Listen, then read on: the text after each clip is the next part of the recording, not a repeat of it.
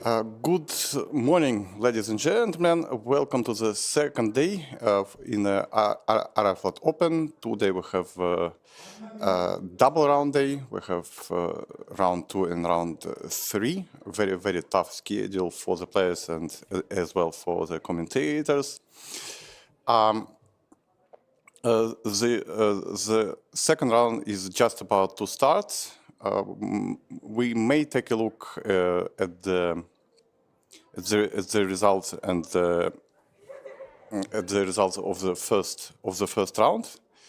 Yesterday we had quite a lot of surprises. I would say lots of favorites suffered either losses or maybe some unexpected draws versus maybe not such strong opponents, at least if we judge by elo.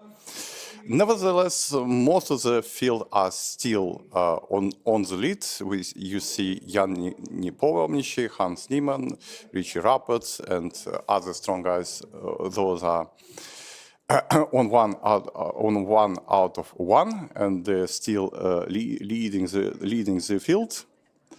And today we have also lots of interesting games, lots of interesting pairs.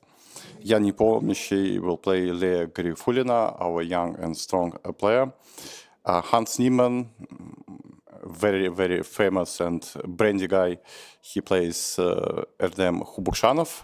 I played him last year in a Russian team championship, and the game ended in a draw. So we can expect a very interesting fight here as well.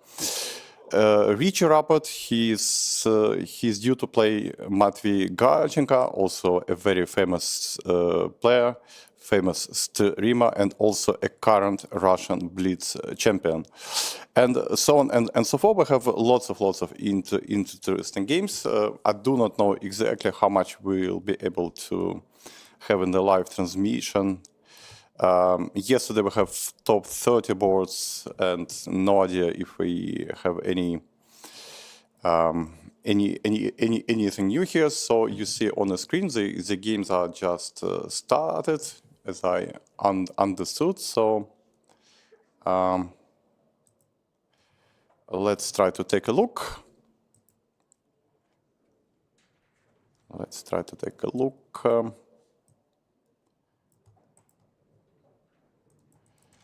So what are with the games?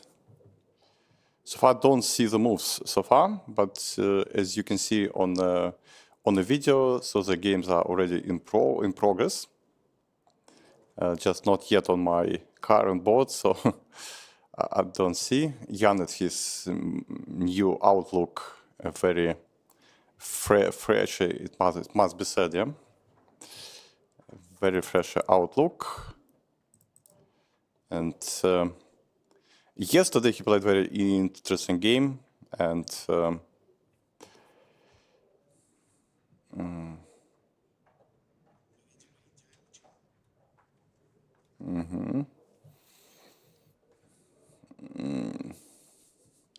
so looks like some Spanish, or maybe not Spanish, maybe something from Italian, as I can judge by the picture. I'm sure they. I don't know exactly if they played before with each other or not. Looks like maybe it's their first encounter, at least live. It's okay. Quite probable they could have met each other on some title Tuesdays or over the internet, but over the board it kind of easily can be the first face-to-face encounter. Jan is a bit sleepy, I would say. Yeah, Jan is a bit sleepy, but a sleepy Jan is still a Jan. Yeah. Okay, so finally we got the option to see the moves. So indeed, Italian. Bishop c4, bishop c5, d3. Quite a modest move. Okay, there are lots of transpositions and lots of nuances here. Okay, knight f6. Short castle, and Lea is thinking here. Okay, let's go on. Erdem Khubukshanov plays Hans Smoke, e4, and as I see at least no moves from Hans yet. Yeah? Either Hans is absent or Hans is taking his time to see how to reply to this strange looking move e4.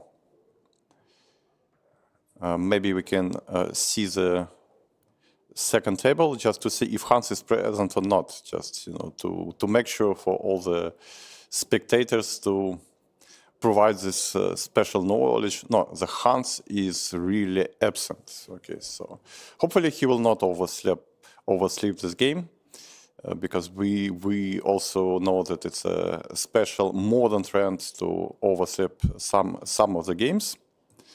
I don't know actually if in this tournament they have this zero tolerance rule, if it applies here or not, or he just can be absent as much as he wish. Hopefully the second option. Hopefully he'll be and he'll play.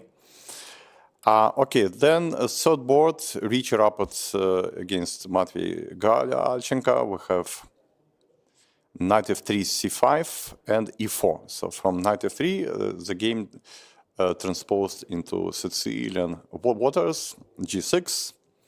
Actually, I also love to play this g6 move. It was never maybe providing me as many points and as many good memories as I hoped for. But at least I had my period of time when I was very, very keen to play second move g6. c3, very, very solid. I would say one of the most solid answers from white, trying to avoid any bad what can probably happen. And cd d5. I also played this way with black. And against e5, I was mostly experimenting with s6. I think it was my pet move. s6 and knight c6, and wait how white put their pieces. So I can connect bishop g4 or with f6 ideas, and s6 seemed to me sort of very useful and smart move. And actually Matvey played exactly the same way.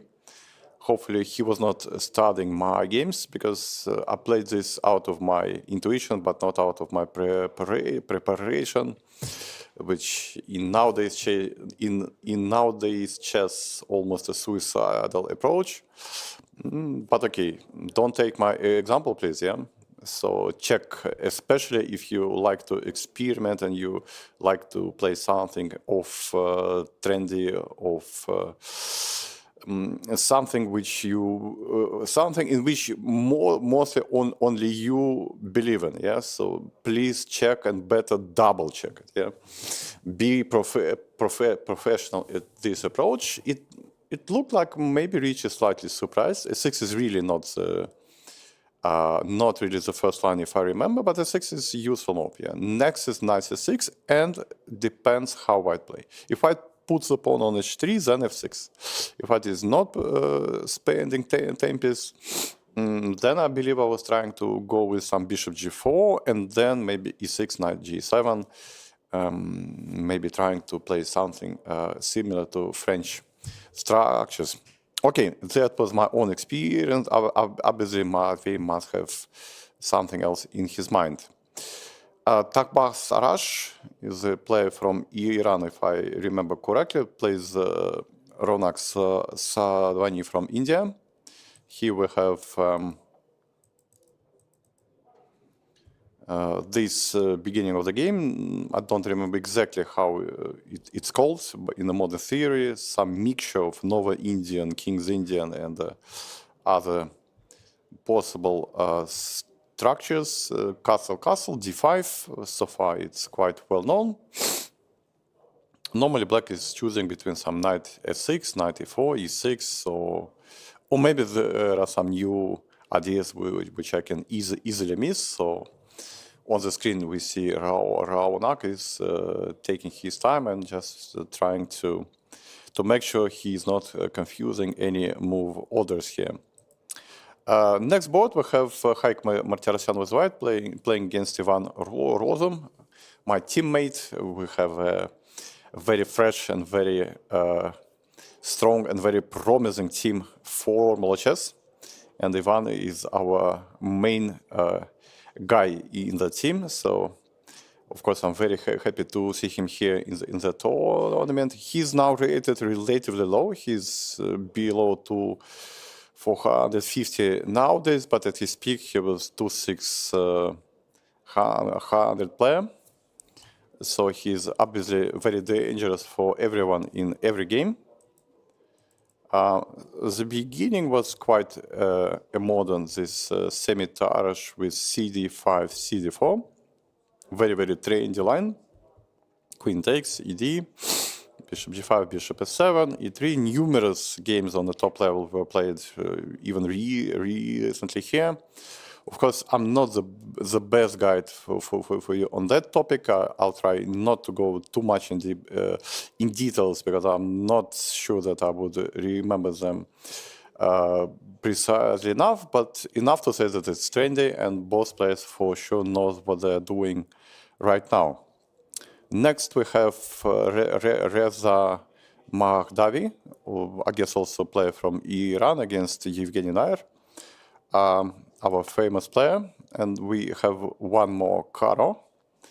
One more Karo, I mean that the Karo was the most popular reply against e4 on the day one here. And okay, let's also count if it will be still the most topical choice by the black players. So bishop e2, knight e7, castle, and c5.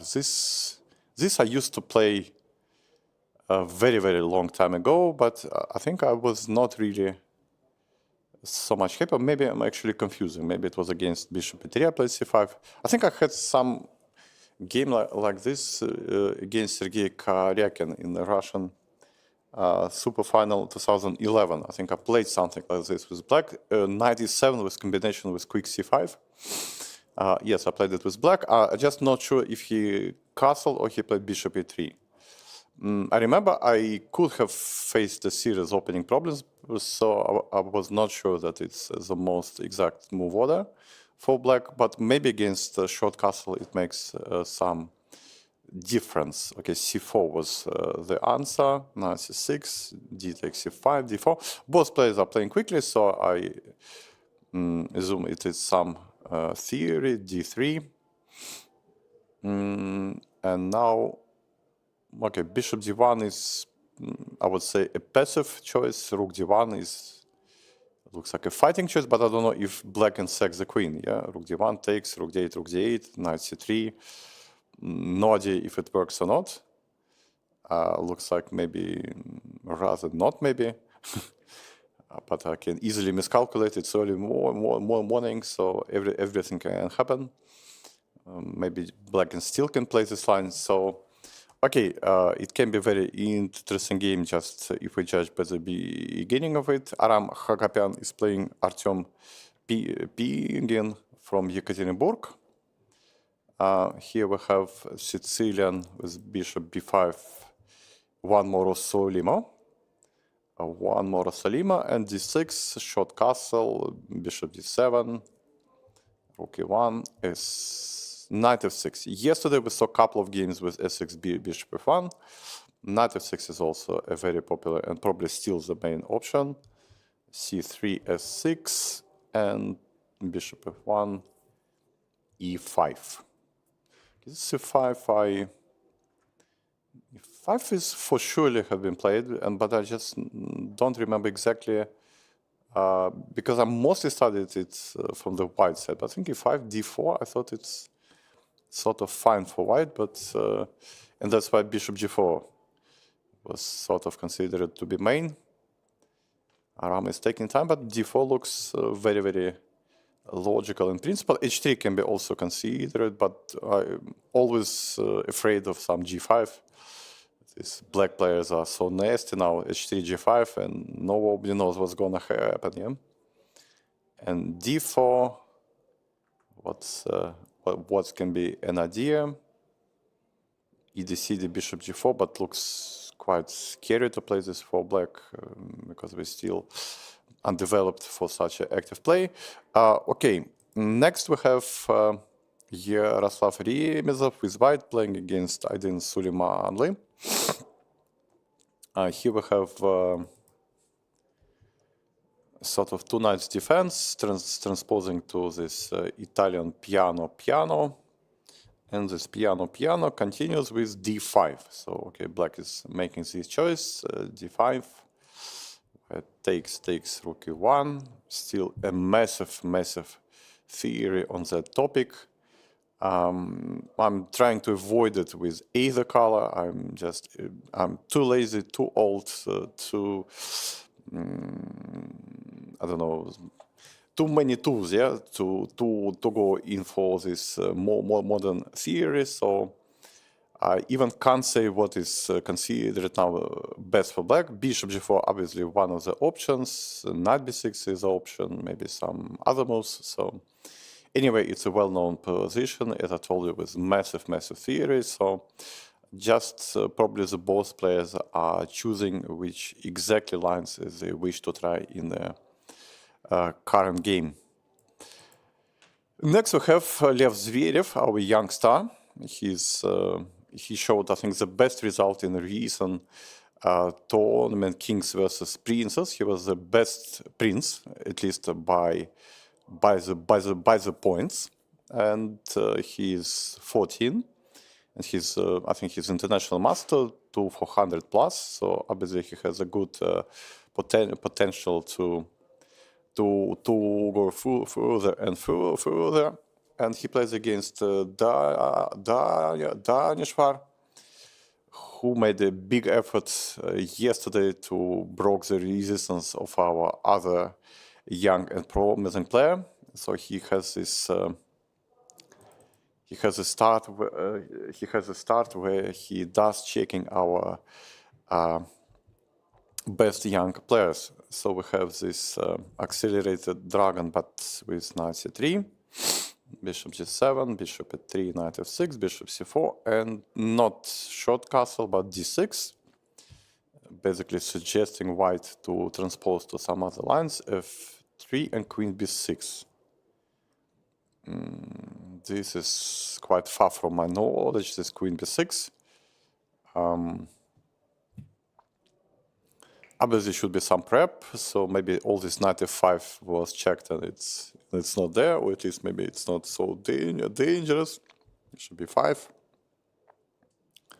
A solid choice, queen c7, queen d2, s6. And okay, it looks like now white is a bit wasted some tempest by moving the bishop back and forward. Yeah, so black made queen c7 move, which is quite okay, and played d6, which is also quite okay. In terms if white will castle long, black will castle short. They have this fierce fight trying to attack each other on both sides of the board, and then a6 and queen c7 probably makes some sense for black. Yes, and maybe it. Anyway, b5 comes quite a handy option for black. Okay, Lev played bishop e2. Maybe with bishop on e2 he might consider even playing in a calm fashion with a short castle, trying to use the position of queen c7 maybe to play with some knight d5 ideas afterwards. Still, it's possible to play with the long castle. Just I don't know if it's a practical choice for white or not, because anyway, nobody knows what's going to happen. It's easily to lose some control, and with white you're not normally not happy with that. Alexander Shumanov plays Artem Stribuk from Belarus, young player. He is also quite good, and we have this sort of invitation for King's Indian or either Grunfeld, depends on black choice. Okay, Grunfeld it is. Queen b3, my pet line. Okay, d takes, queen takes. Bishop s6, it was one of the problematic replies to me. I think I faced it first time against Vidit in Malmo tournament, and I was completely unprepared. Also, after short castle e4, bishop s6, I lost the game against Anish Giri in Bill tournament in 2012. So this bishop s6 was somehow making me a constant problems rather than some tricky main lines. queen f4. Okay, bishop d7, queen a3, some dance of queen. Yeah, okay, this early development of the queen has its own drawbacks. Yeah, so okay, we take the center, we have nice position, but we have this queen who is under some fire. Yeah, and we need to try to find some quiet place, not to lose too many tempers. Yeah. Knight b7. Okay, I'm far from thinking it's still a theory. Maybe it's already some just all over the board play. Bishop b2, castle short, e6. Okay, black has a bit strange bishop on c6. And at the same time, okay, they almost finished the development. White needs to see what the queen is doing on e3. So all the fight ahead. Okay, maybe it's slightly more pleasant to play with white. Anyway, I believe okay, the queen is a jumpy piece, and he will find the place. And this bishop on c6 looks still a bit potentially a problematic piece for black. And next we have Rustan Isanjulov with white playing against Arseniy Nesterov with black, and we have queen e2. Wow! Back to my youth, back to my golden youth days. I used to play as a maniac with white. All these queen e2 moves. It was my absolutely pet line when I was around 17, 18, 19, going even to sometimes even to 20 plus. I lost a bit of desire for all these queen e2 systems with white when I lost the game to Sergei Dalmatov. It was the last round in the Krasnodar Open in 1997, so almost 28 years ago. Okay, we were fighting to get into top prizes. It was the last round, and I played e4, e6, queen e2. He played c5, and actually he played very, very good game. I recommended everyone to take a look, not only because I lost this game, but also I believe that Sergei showed a really, really good mastery in taking decisions in that game. After that one, okay, I was sort of okay, not because it was some painful loss, it was a quite deserved loss, but somehow my desire to play every time only this queen e2 against French, it's low down, so it was not my automatic choice anymore, but still I won a couple of nice games using this queen e2. Just to put one example, against Predrag Nikolic in Vikenze 2000, I guess, I played a game which was even awarded with a beauty prize, like the best game of the day.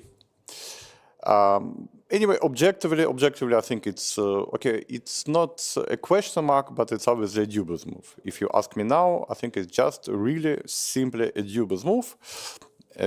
Instead of having some light advantage in the French defense, okay, don't ask me in which line directly. White simply makes certain problems for themselves, and now I believe black is very, very slightly better. So instead of slightly better for white, after queen e2, I think it's slightly better for black. Okay, it's still possible to play, of course, but just not really clear why does white needs to have such a handicap. Knight f3. Okay, it's possible to start with g3, bishop g2 to be more flexible. Maybe sometimes we can hope to put the pawn on f4 and later hope to get knight to f3. Okay, knight f3 in itself is also okay. Knight c6, g3. Unfortunately for white, there is no any bad setup for black. Any setup fits. d5 is good, g6 is good. Whatever black plays is actually good. So just Arseniy needs to come to some understanding which exactly setup he wants to play with black in that given game. I remember I even had problems when black was playing d5, d3, and not g7. I remember that even after this, I was facing some unpleasant games. Okay, I was normally playing bishop g2, And then the guys was playing against me like this, taking knight d4. Sasha, welcome this knight to d4. Okay, I might have played some queen d1 and pretending that, okay, I'm playing king's Indian. And in king's Indian, it's a well-known that it's possible to go queen e7, queen d8. Okay, you can lose some tempers, but anyway, this releasing pressure in the center can also be a profitable action for black. Okay, we're playing king's Indian with white, so we can also consider that, let's say, this releasing tension came into the white's favor, so we can take and go queen d1, but of course it was not me, yeah? So it was not me, so I was actually taking. Against Valery Salov, I guess I simply castle, he pushed e5, and I lost like a chicken in 1996. So next time I faced it, I played d5. I decided no more, don't be a chicken. Just to get incredible bishop d7. I think it was in Novgorod tournament against Dmitry Shukin, if I remember correctly. And this amazingly unpleasant move. Because, okay, if takes rook b8 and bishop b5, and so all of a sudden black has huge activity. Also, the pawn is vulnerable. I was thinking for 20 minutes here, bishop d7 completely knocked me out. So I think I chickened out once more with short castle, bishop c6, but black is just fine here. So, okay, it's my memory. We should not go probably too deep into it. Let's focus on the present games. Zaur Tikeyev is playing against Denis Lazarevich. Yesterday, Denis played a wonderful positional game, almost, I would say, a masterpiece. So everyone is, highly recommended to check yesterday game of Denis against King's Indian, how to handle all these active players. Yeah. Today we have Sicilian. One more, so Lima, of course, bishop b5, e6, short castle, knight g7, rook e1, okay, knight d4, okay, takes, c3, 6, bishop f1. Yeah, it's always a choice white where to place the bishop. Bishop on f4 and to b3 maybe stands more active to my taste, but it can invite some tempers for black, yes, some b5, bishop e7, sort of it. Okay, bishop f1, at least it will not face these problems. Before, this flank strategy is completely unknown to me. I never tried it with white, and neither ever see it with playing black. Bishop d6. Okay, maybe it has some sense, yeah, because, okay, now black can jump with the queen gaining some tempers. Knight e3, short castle, b5. Already from the very beginning, it's coming to some mess. Now black is actually facing some dilemma, yeah, because a b5, knight b5, white will have this sort of slightly annoying knight on b5. Yeah, it takes a good square, and it's and will then maybe some bishop c5, bishop b2, or sort of it. Okay, still maybe nothing special. Yeah. e5, queen b6, black can be in time to arrange the pieces. Rook on 8 is already in the place. So okay, next we have Yekaterina Goltseva, who yesterday beat one of the top favorites at the tournament, Shamsidin Vahida from Uzbekistan. Today she's facing with white Sergei Drigalov. What do we have here? Here we have Carlsbad structure with bishop b4, also quite a modern approach. h6, bishop h4, g5, bishop g3, knight f4. So both sides must be quite well prepared to enter all these crazy lines. It's really, really tough to play them just on general grounds, as I used to be taught to play chess. Okay, do the normal moves, play on the general grounds. Okay, today it's almost a suicidal approach. You're playing on general grounds and then you're losing without making a single, not a bad move according to your own understanding of chess. Okay, f3, absolutely no idea what goes on. Both sides should be really prepared to play this line. Either black is supposed to take on c3, withdraw the bishop, or he's supposed to take and enter into more crazy lines. I mean, I need to calculate it for 10-15 minutes to try to get to some idea, but of course we better move to the next board. Ivan Zemlyansky playing Arsen Tavtyan, and we have Nimzo, quite a rare guest nowadays for white and for black. d5, exchange bishop c4, c5, knight f3, queen c7, bishop e2, b6, bishop b2. Okay, there are certainly some nuances almost on every move here, but I try to leave it alone, trusting the players that they've done their homework and they know what they're doing. Rook f to c8. Okay, white is enjoying the good center, black is enjoying that they already take off a couple of pieces. They have some play on the queen side. If they trade queens and sort of it, they can rely on some endgame perspectives. Maybe some knight will come to c4 on a good day, or something else is going to happen. So queen b7, rook back to e1, black plays b5. Okay, obviously one of intention is maybe to have knight b6, knight c4. White goes rook b1, and okay, looks like the full game ahead. Okay, knight b6, it might be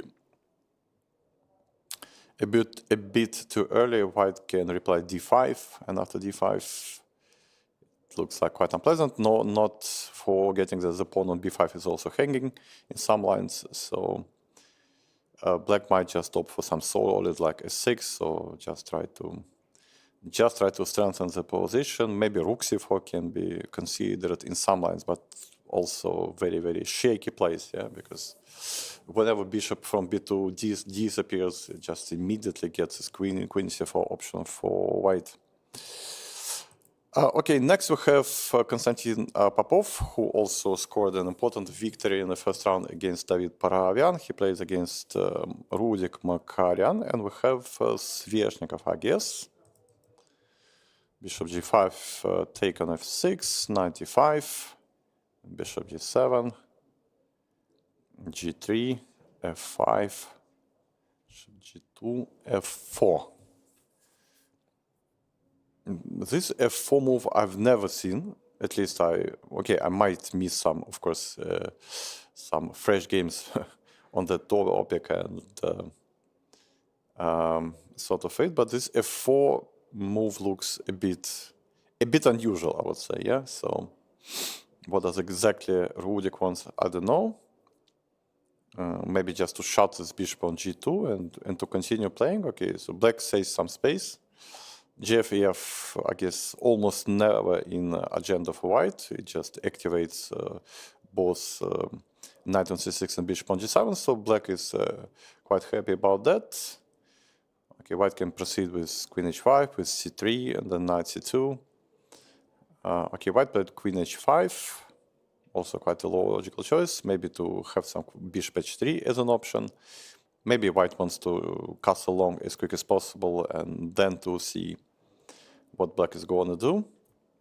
Anyway, it can be very complicated and interesting game. Next we have Vladimir Maslovsky with white playing against Dmitry Boicharov. Here we have d3 bishop a7, so classical two knights defense. f4 d6, rook e1, knight e5, c5, c3, knight c6, h3. Okay, h3, bishop e6, takes. I don't know if white is supposed to take here. No, white can just wait. I don't know if bishop g5 is here. some nuances, of course, but okay, takes and d4. Just immediately hits through the center. Position looks approximately equal for the moment. Black is doing relatively okay, but white is also having very solid position. Okay. Next we have,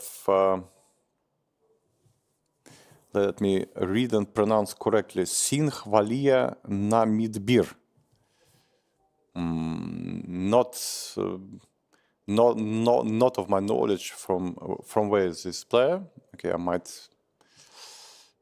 suggest India, of course, but okay, I might be wrong as well.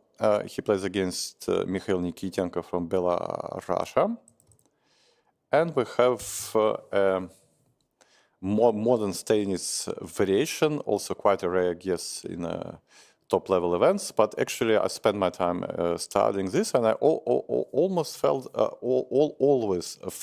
that it doesn't matter which system, which variation will finally be your main weapon with black against Spanish, but it should be played at time this variation as a black player. I mean, so before you made your final choice, which variation will be your main weapon against the Spanish, anyway, you need to try and to play this modern tennis defense. I believe it just gives you almost essential knowledge of most of the structures, of most of the ideas, of most of the tricks and most of the plays, let's say, how, and then you will better understand whatever you will pick up later. So this I advise really to include, at least to try to play a certain period of time. So on the screen, yeah, I see that this player really might be from India or some region like this. Castle shot, bishop d7, a solid move. And also, I remember I studied this bishop d7. I also thought it's kind of okay. c4 played, knight f6, rook e1, bishop e7. Just a very solid and easy play for black. Knight c3, short castle. Take on c6. Okay, if black takes with the bishop, then I believe white goes d4, and if knight d4, then white enjoys the spatial advantage with both bishops are not really active for black. Okay, with b takes c6, black is at least covering more central squares. d4 plates, okay, trade, and then some series of moves, b3. For me, it's always a big question how to arrange placement of the dark square bishop in that type of structures.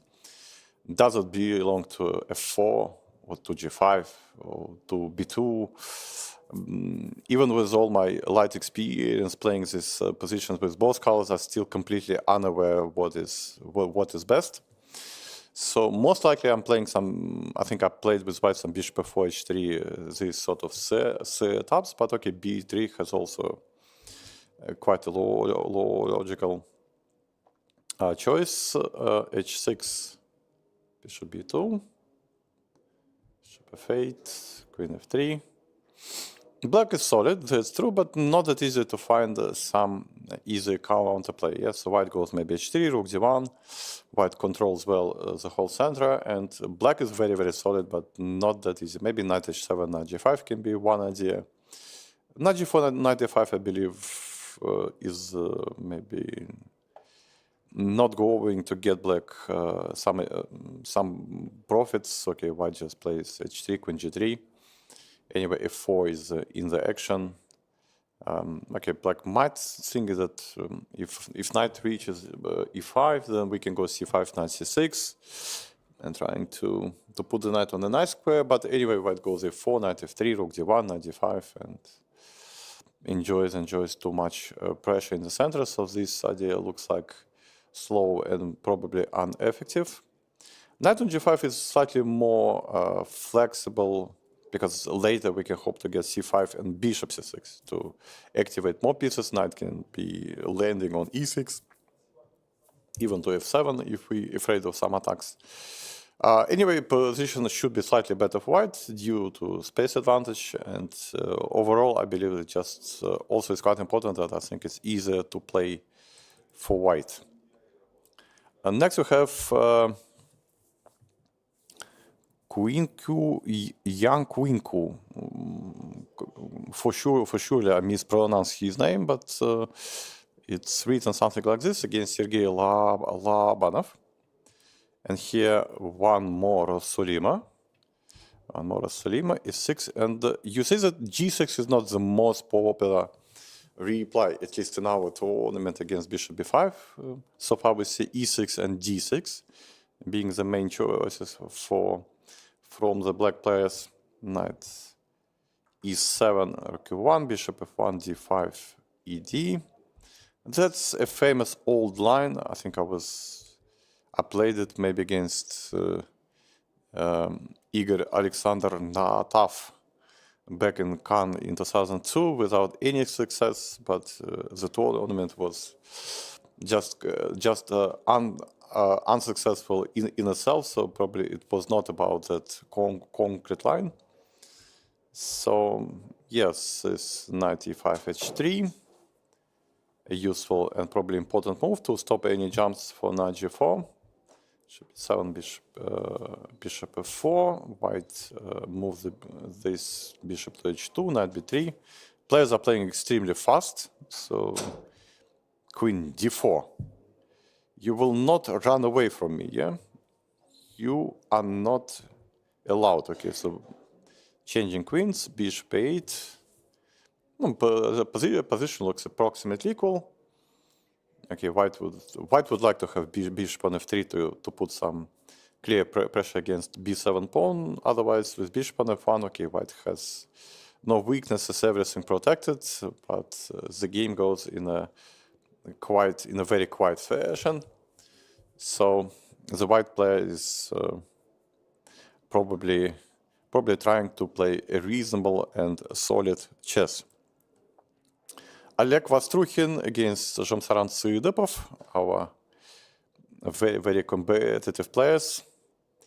And already from the beginning, we see that against G3, Jamsaran opted for b5, already showing his abilities and his desire to fight.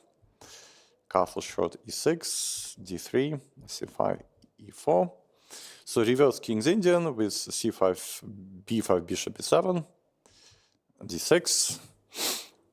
At this position, I always liked my famous maneuver knight g5, and normally provoking black to answer h6 and knight h3, and then any move f4, and I was feeling absolutely happy playing this with white, because lots of tricks, lots of ideas. e5 is always in the air, or after f4 I can go maybe with some f5.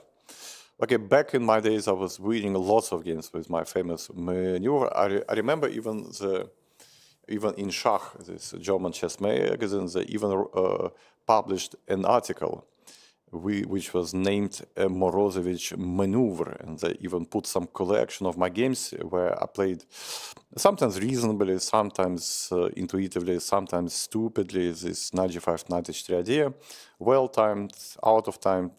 Okay, but I told you I really enjoy this idea, and they put a nice collection of my games saying, okay, take some notice, take some attention. Maybe you can try something of that. So obviously in Blitz still it will be one of my first picks. F4 played. F4 is welcoming probably the other type of play.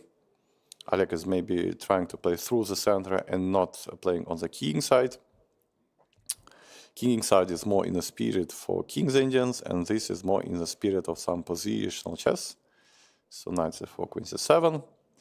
This knight on c4 stands really well on a firm position, but at the same time it's not clear what to do next. It was always a problem once you insert this f4, b4, you're actually not only gaining, but you're also losing at certain space, and it's not easy to see what comes next. And it's not that easy also to combine this play with any other play on the king side. So white is sort of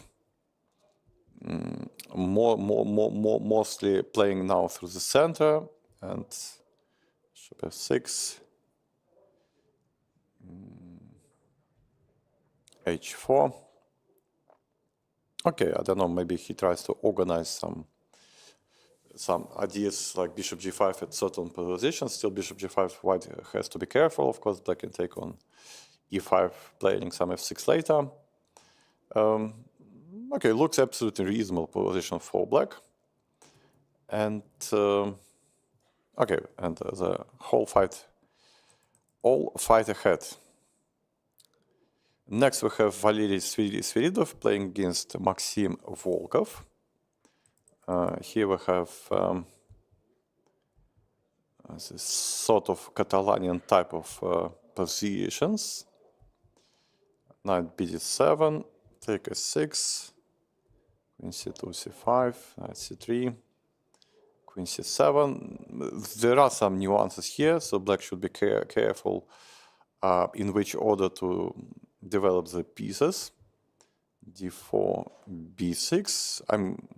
Okay, my knowledge is around here is completely out. d5. At least it's very fresh, yeah? Very fresh idea to put d5 here. If ed, what's the point to take on d5? What's the idea? If ed5, then maybe take queen e4, bishop e7, queen d5, bishop e7. But I don't see what can white profit from playing like this. It's probably not. It's probably not. Then it's maybe some other move. Maybe ed5, bishop f4 maybe first, yeah? If bishop d6, then knight d5, knight d5, queen e4. Because, okay, now bishop e7 is no longer possible, and then it makes some sense, yeah? And if black is playing some other move, then, okay, then white is maybe quick with long castle and all that play. Okay, and then black takes with a knight. Then it makes some sense. Takes, take, and e4. White is still playing very, very quickly, very with a confident look, like everything is good, everything is done. It's my homework. Be prepared for that. Okay, d4 obviously is not a solution. Knight takes d4. White will regain the pawn, and still white will have more active pieces. Bishop b7 comes to mind, of course. No idea if it's the best choice. Knight f6 is also coming to mind. Or maybe some cautious moves like bishop d6. Just basically trying to finish the development. If ed5, short castle, knight f6, bishop somewhere. Okay, white will have this pawn on d5, which can be either strength or weakness. It just depends how the game will proceed. Maxim Chertkov, another young player, playing against Arsen Kukhmazov. Arsen is famous for his likeness for Caro. At least against me, he was always choosing that opening. And bishop f5, c4. Finally, white plays something else except for this knight f3. e6, knight c3, knight e7, and just knight f3. I think I remember I played here also some moves like h4, which I thought is quite interesting. a3 I also played here. A semi-waiting move, maybe just to scare black, that I can play c5 and then just to try to keep all the space, yeah? a3, then c5, then f4, then b4, and like a maniacs were trying to seize and to keep, yes, and black can be slightly suffocated with this space problem, but overall white is of course far behind in the development, and there are many concrete lines. Okay, knight f3, bishop g4, and bishop g5. absolutely new concept to me. Why is this bishop going to g5, h6, bishop e3? Okay, but does h6 is a weakening move? I would say it's a useful move. It's normally the move black is eager sometimes to do voluntary h6. Why to ask them to go h6? What's the big idea? Okay, it's hard to say. Okay, bishop g5, bishop e3 is a mystery idea for me, but okay, probably next we will see what white has in mind. Alexander Morozevich, another young player. I think I played him last year, and he's either 13, 14, around this age. He plays against Mamikon Garibian. And we have this sort of popular system, which also requires, of course, a certain knowledge and certain preparation for both sides. Knight d2, knight d5. And for the moment, white is sort of stuck. Not clear if white remembers or white is experimenting. Okay, bishop c4 is one option. Bishop d3 is maybe the other option, but after bishop g3 you need to count with some just a6 maybe. And then white may face some problems because knight d3 c3, so it's just bad. Maybe e3 is also here an option. I mean, it's hard to say, I don't know the theory here, so bishop g3 should be better avoided. So bishop c4 is a lazy and normal move. Okay, black may take knight b6. And e3 is also an option. Okay.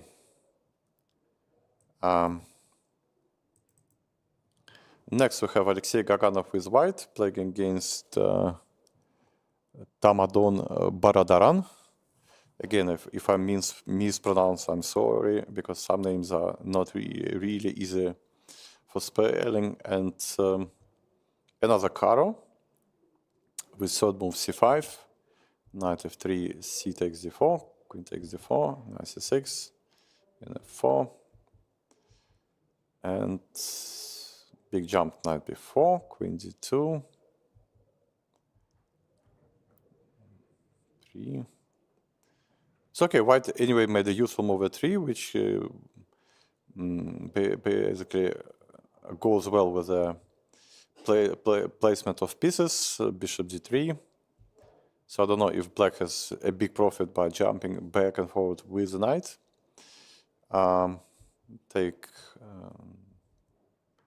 Take with the knight, yes, okay, and queen g5. Trying to both to activate the queen and to slow down black's development, yeah? Because if short castle, bishop d6, and then black will also make a short castle, and they have an easy development, easy play. And bishop g5, Alexei is trying to slow down and to ask them to maybe to lose some tempies. Also, white may consider bishop f4 and even long castle in some lines. Visually, it's looking quite nice from white side. Okay, white is already having good pieces, and black is still in a position how to finish the development. So I would definitely prefer to have here white. I don't see any more games at my disposal. It's a bit. Of course, I would desire also to go down to see the players who made the draw in the first round, because we have lots of strong guys on half a point. But just no idea if I can get these games into the actions. Maybe yes, maybe actually I have. Okay, good. Dmitry Rasovtsov, another guy from our famous formal chess team. He plays against Artem Moskov, one of the best young players of our new generation. Artem, I guess he's 14, and he's already approaching a good level of play.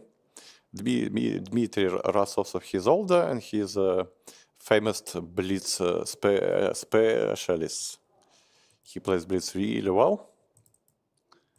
And he plays blitz so well that he was even banned in chess.com for playing too good on a title Tuesday and afterwards losing to Nakamura with a score 3-1. But if you can win one game against Nakamura, you should be banned immediately. So he was banned immediately and banned forever, because chess.com wrote to him that, okay, you can't beat a single game versus Nakamura. Okay, you lost 3, but you won 1 game and you made like 8.5 in the title Tuesday. You obviously cheating. Admit it and continue playing.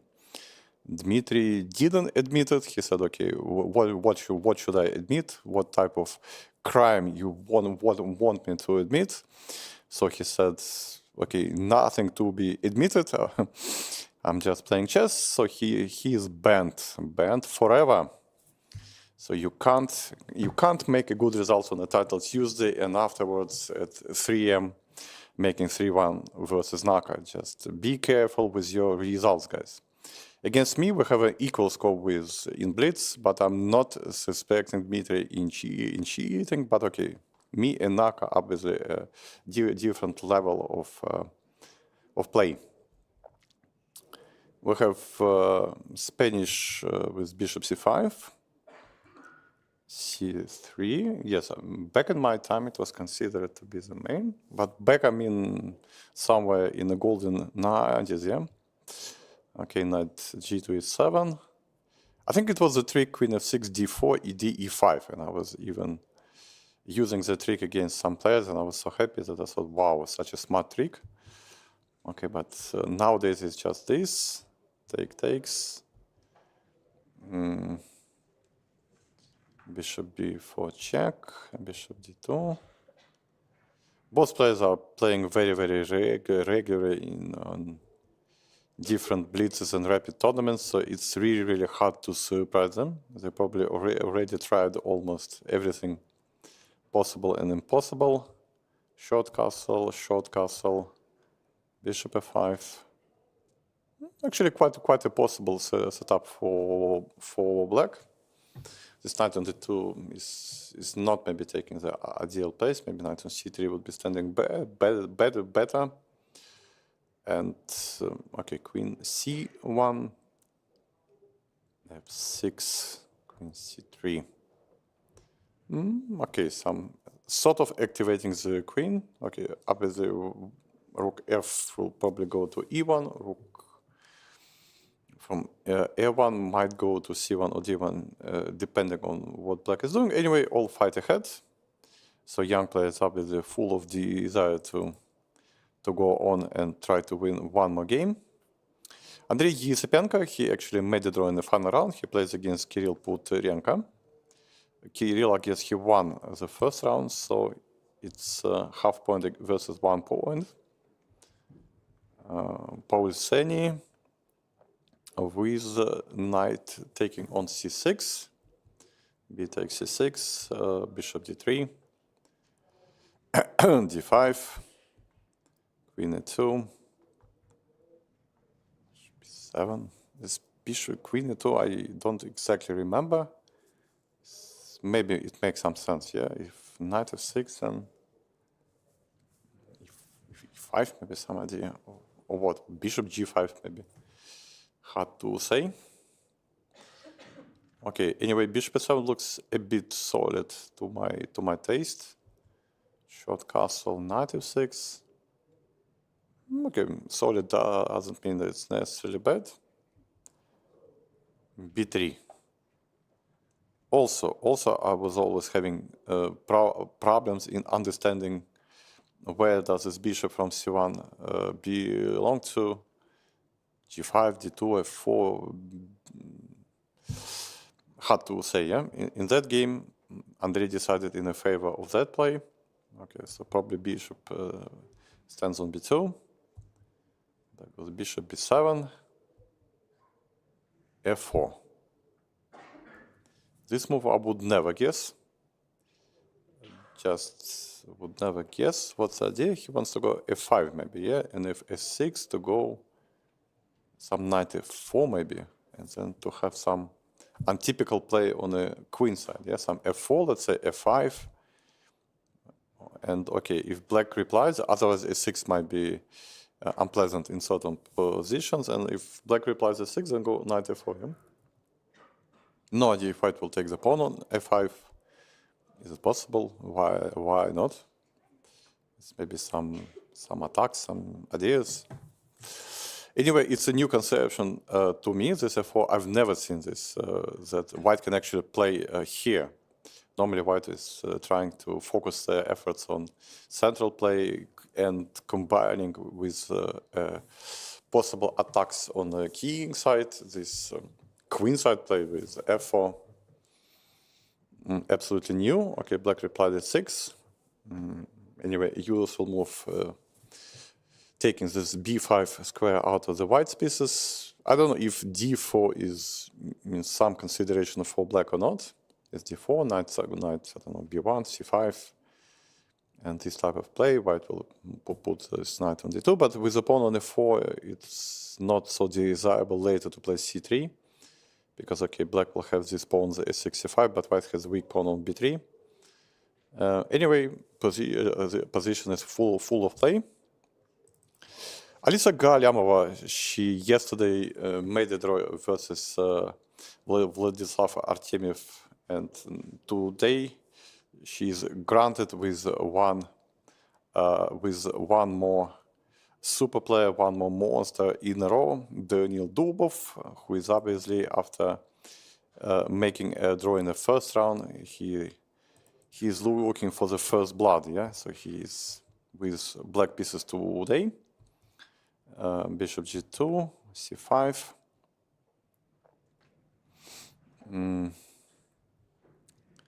e3.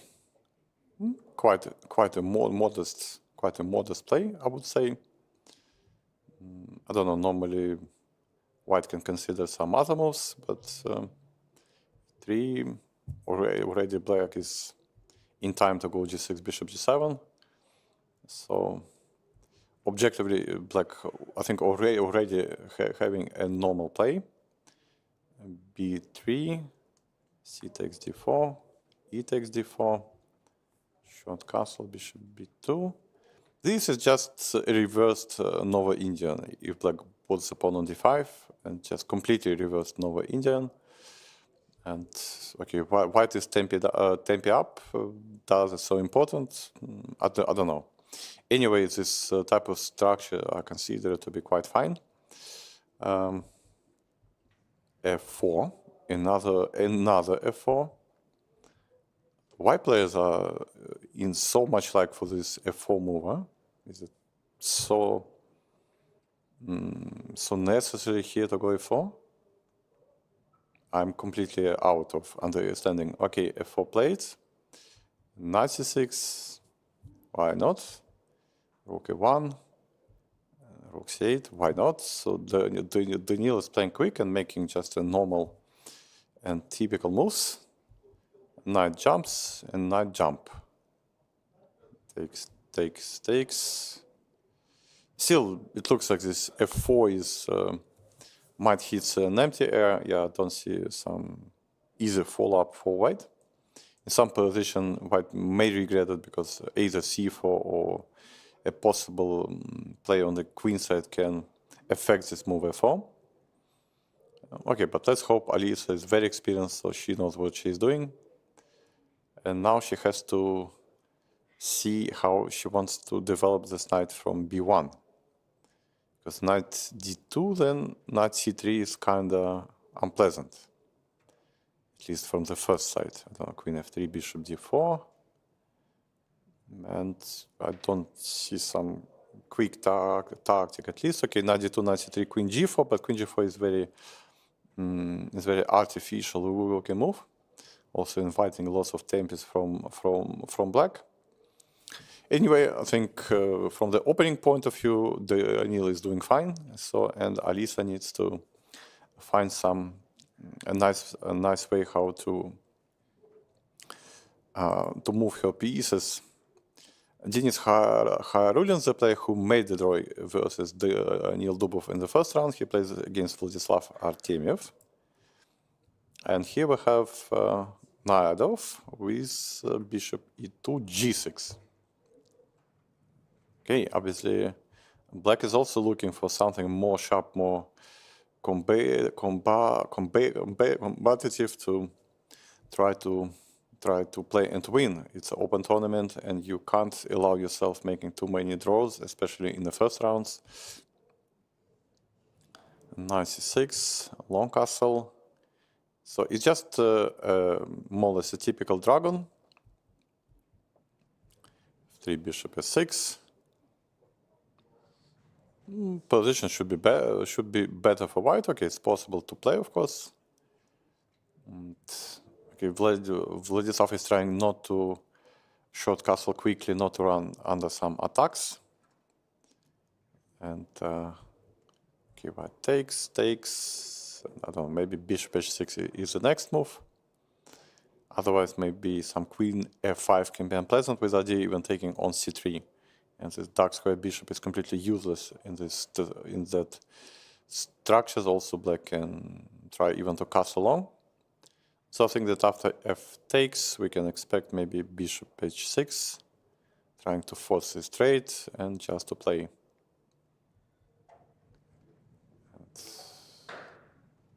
But I'm, of course, not correct. Knight e2 has been played. It stops queen e5 to some extent, but it's probably... okay, knight e4 maybe, trying to attack the pawn. Okay, that's also a possible move. It's a possible move, so okay, all the game ahead, position looks approximately equal. I think even queen e5, if black trades the queens, I don't see any objective. Black is doing relatively okay, they have nice central control.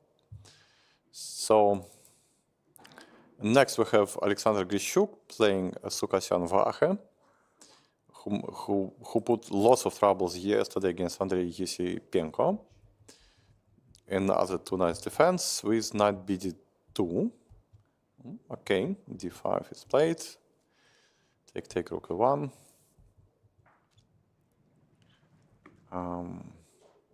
G4. Okay, it must be some well-known line, which I, of course, cannot remember exactly right now. And here, queen f3.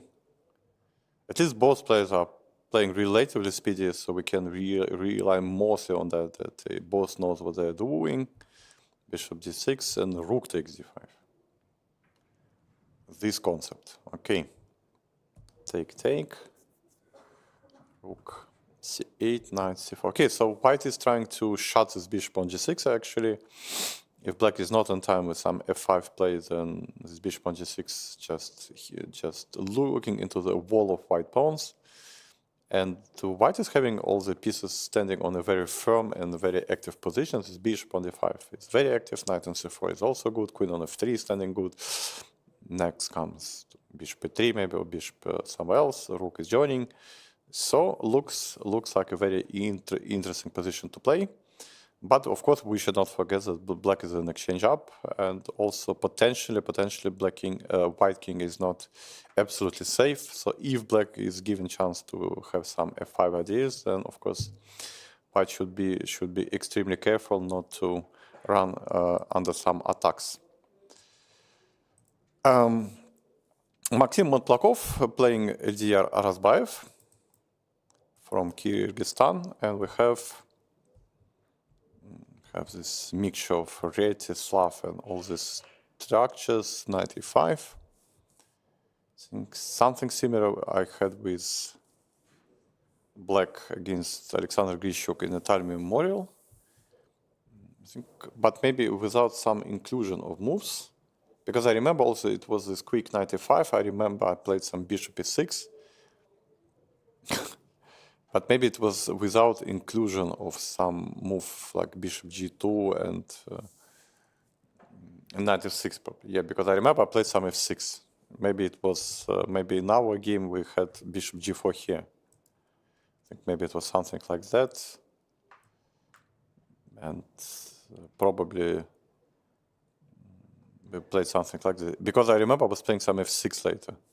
Some f6, bishop f7, and Alexander played knight f3 and bishop h3.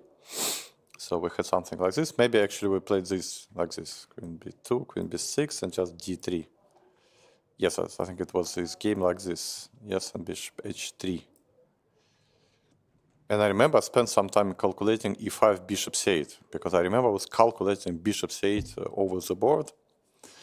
So at least I remember it, yes. So maybe I avoided it, played some 96 and late a5, so okay, we had something like that. But in that game, okay, it happened first knight f6, and now bishop g4, knight f5. Here, yes, here it's also an important choice where black moves the bishop, bishop f5, bishop h5. Okay, I'm not sure bishop f6 now makes some sense for black. Okay, bishop f5 played, c takes, castle, knight bd7, d4, e6, knight c3, b6, take, e4. Well, black is slightly giving white too much, yeah, because he's still behind the development, and white is given chance to open the game, yeah. de, knight e4, and bishop take e4. So he's not afraid to play this. Okay, bishop takes. Okay, but now white has d5, a huge idea, yeah. So what does he want? Okay, knight f6 is I guess queen f4. It's kinda unpleasant. Bishop d6. This is very scary play from black. I believe LDR either mix something or he's confusing something, but this looks very, very dangerous. Some d5, bishop e3, but his bunch of active actions. Also this pawn on b7 is hanging. It's just d5 in itself is kind of unpleasant move. So really, I don't know what does he wants. Okay, Isaac Parpiev. If I remember correctly, he's a current Russian champion under 17. Just a month ago, we had this youth championship in all ages from 11 till 19, and I think that he won under 17. He played against Naranyan, a grandmaster from India, and some London, I guess. Yes, please, some London. We are missing London in Moscow. Knight bd2, e6, okay, c3, b7, knight d7. I don't know if black is supposed to play that quick knight d7 or not. Anyway, I'm sort of tend to believe in players' preparation, especially nowadays, when I consider myself to be much less reliable source of information than players' prep. Bishop d3, f5. Bishop d3, f5. Knight takes to d7. That's why it really needs to take. For me, it's far from obvious, but again, it's still can be some theory. Okay, takes on d7, bishop d7, knight f3. Simple chess, yeah. Simple chess. c4, bishop c2, p5, and g4. Also logical. White needs to find some lines to play. Black is pushing b4. White take, knight e5. Take on e5, bishop e5. So the big question is where does white is planning to plays the king to f1 or to d2. To d2 is very, very insecure position. About this, I don't know. Okay, let's say black goes some queen f5 now, something very logical. White, of course, enjoying a good position of the pieces, but what about the king? Where does king belong? To f1, but then okay, it's hard to make some attack against black. Maybe some f3, king f2, but that's a bit too. But that's quite slow, and also the king will not be entirely secure. So except for the problem for the king, otherwise white is doing pretty okay. They have two active bishops, potentially g file to play, potentially some initiative against black's king. And anyway, black most probably will go to some bishop f6 one day earlier or later, because this bishop on f5 stands too strong. So black will try to exchange him, and then to play along this b file and with the queen on f5 against the pawn on c3. Okay, we have lots of actually games. We have now option to see more games than yesterday. I'll try to come back to the first boards, and then given time I will try to move and try to see if there are any interesting games and positions on the lower boards. Let's go to Jan. Jan started in a calm and very intelligent fashion. So his game c3, d3, with all respect to Leah. And h3, rook e1, a very, very gentleman game and approach. Knight bd2, nobody's in a hurry. Knight f1, bishop e6, bishop b5, 7, d4. It's still, I guess, some theories, so bishop a3, knight h4, knight h2. Again, so you're playing knight h7, I'm playing knight h2, okay, knight g6, okay, knight g4. Not that easy to understand what this tango of knights are exactly supposed to mean. Okay, bishop d3, bishop b8. Position looks still pretty symmetrical, just white has slightly more control in the center, and the bishop on b8 stands slightly worse than bishop on d3. Queen d2. So already coming a possible sacrifices, yeah? Okay, maybe not yet, but some knight f5 and taking on h6. Knight f6, knight f5. It looked like that white is doing relatively good.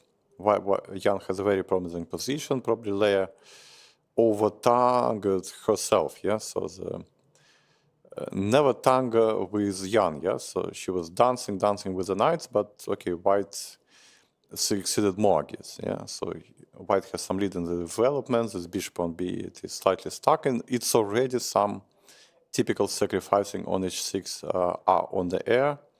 So black needs to be really careful here. Hans appeared, so Hans is not missing. Let's see the Hans. And Sicilian on the board, d6, bishop b5 check, okay. A bit of respect to our famous guests. Bishop f4, also a more modern and trendy line. Knight g to f6, short castle, s6, c4, e6, knight c3, bishop f7, d4, take with the queen. Okay. It's still a theoretical line, nothing new so far. Queen c7, bishop d7. Okay, here my knowledge around here I think is almost over. I don't know if white is supposed to give up the bishop or not. And black takes with the knight. Bishop g5, f6. Of course, no any trades, and also trades are not really welcome for black. They'll have problems in defending the d6 pawn. Bishop to e3, b6. So black is playing some sort of a hedgehog type of play with nice control. Okay, knight d5 is here. Not here because you take, and king h8, queen 8, bishop b7. Yeah? Okay, the white queen will be trapped on 8. So rook c1 then, and bishop b7. b7. So white enjoys some space advantage, black enjoys flexibility, nice control, and potentially two bishops. No idea what exact estimation of this position. Pawn on e6 can be a target now. So if white can remove the queen, go knight d4, pawn on f3, then okay, then this pawn on e6 might be slightly annoying weakness for black. They will need to put some special piece just to defend it. And but it's not that easy, yeah, because white is also having both pawns on e4 and c4 not really firmly protected. So it's not that easy to move the queen, like queen d2, but okay, the pawn on c4 is not yet hanging, but it's potentially hanging. And also black has some knight e5, let's say, move. And after knight d4, I don't know, black can consider taking on c4. Let's say knight c4, and nobody knows. We need to calculate, yeah, if it's good or not. If white has some jumps or not. Okay, if not this, then okay, white needs to anyway to see how to set up the pieces. b3 can be a possible choice, just to defend one pawn, then maybe move the queen, defend the other pawn. Even though b3 looks a bit slow. Queen d2 is on the board, yeah. Queen d2 is on the board, so yeah, one of my questions, does black has this knight e5 move? Okay, maybe knight e5, just knight takes e5. Because if d takes and queen d7 is really, really annoying, yeah? Black cannot trade, and also apart from queen d7, queen e6 is also the idea.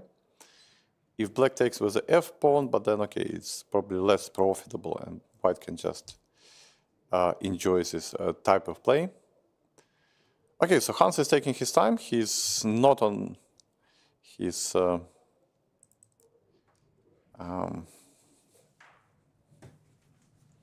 not on his home prep, I guess, already there. But as far as I can see, he's playing relatively quick and in a relatively fashion which can be quite confusing for his ops. So he's playing in a way that, okay, I'm the boss, and basically, who are you here? And such a general approach isn't really easy for most of the players. So let's see if our young player can sustain this pressure. Ricci is in a hot business against Matvey. So after s6, h3 happened, knight c6, knight c3. Don't remember what I was playing here. Maybe f6, or e6 or f6. f6, I think it was my choice.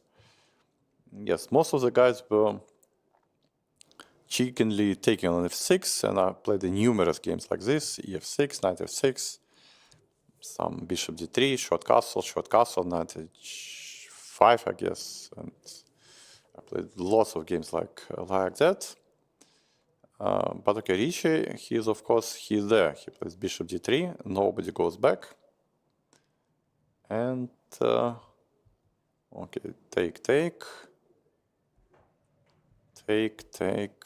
and just short castles. You won the pawn. I had all the lead of the development. So let's see who is better. Okay, knight e5 was also possible to take, yeah? Because queen d5, bishop g6 check.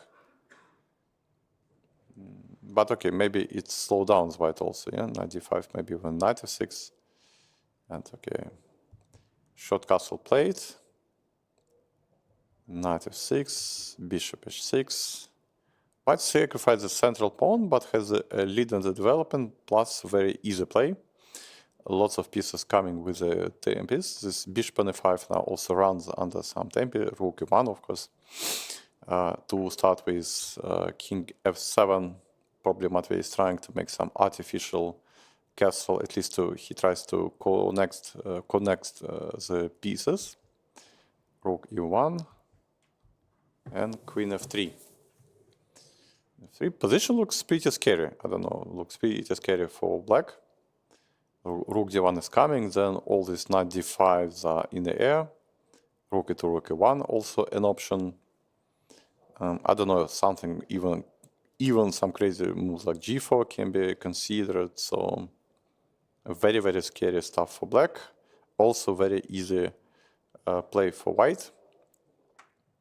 So Matvey needs to put all the attention not to play some miniature here. Ronak showing some desire to go to the King's Indian structures. Knight e6, knight c3, knight c5, rook e1, d6, b4. Don't know if it would come to my mind, but okay, b4 played, knight c to d7. Absolutely mysterious play from b2. What bishop is doing on b2? Nobody knows. Okay, let's go then bishop b2, e5. Okay, at least I would be so much in a wish to go knight d4. I don't know if it's considered to be not enough in that positions, but of course it's my big desire to place the knight here. I don't know, maybe black intends to go some f5. It's hard to say. Otherwise, I just don't see what's profitable for black. What just enjoys not only space advantage but also a great knight on c6. So maybe f5 is an idea. If f5, b5, then okay, then the only knight on c6 is probably not as dangerous as it seems because the flank has been shattered almost forever. Rook b1 also would be my consideration to be trying to be more flexible, because I don't know if black puts the pawn on e5 and I'm not supposed to take en passant, and I'm not really sure that the position of my bishop on b2 is ideal. Okay, e5 is there, knight d2, knight g4. A typical King's Indian structure, just both bishops are all of a sudden has been placed on unusual positions on b2 and b7 respectively, and both of them are not supposed to be standing there. Haik against Ivan already playing in a very, very speedy fashion. They already made more than 20 moves. So either they're so prepared or so confident or both. h6, bishop h4, castle, rook d8. So it's a Sicilian e4, c5, c3, just with the reverse colors and extra tempo for white. And okay, knight b5, rook c8. So black has an isolated pawn, but very easy piece play. And white wants to say that, okay, your piece activity, we will survive, but in the long term you have an isolated pawn and I can hope to some long-term squeeze. s6, okay, some f3, no, not f3, h3, king f8, bishop d3, knight e4, trading, more trading. So two traders are meeting each other, yeah? Okay. Traders, I mean, in a good sense. Okay, b3 is probably to stop what? What white wants to stop? Knight c4. Does it hurtful jump? No idea actually. But anyway, regardless, that's b3 played. I don't know, position looks pretty equal. I don't know, because okay, to compensate this d5 weakness, white also has his double pawns, and black king is already there. So more simplification. If coming, then some rook endgame, black will be most likely able to hold.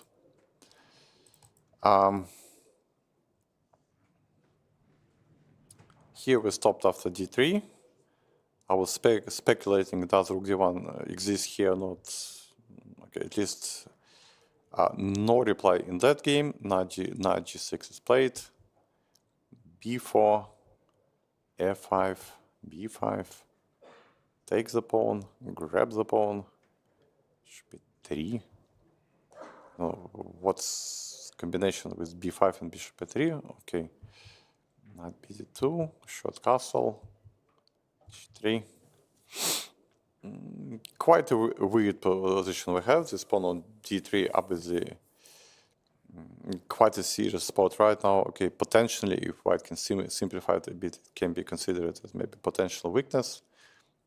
Overall, a very, very, very fighting position. White has also some trophies on the queen side, so might consider making some c6, bc, or c6, b takes b6. There's some potentially a dangerous pass pawn and sort of it. Also, black needs to take care about this bishop on f5. He's lacking some squares. Some g4 is in the air. Here we have, after e5, white decided not to go d4, but went knight a3, should be 7, d4 now. Okay, c takes, bishop g4,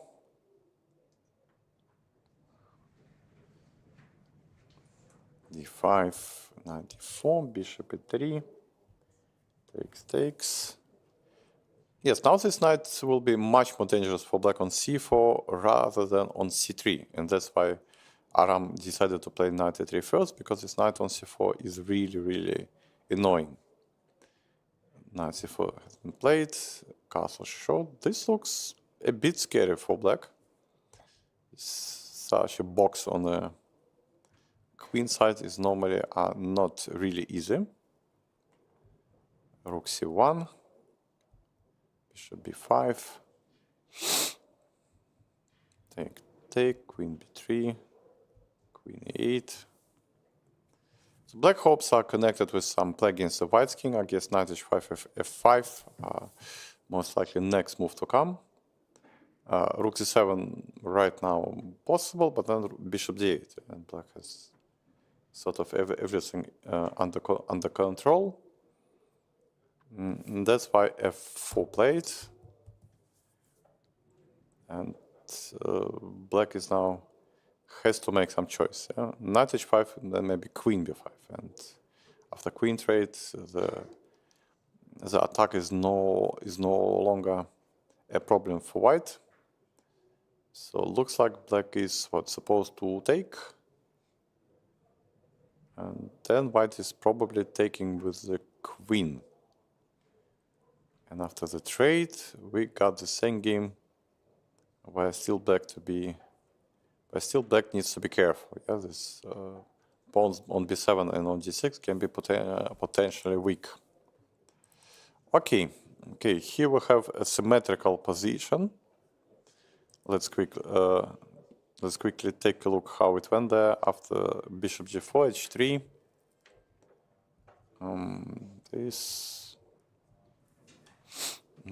This old theory, the old theory with knight f5, queen e5. Yes, I remember even I was checking this back at times when nobody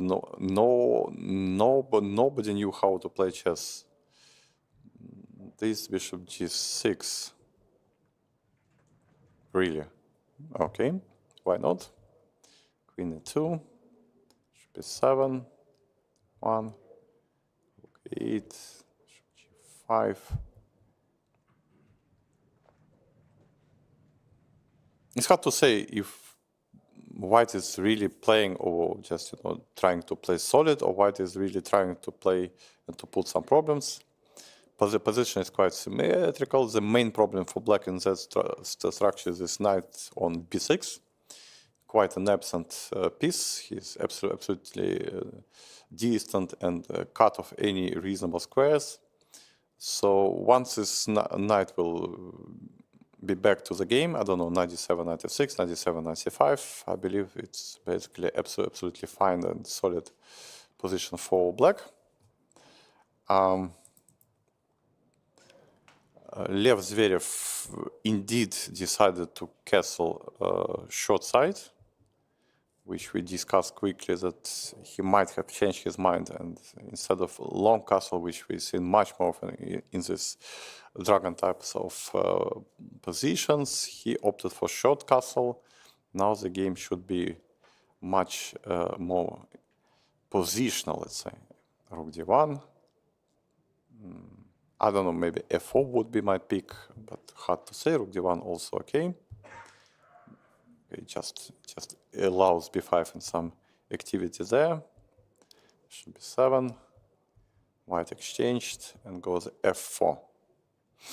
It's time to play some active moves. Otherwise it's maybe not really easy. Knight e to d7. f3.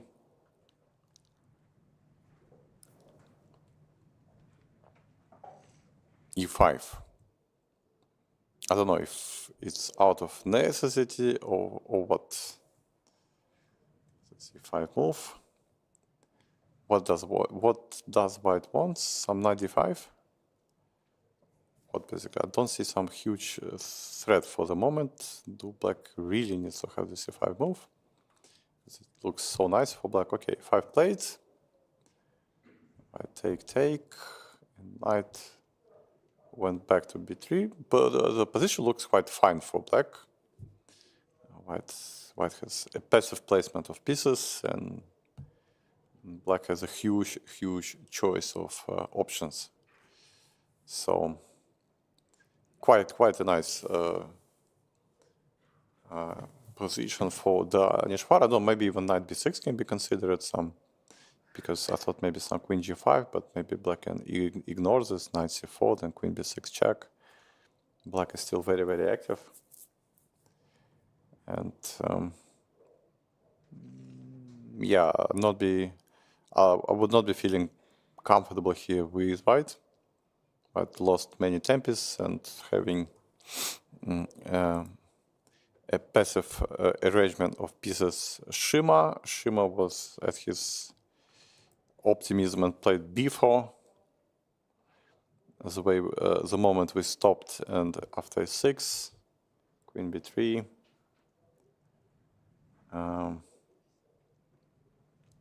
Okay, now probably f4, bishop e3, some easy play, yeah? Easy going, easy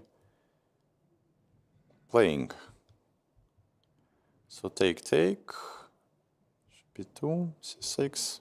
Now we have some structure much more similar to Slav, yeah? With already one knight being exchanged, and the bishop is out from the chain, yeah? c3. I wonder if white can try to trap the bishop, but it's probably not there, yeah? I mean, some knight d2, and after bishop d5, queen goes somewhere. Okay, let's say queen c2. And okay, black is what? Supposed to play e5 or f5, yeah?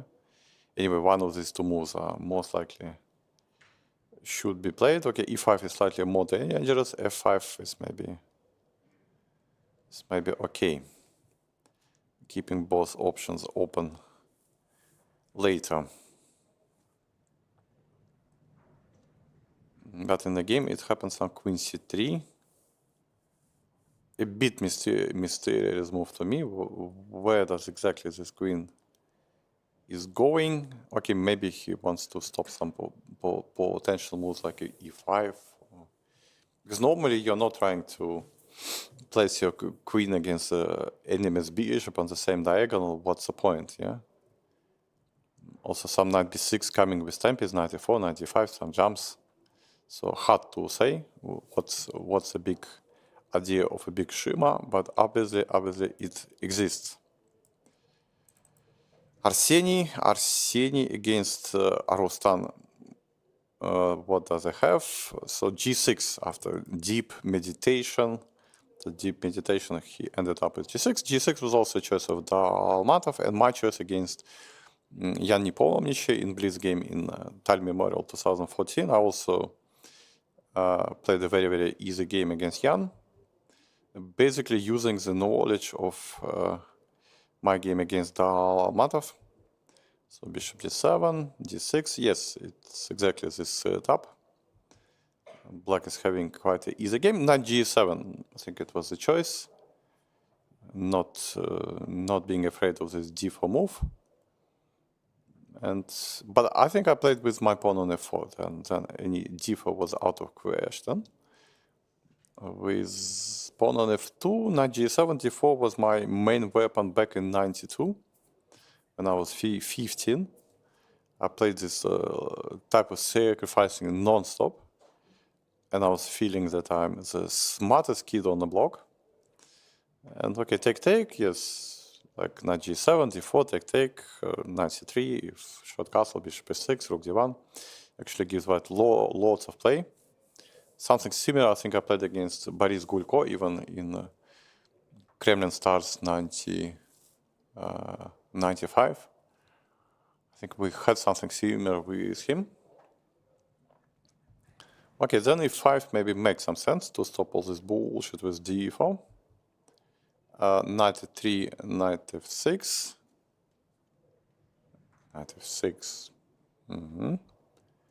Knight G7 would be my maybe hand move, but okay, Knight F6. Rook D1. Short castle.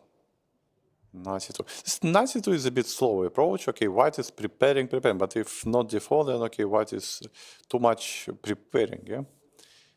Like you should not prepare to leave, you just need to leave, yeah? This knight on C2 is sort of preparation for leaving, but not leaving itself. And now B4. This type of play I never liked. White is flank activity, it's not even some activity, it's more pretending than being really active. And black has lots of play in the center, some D5 at any moment, with some E4 later. Also just pure play, H6, bishop H6, but does not have so many threats. So anyway, I believe black is doing fine, just a matter of choices. Zaur Tikiev against Denis Lazavik has already quite simplified position. So because of many exchanges that happened after this sequence of moves, bishop C5, bishop B2, take, E5, and bishop F5. Why not? If you decided to simplify, you can simplify. Yeah? Bishop F2 is, black is not in time. Okay, white take D4, and okay, even knight can land on D6, maybe if given time, yeah? But it's obviously would be my consideration, this bishop F2, but it's probably not in style of D, needs to play this something obscure. It's leave it to old Moro, okay. Leave it. Take, 6, F4, IC6, E5. Okay, white's trying to make some outpost for the knight on D6, and also taking some space. Black is having a strong pass pawn on C5, and okay, position is full of life. Yekaterina Goltseva is playing another very sharp game against Sergei Drigalov. We left in that moment when I said that don't ask me which move black is supposed to play. So the move finally happened, knight D6. Knight D6, and okay, no trades, bishop G3, queen E7. I still believe that players are quite aware of what they're doing. Bishop F2, knight E5, queen D2, Knight c6, should be 5, bishop b7, knight g2. So finally white has completed the development, at least in some more or less flexible fashion. But now still this pawn on e3 still will be always under some eye from the black. And now g4 came. Some g4 came. And position is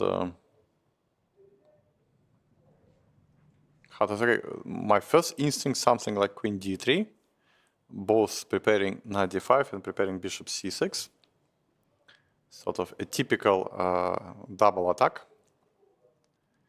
After queen d3, what's gonna happen? What's gonna happen? Because gf3, I may even consider bishop c6. And okay, black is supposed to take with the pawn on c6, but then I'm sure that, okay, probably the black's king would be worse than mine. If I'm not mated on the king side, then black would have huge problems on the other side of the board. Also, I can take first maybe knight d5, queen d3, gf3, knight d5.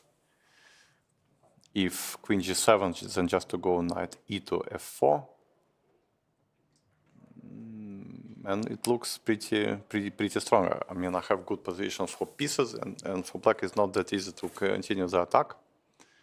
And I'm already there with all this bishop c6, knight c7, knight b4, so many threats. And if queen d3, gf3, knight d5, queen f7, then maybe bishop c6 now. Yeah? And again, it looks just horrible for black. So queen d3 looks quite a tempting line, let's say. Because to reply here, I don't like. Knight e4 is possible also. Simple chess. Just I think if black takes, if knight takes to d5, f, then queen g7, and okay, we supposed to lose time. And still this knight on c3 is pinned, and we did not open the c file for our rook. So queen d3 would be my pick.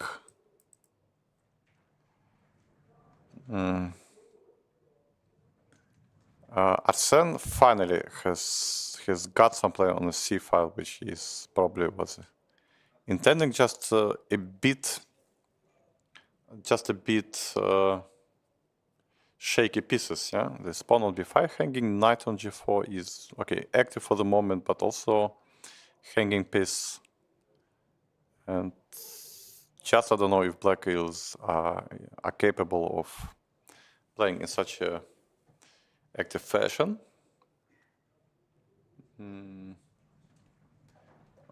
I don't know. The last move is under my doubt. I would say I'm not sure that this move is either good or bad. I mean, it's either brilliant play and black can allow such attacks, or it's pretty dubious. White can trade the rook and kick the knight and take some tempest. So it's all about that. Also, the pawn on h2 is not hanging, so it's not so many tempest. Rudik showing another nice piece of prep, I guess. Queen h5, knight e7. So trading that guy. c3 now played, castle shot, knight c2, f5. Of course, nobody wishes to see another knight on d5. Short castle, bishop e6. Okay, it looks pretty comfortable for black. Yeah, if everyone just stands, then okay, then white has two passive pieces. This knight on c2 for the moment is lacking any good squares. Okay, knight e2 is it's pretty long way. I mean, knight e2, knight e1, knight f3, knight h4. Okay, it's possible, but to my taste too artificial and take a long time. Rook c8, rook d2, rook c5, knight e1. Okay, still he played knight e1. Okay, anyway, it's hard to play without the knight. The knight is a horse, yeah, as they're saying. Okay, sometimes actually knight d3 can be also an option for white. To kick the rook, then take on f4. I don't know if if the pawn is just for granted or it's slightly poisoned, but anyway, it surely comes into consideration to pick the pawn. If not this, then white can go knight f3, and then knight f3 already settles some ideas. Yeah, sometimes knight g5 and some opposite colored bishop position where white has some more potential for his bishop, or knight h4, and then this typical play. Yeah, knight comes to f5, and all stuff we know. Vladimir Masovsky, he played d4. After he exchanged the bishop on h6, he went d4, take. So everyone decided to trade the whole bunch on d4. No idea if it was forced or not. Queen c4 attacking this pawn on h6 and making some problems. Rook f6 is already certain sign of concession. This rook is, I believe, is misplaced. It's hard to see if it can be of any value. I mean, rook g6, some attacks, but looks like black cannot support such a play. Yeah, queen e2. Okay, not queen b3, but queen e2. Okay. Knight e5, knight d2. Rook c2, queen b5. Queen c8, queen b3. Long round journey for the queen. So he went queen e2, queen b5, queen b3. But at the same time, black pieces are now still hanging, yeah? And king h8 immediately played. Quite a concrete situation on the board, so Dmitry is trying to play actively, but his pieces are not well coordinated. Yeah? It can easily backfire. So he sidestepped at some f4, f5 ideas, hoping to get his pieces into contact, but looks still black is slightly shaky to my taste, and not clear what exactly he has in mind, what sort of attacks he has in mind. So Dmitry has to be careful not to blunder something here. Here, Indian guy in this special cap on his head and this special look, like he's in a deep trance, having huge enjoyment. Yeah, so both knights are already arrived closer to the black's king, and black is still not making any own progress. And this position, obviously white improved much more seriously than black, and black is suffering quite a lot here. That's true. The Chinese player, I suppose he's Chinese player, maybe from Taipei or somewhere there, or maybe from Mongolia, I don't know, but just judging by his name, I'm thinking so. Position is still closer to equal, very calm. Very calm game.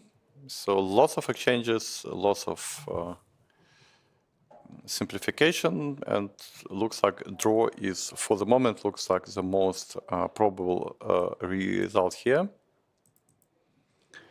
Here, two fighters cannot stand, of course. They can't just play in some slow or modest fashion. So after h4, knight c6 happened.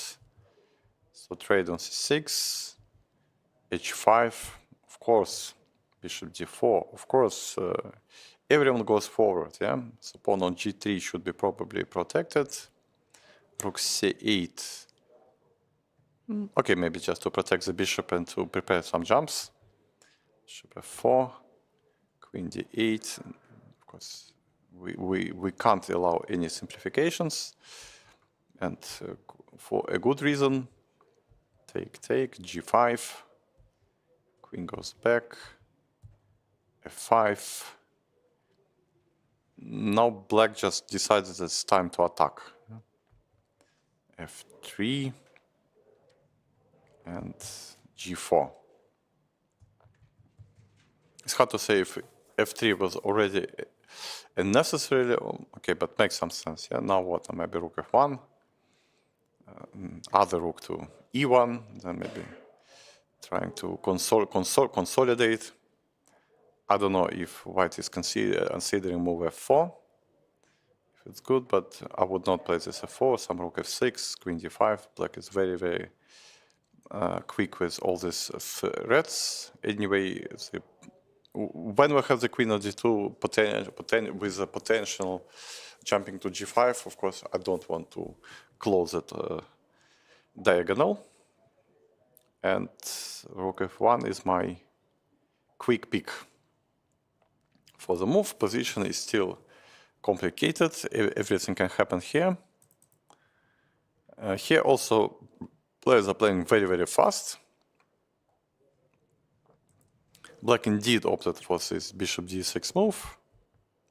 Short castle, knight f6, b3. Nobody's taking any attention to this d5 pawn. Bishop g4, bishop b2, trade, bishop b7. So, okay, black is just trying to hold, but this position looks pleasantly better for white. Especially given chance he's already with a 4. c3, knight f6, rook c1. Yeah. Black needs to be really, really careful here. Maybe some quick play with b5, c4. Just try to either to simplify or maybe to force some queen trade. Otherwise, I believe some bishop goes, some attack is coming, maybe even g4, g5, and in some lines can be an option. And this possession of such a bishops like this on b2 and b1 normally invites lots of dangerous ideas. Here we saw this mysterious bishop g5, bishop e3, and after knight d7. We saw the trade on d5,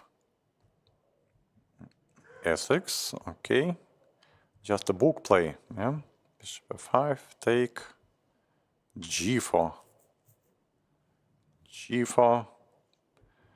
knight h4, trade and queen b3. So now finally they got some French type of defense with already light squares being exchanged. So if black will be able to finish development with no losses, he's normally fine. But of course, black needs to be careful. Yes, this knight on d7 is misplaced in that type of position, and white has some tricky business. For the moment, it's a question how to defend the pawn on b7. Okay, we may think black needs to defend this pawn, but it looks like, yeah? Bishop b7, queen b7, rook b8, queen s6, rook b2, queen c8. I doubt that it's very, very promising for black.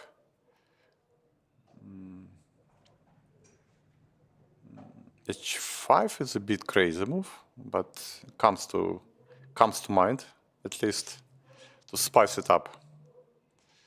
H5 is coming to my attention. b5, I don't know, b5 you always need to watch out for some sacrifices, yeah? Some f4, b4, knight d5, and all the stuff. Maybe white can pick the third pawn on a6 with 3 passed pawns and potential long castle. It can be dangerous type of play for black. And long castle, does it exist here?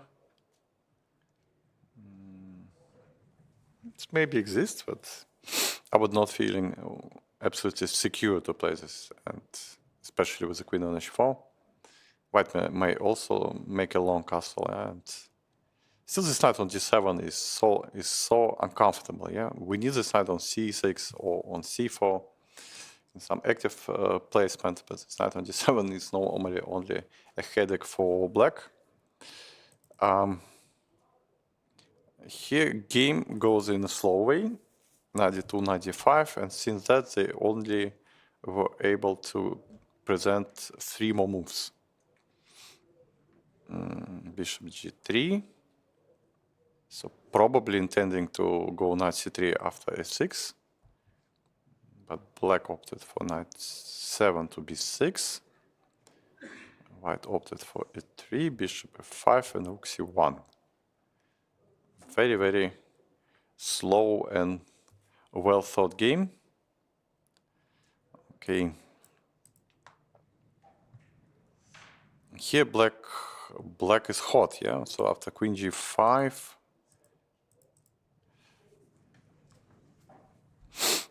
bishop e7. No pasaran, yeah. Take the pawn, enjoy the meal. Okay, why not to enjoy? So white picks the challenge, queen h6, bishop f8. Now it's a question, yeah? If queen h4, then rook g4 comes, yeah? Who will profit? Nobody knows, yeah? Nobody knows, so not that easy to find a good squares for the queen, yeah? So queen h3 played, e5, bishop f5, e4. Position becoming quite messy. It's hard to say who is doing what.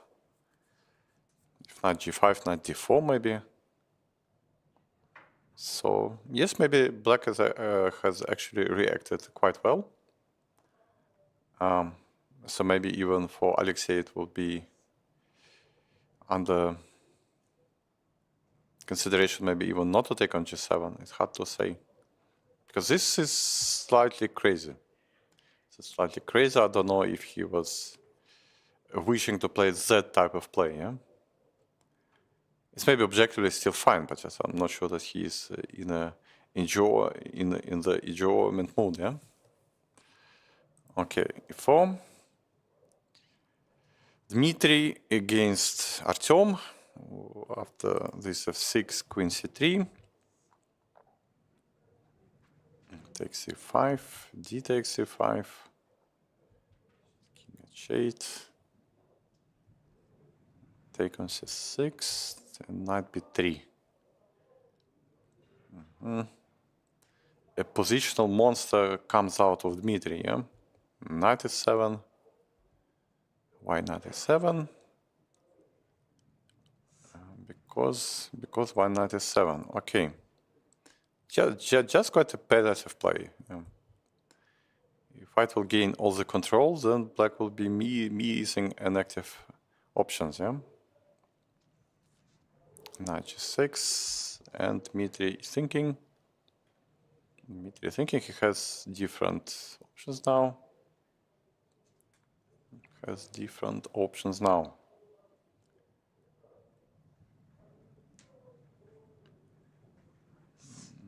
Yes, the knight on g6 actually is quite well placed. Yeah, it makes lots of play for black and also stops f4. So that's an idea of knight e7. This knight on g6 is actually a huge piece for black, and it stops white from many possible play. Okay, that's actually quite good. Okay, some rook e1 comes to mind. Not clear which one. Maybe rook a1, then maybe some rook e3. And anyway, white needs to combine prophylactics from some possible jumps and attacks, and basically white has a clear idea sometimes to push e-pawn, or maybe to play for some blockade. So both ideas are there. Okay. Andrei Yesipenko, he is teaching us chess by playing f4. A master class, a live master class, f4, f6, f5. Yes, that's the way chess should be played. I'm not shocked, but kind of surprised. Okay, c5 is the reply. e5, knight d7, knight f4 now. Little bit strange combination of these moves. Okay, he actually taking this b6 square out of black's pieces. So otherwise c4, b4, queen b6 would hang the piece. Now, okay, the square is under control. Still c4 happened. Maybe Kirill thinking that it's time to punish white. I would be actually thinking closer to that. DC, bishop takes c4. Rook f to c8, bishop b3. Inviting knight to c5, because maybe knight on c5 actually only stops black pieces from different diagonals, and bishop a2. Okay, white actually intends probably f5, yeah? If white next move f5, it's already not clear who is attacking whom. This knight on c3 is, yeah, is quite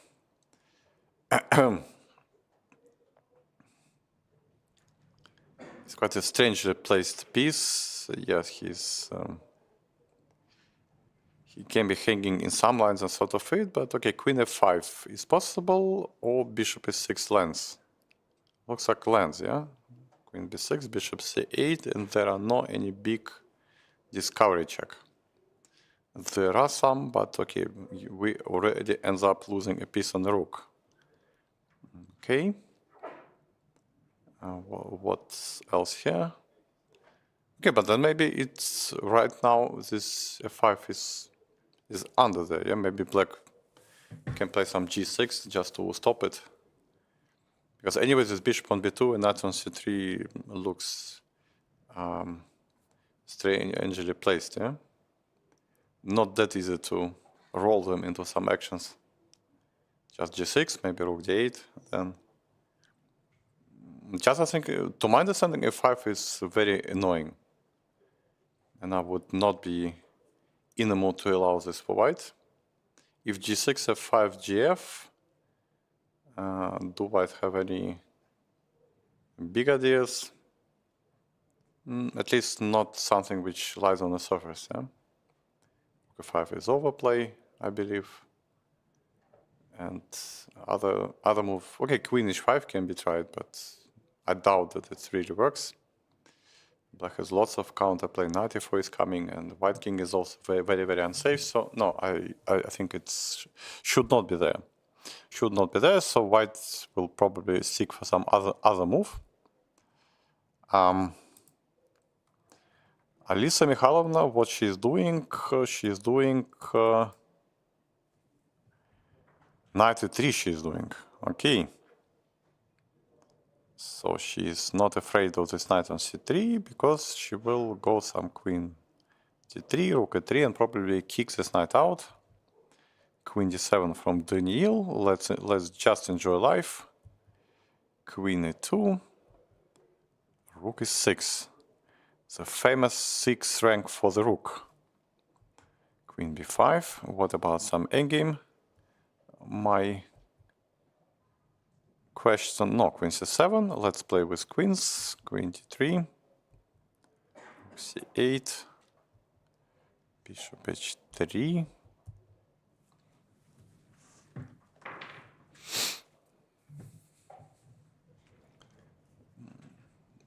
Okay, and what we have here? That's not a blunder, I hope, no? No, I hope no. Okay, black has some knight c5, but knight c5 is maybe does not belong to this position. No sacrifices, as I can guess.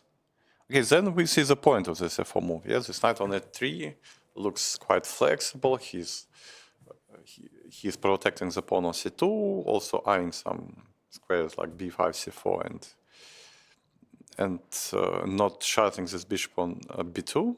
Maybe it makes some sense. And also potentially no any s6, b5, no any activity on the queen side for black. So I guess Daniil will opt for some a5 now. Regardless his objective strength, it's time for a5. Or he has some rook f6 in mind. Knowing Daniil, I would not be surprised. Just I don't know if it's objectively correct or not. To go rook f6, bishop c8, knight f2. I don't know, even some completely awkward move like queen c3. Maybe just to simplify it, maybe too much excitement, yeah? Maybe too much excitement. But actually rook f6 played, yeah. I was saying that it's probably too much excitement, and immediately comes this move. Okay, I know how Neil is thinking. I know that f5 is not in his way of playing, so he must have something else in mind. Just, I'm trying to understand what does exactly he had in mind after bishop c8. Maybe just to take and to enjoy life. Life is so good. Maybe just life is good. Maybe bishop c8. Why to panic? Or maybe queen c8 actually. Yeah, because the queen jumps to h3. All pieces are coming. f3 is already semi-move. Yeah, you need to reckon with some different stuff even. Okay, knight g5 to start with, but I don't know if knight g3 is there. No, not sure, yeah? Okay, with bishop on c8, f3, knight g3, it surely works. But just I don't know if he wants to allow some knight b5 with tempi. So rook f6 played, but Alisa, I think she probably forced to take, no? Because okay, knight b5, queen c2, it's not a tempi, but if she's not taking, then bishop h3 just only worsens her own position. f4 is obviously not the move you wish to play. Anyway, it will invite lots of g5 coming later. So Danya at his best. Here, yes, of course, after knight e2, queen e5, immediately by Vlad. Let's trade, let's enjoy. b3 played, go back. h4, rook c8. Okay, h4 with the queen trades, it's basically not of a big deal. King e1, king e7, h5, bishop f6. Okay, approximately equal. I would say zero problems for black, but white is quite solid. Okay, white needs to watch out for some knight b4 not to end up some problems defending pawns. Otherwise, okay, white might be a bit missing of some big play, yeah, because there are not so many squares. Black has nice central control. Hard to find some tangible plan for white. But if white just stands and pretends that, okay, I'm not ambitious, then it's bloody hard to win for black. Here, Alexander went to a very interesting exchange sacrifice straight from the opening line. And we stopped here, b5 is played. Okay, white is what? White is trading. Probably knight d6, queen d6. And bishop b3. Queen e5. And e5 is, okay, illogical prophylactics for bishop f4. And white went king g2. And black went king h8. Yeah, now f5 is in the air. Now f5 is in the air and white needs to be quick. Otherwise, I believe after f5, white can collapse. Because still the rook is on a1 and all the black pieces are very, very active. So maybe some queen f4 just to go. Maybe something else. But white needs to get this bishop into play. That's really, and the sooner the better. The sooner the better, yeah. The bishop has to join the play, but better, of course, not at the cost of this b2 pawn. So I don't know if Alexander is planning to trade queens or he wishes to play with queens on boards. So queen f4, queen looks okay, queen e3 maybe.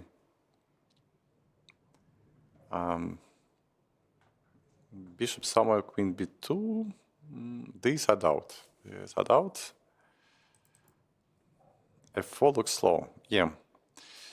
Maxim is, with all his activities, this looks very, very bad for black. How does it happen? So takes bishop b6, queen g4 he went. Okay, immediately asking black for how they want to protect the pawn on g7. g6 was a quick answer.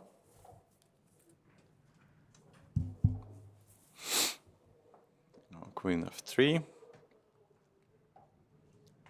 Attacking one more pawn, defending bishop h6, bishop f8. It's already a bad sign for black if he forced to go bishop f8. It's obviously very, very sad sign. d5. It's logical. Take d e f e. No, this should be absolutely lost for black. Just no development, no play, nothing. This is this game with the king on d2, as I understood, yeah? A bishop e6 he plays, so he's not trading, no attacking. A useful move, yeah? Because my idea was either to focus on developing your own play or just immediately trade this bishop on e5, because anyway, it looks like it should be traded at one day. Yeah? If it should be traded anyway, maybe it's better to start with. And depending on white's reaction to see how we will arrange our other pieces, because I don't know if I really need my bishop on e6. Does it so necessary to have it exactly in that place? Okay, bishop e6 played. King d2. Bravo. Bishop d6. Okay, sooner or later, as we thought, f4. Rook b8, queen h5, and rook f7. So black does not want to take on e5, and just decides to make some useful move, queen g5. Checking the documents, bishop e7. So black waits. I don't know, it's still pretty tough position to play for both sides. For any mistake is really costly in that type of positions. I would say maybe slightly easier to play for white, but black is not trying to do something severe on the queen side. Maybe this severe play does not exist. Maybe so. And okay, just place the queen somewhere. Maybe some h5 later. Not so easy to find something big for white on the queen side, but anyway, something should be done here, yeah.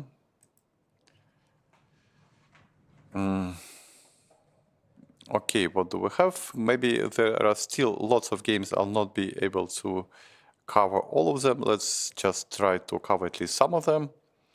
Pankratov Pavel, a pirate of chess who is able to fight even when he's unable to fight. And after h5,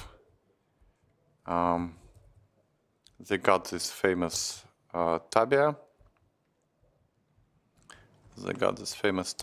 And c3, knight e2, rock solid there, and should finish him on the other side of the board. Yeah, that's how we learned and should be. That's how we schooled, I would say, to play chess. Yeah, g5. Okay, now it should be disaster on the white squares. At least the school is saying so. Bishop e4. Just you see the difference of the activity of the pieces. Yes, this knight on b4 is a monster, bishop on e4 is a monster, and the bishop on e7 on f8 doesn't matter on these squares is a standby. Yeah? So he does exist, but he looks like he is standbying for quite a lot of time. So white is having full compensation for the missing pawn and lots of play. So Pavel is doing great to my taste. Vadim Zvyagintsev, another my favorite player of this tournament. He plays against Arseniy Shturman. Sicilian, another bishop b5. This is the most common line. Okay, everyone is there now. e5. this sort of play, I was taught that it should be out of your repatcher. This e4, e5 is the Sicilians. B6. And okay, some positional play. Queen d6. Okay, the game goes. And black opted for c4, at least to tease white a bit, to make sure that white will not be feeling 100% secure for the actions. Queen d5, queen g4. Okay, if white keeps the queens on board, it's obviously lots of plays. Some rook g3 is coming, but Vadim has likeness to swap queens. So if black suggests, he might agree some queen f5, and he might agree then to swap, and then okay, after that it's the game will be looking much more closer to the draw, even though with all exchanges and mashing the king, but it's not yet there. The pawn is weak. Yeah?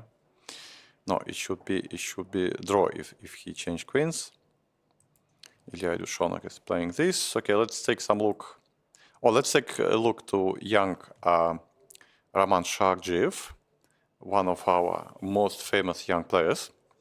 He is already a winner of such of so many international and local events, and also he showing so far the best results among his age.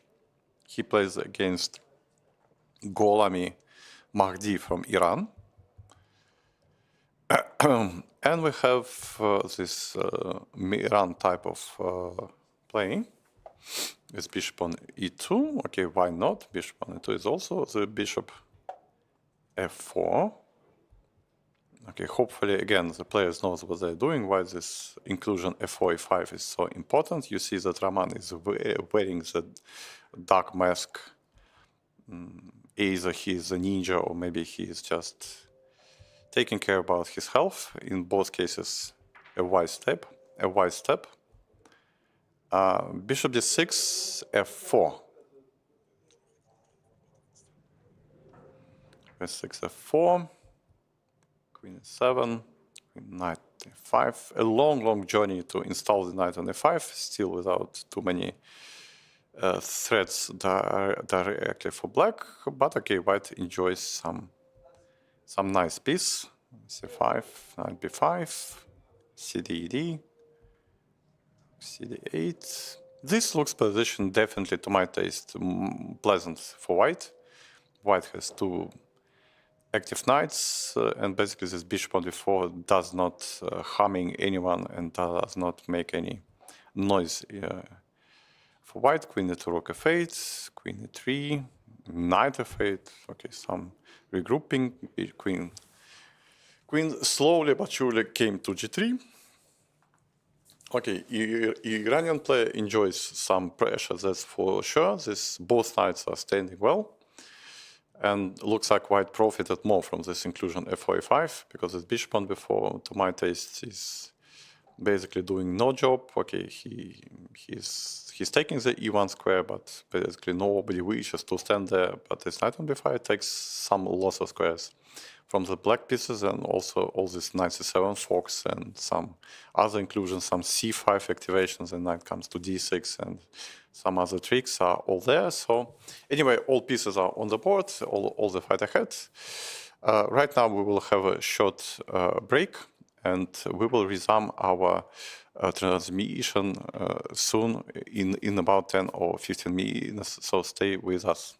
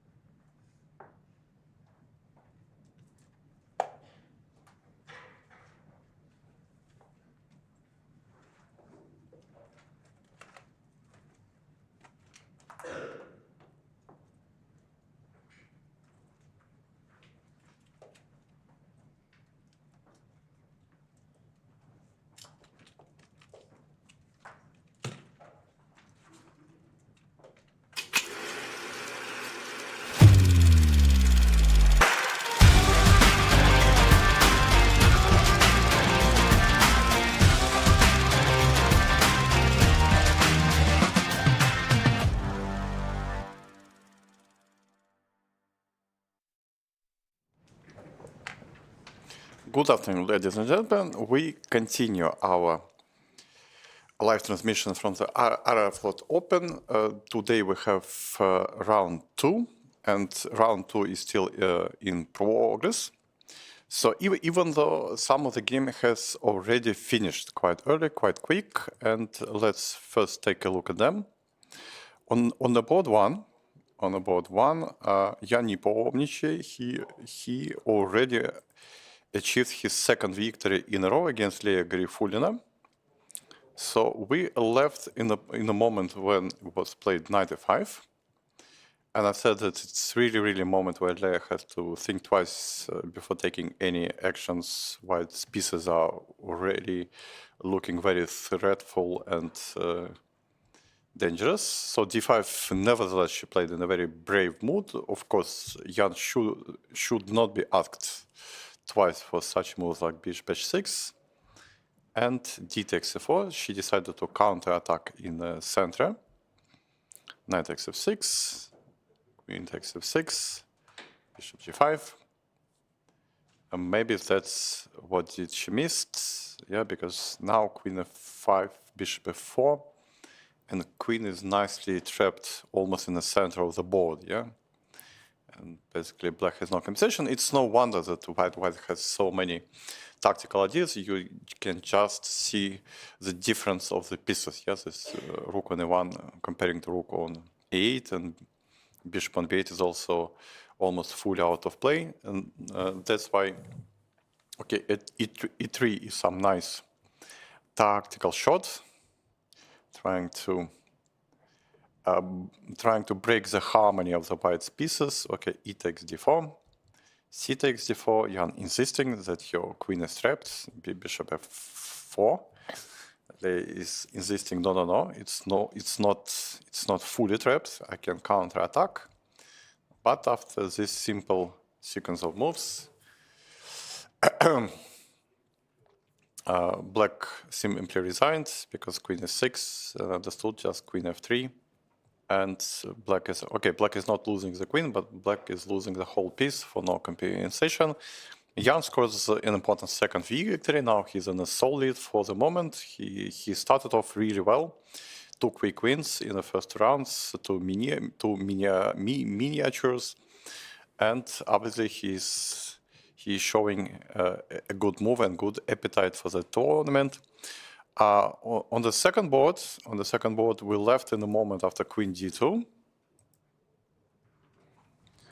And here I was thinking, does black needs to play queen knight e5, or he has some other options how to protect the pawn? Okay, in the game he indeed went knight e5.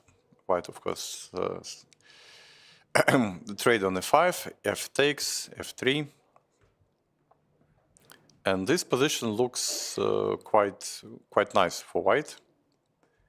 Bishop d8.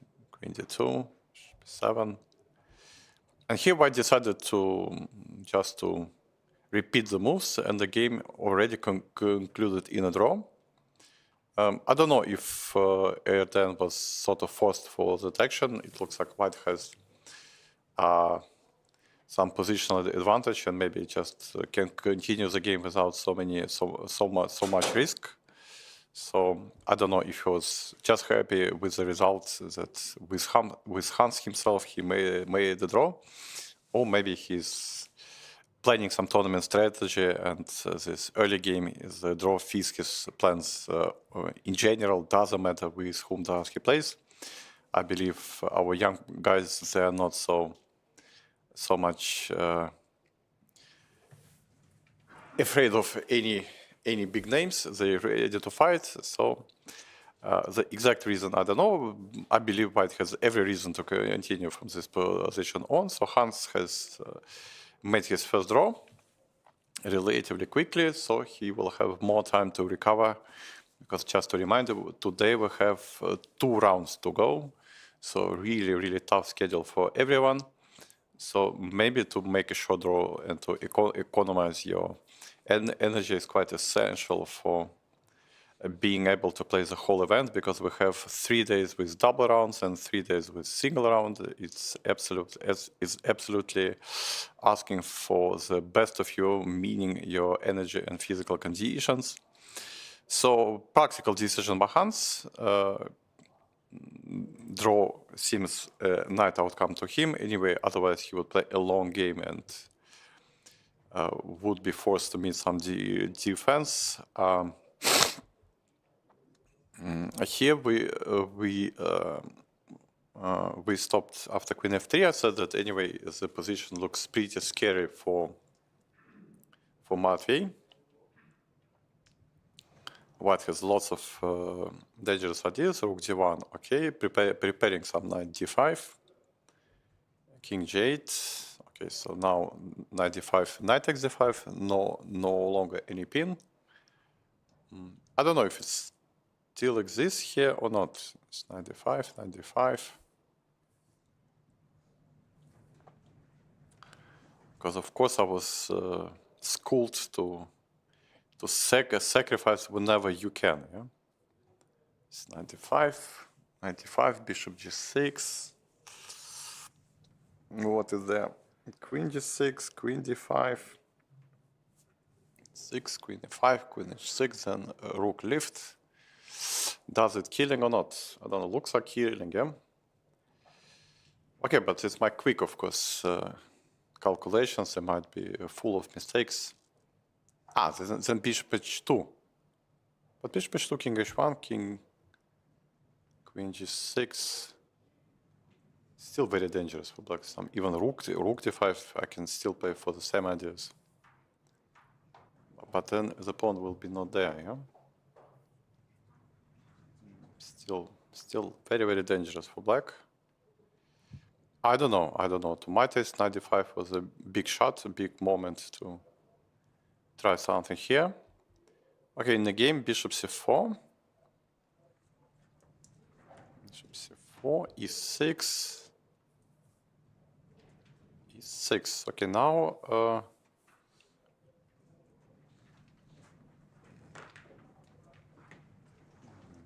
what?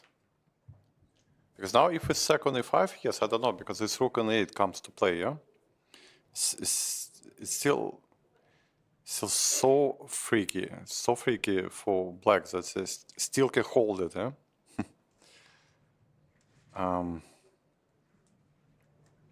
Okay, queen d3 is... It looks just too normal, let's say. It's just, okay, we're not trying to finish, we're just trying to play, yeah? Of course, I'm actually trying to finish. e5.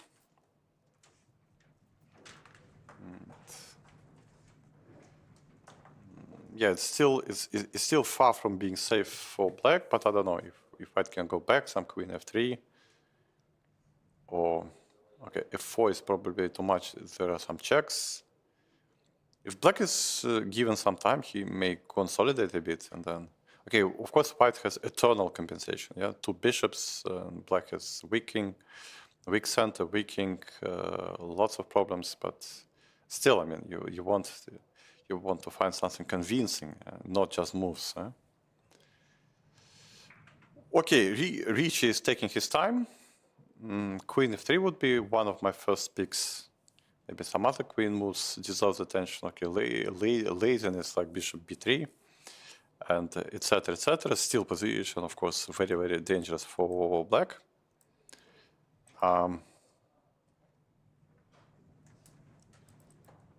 Ronak is almost mating, yeah? It's almost mating. So simple chess, yeah? Just a 4, opening the king and finishing the game. Simple but effective. Knight takes g4, knight e4, queen h4. Yeah, very, very simple chess. Check. Another knight to make you enjoy life more. Bishop s6.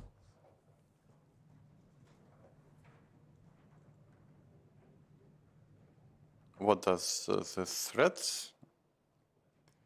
What is the threat? White player sitting in a position that, oh, what I've done. What I've done. Yeah, okay, rook f3, bishop f3, rook f8 is just mate, but white can try to attack the pawn on e3, yeah? That's a queen b3, rook c3, and try to defend in that way. I don't know if there is some immediate mate or intermediate mate. And queen b3 played. I don't know, maybe some bishop h6 play can allow themselves just to protect the pawn. Or it is already clear finish. So should be already clear finish, yeah? What's a clear finish?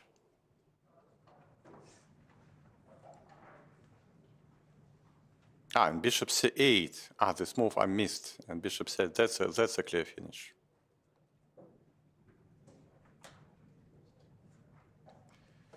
Okay, nice job. Nice job. Bishop c8 is to come back, yeah? Bishop c8 is to come back and no defense, yeah? Great stuff. Great. I like this. I missed that move coming back. I thought that rook f8, queen e3, it's not a mate. At least not direct mate. Queen may join the defense. And I was calculating rook f8, queen e3, bishop c8. But why to spend the tempo, yeah? So this is just a game over, yeah? Knight cannot move queen f2 mate, queen e3, bishop h3 mate, bishop g2, bishop h3. And if take on h3, then queen h1 mate. So looks like a nice job for Raunak. The game looks over. The game looks over and white did resign.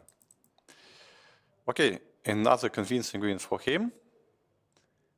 Here we have more or less the same type of play. White improved quite considerably, and black was basically not doing any real actions so far, and position becoming pleasant for white, still being quite solid for black. Here, lots of actions, and it's some closing time. But closing time for whom? Closing time for whom? Okay, let's see. h3, we stop there. Queen c8. Okay, it's attacking the pawn on c5 and might be also preparing some sacrifice on the king side. Yeah, so white, of course, white is there, g4. Don't be afraid. Take, c6, take, b6, c5,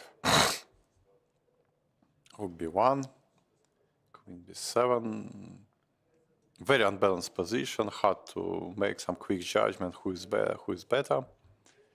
Knight on the queen on f4 is kinda absent from play, but queen e3 is a bad sign if he's supposed to play like this. Rook e6, bishop c5, rook b6, bishop e7, rook b1, knight b1, queen b1, queen b3, and rook b8. So looks like white is losing, yeah? The first instinct tells you that white should be losing. Queen b1, rook b1. That looks horrible. White, black has too many pawns, and okay, white has passed pawn on c4, but it's the only hope. Yeah? It's the only hope, and that's not enough, I guess. So Evgeny is close to his second victory.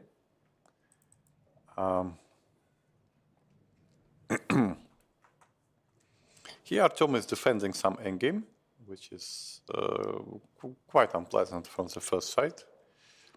White pieces are active. This pawn on d6 is a constant weakness. Even though it's not that easy to make a tangible and some quick progress, maybe. Bishop b6 is not. Maybe he wants to have some f5 play. Anyway, white has all the pleasure, and black needs to defend. It looks pretty equal. And, okay, white has this pleasant play with the knight on e3 because this knight on e3 is absolutely harmoniously placed. It's not only protecting the whole position and stopping any possible counterplay, but he also eyeing all these important potential squares of invasion into the black's camp, and this light square bishop is kind of empty. Okay, but let's say if we modestly put him back around e6 square, it should be enough to call it around equal. Lev Zverev against Danishvar. He's pawn down and seemingly no any huge compensation. Black has two pass pawns and this idling knight on b3. And the opening was not a big success for him. Yes, after knight b3, the game continued with b4, not knight b6. Knight e2, just take the pawn, take, check, knight e4. Okay, queen d7, rook d8, that's the problem, yeah? And then either some stalemate, some stalemates can be, or if rook f7, then rook f7, queen d8, take, rook f1, knight g1, knight f2 mate. Okay, that's another problem, so white cannot take. Queen e1, rook d8, knight f4, f6, take. Okay, fate. Tough game for our young player.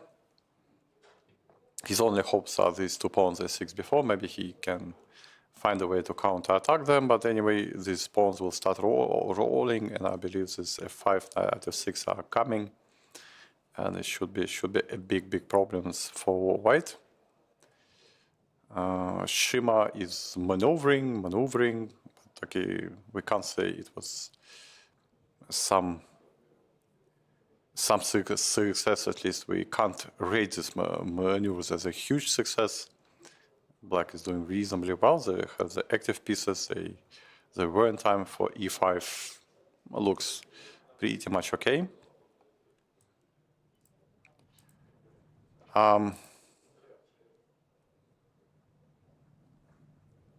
Here position changed dramatically since last time we saw it. So after b4, some tactic appeared, yeah? Knight takes e4. Queen take, bishop f5, queen c4, rook c8, bravo, d3, knight d4, and knight e3 is also not there, yeah? There will be also some e4, okay. So d3, yeah, because white has also problems on the long diagonal. Knight d4,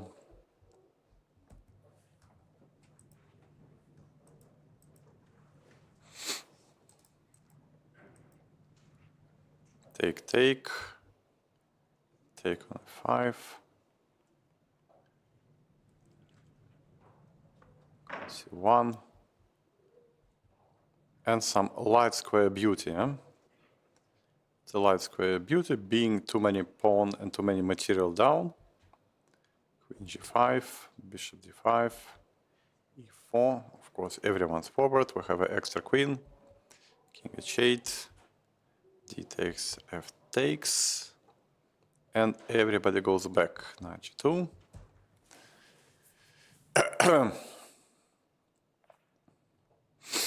Okay, white is trying to hold and to make some sort of a light square blockade and sort of it, but objectively, of course, position should be pretty bad. Okay, black has queen and lots of pawns and active pieces, but still some precision requires.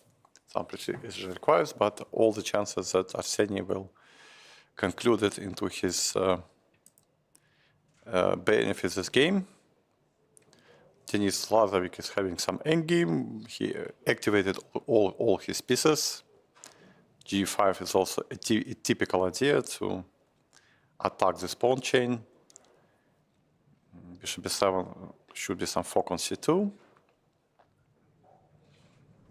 And position looks easier for black, yeah? They can attack these two pawns, and also they have a nested pass pawn on c4. White's position of pieces are more passive. Okay, white may intends to bring the king to the center, maybe some king f2, king e3, trying to play like this. But anyway, black is already sort of ready for some f6 to add. So white onto the defensive here. Yekaterina Goltseva, who had promising position to my understanding, he indeed went queen d3, which I suspected to be good. Black replied bishop c3, and here I thought maybe rook c3. At least it would be my first pick. Why not to take rook c3? Gf bishop c6. It's still. Then f takes e2. Aha. And there is no mate there, yeah? It's close, but there are no mates. You take on d7, but that's sort of a fight, yeah? That's sort of a fight. And if this, it's not clear if white wins or not. Aha. Okay, so she went bishop c6, because bishop c6 is like a bit losing a tempo. After this, she decided to take on f5.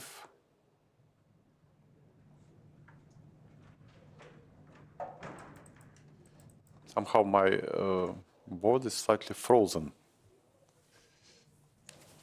And I don't know if it will be unfrozen one moment or not. Queen, bishop d7.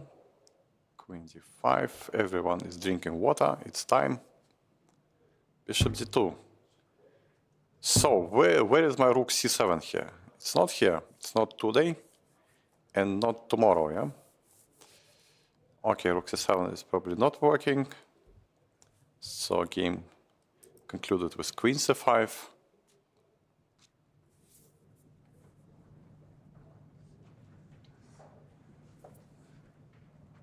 Take on c5, take on c5, gf, and now even not taking, yeah, because what? Some bishop h3 is coming.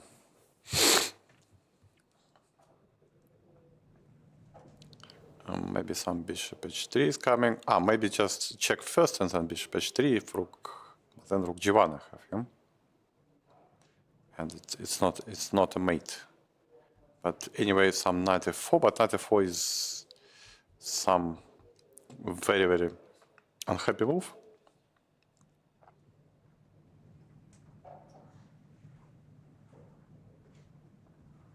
Black just took on g2 and can just enjoy life now, basically. He doesn't need now to mate, he just can enjoy that he has so many extras. Yeah? In the position, two bishops, and also white has very, very, very, very poor position of the king. Rook d1, bishop b4, rook c4, bishop d6. No, this looks positionally lost for white. Attack is coming, and okay, white needs to defend, but it's really, really annoying. Yeah, all black pieces are very, very active. So obviously white made some mistakes earlier.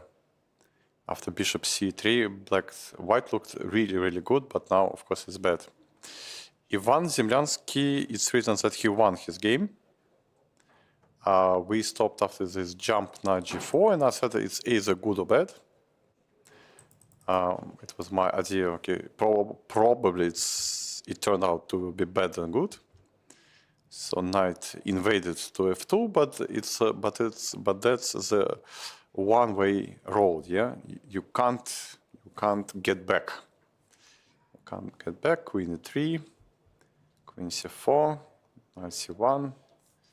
So exchanging some active pieces. Knight d2, Queen d3, Queen d3, Rook c1, King f2. Resigns. A very, very quick win for Ivan. Okay, this knight g4 was probably some miscalculation for black. It's quite rare that such ideas exist. Yeah, it's just two pieces attacking a whole bunch of the whites. And okay, in some studies or in some created positions it does exist, but in most of the practical position it simply does not. Okay, believe me, I spent my 25 years calculating these lines mostly in vain or sometimes experimenting and losing games. So knight g4 was one more example of this type of play that it's likely to lose and likely to succeed.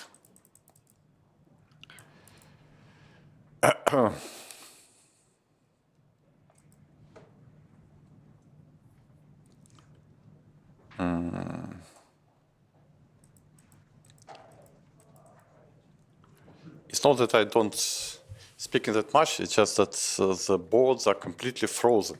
And I'm waiting for quite a long until they unfrozen. And I don't know what's happened with boards after the break, but they slow down seriously. So, Rudik, we saw after this knight came to e1. And after knight e1, we thought that black needs to do something, but black decided, okay, that king h8, everything is fine, nobody is under any concern. Knight f3, okay, you're moving, nobody's under any concern. Bishop f6, let's enjoy life. Rook d1, white is also enjoying. Rook g8, bishop h3, and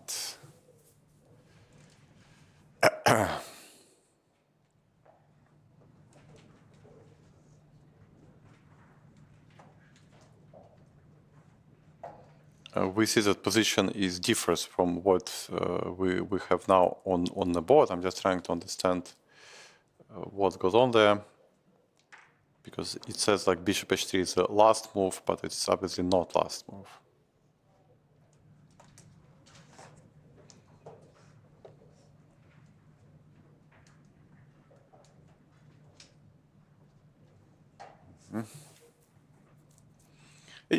Anyway, white succeeded in some nice regrouping, and okay, obviously I like white in general from the practical point of view, even though position may be still playable, just we have this jumpy knight and some potential weaknesses in the black camp which we can try to attack. So let's say from practical point of view, white would be my pick. Here we left after king h8, and not so many moves have been made. I don't know, maybe either it's the transmission stuck or players just taking so much time in choosing the correct moves. Okay, white played f5, actually a logical move. It would be also one of the first moves which would come to my mind. You're taking the space, you're making some s6 ideas, you're also preparing maybe taking on s7 in some lines, to make it clear that white would have a dangerous pawn. Black went s6.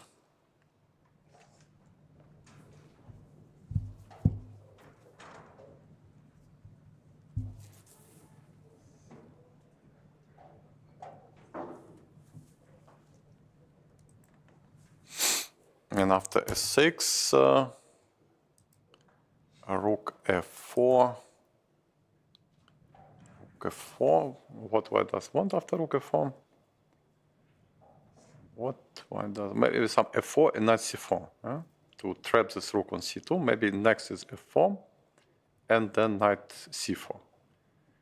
Okay, then this protection of rook is no longer possible, and the rook is trapped in the white's camp. And that's why rook c6, some solid preparational move, f4, and what now? Maybe knight goes where? Knight goes where?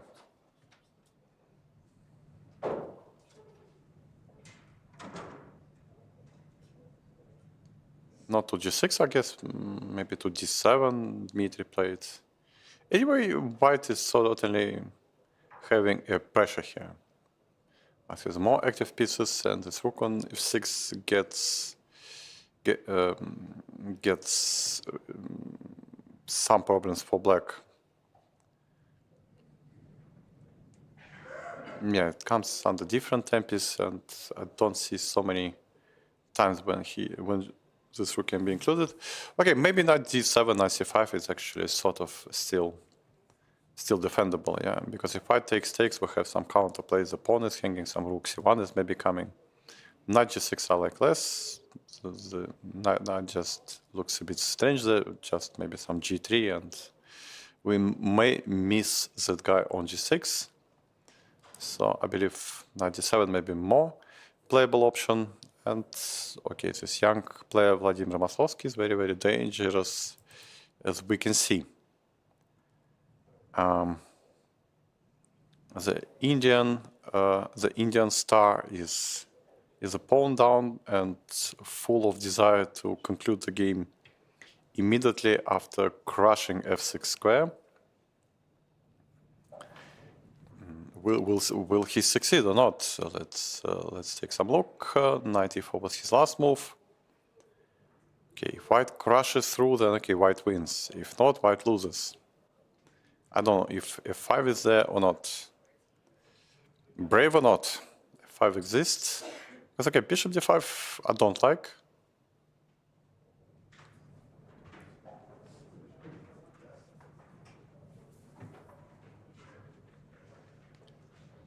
Bishop d5 I don't like, but the game is suddenly ended. We see it on the screen that both players are leaving their tables, so the game has concluded in someone's favor, but I have zero clue because I don't see any boards. So maybe we need to restart the computer or restart the program, so I can try my best to commentate it blindly, but it's not that easy. Okay, meanwhile we repairing our systems. I will remind you that the prize fund for this year edition of Aeroflot Open is 19,600,000 rubles. It's overall prize fund for the open section, with 4 million going for the first place and 200,000 rubles going for the last 15th place. Apart from these 15 prizes, we have also some special prizes by categories. I think we have 3 top female players, we have 3 top veteran men, we have 3 top veteran women, and also we have, I think, 2 categories, 400 till 300 and 300 till 400. These 2 categories of ratings, which can be also, which would also take special prizes. I mean, the players who will show the best result among these special categories. So overall, we have 15 general prizes and 15. Okay, not 15, but 12 special prizes. No, 15 special prizes.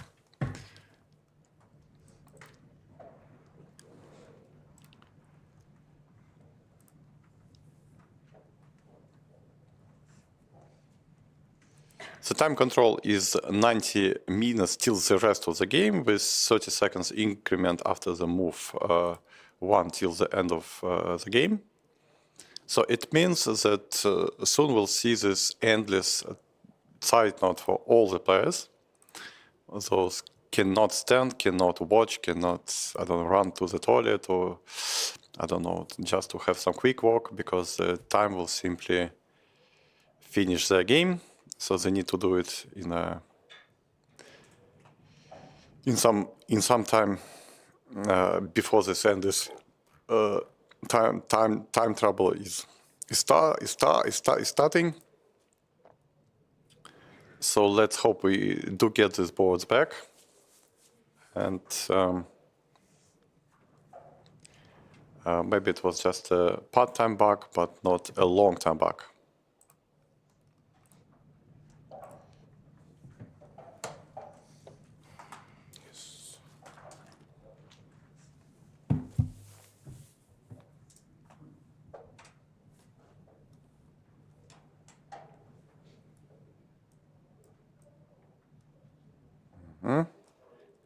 So let's see if we get the boards back. If we get the boards back,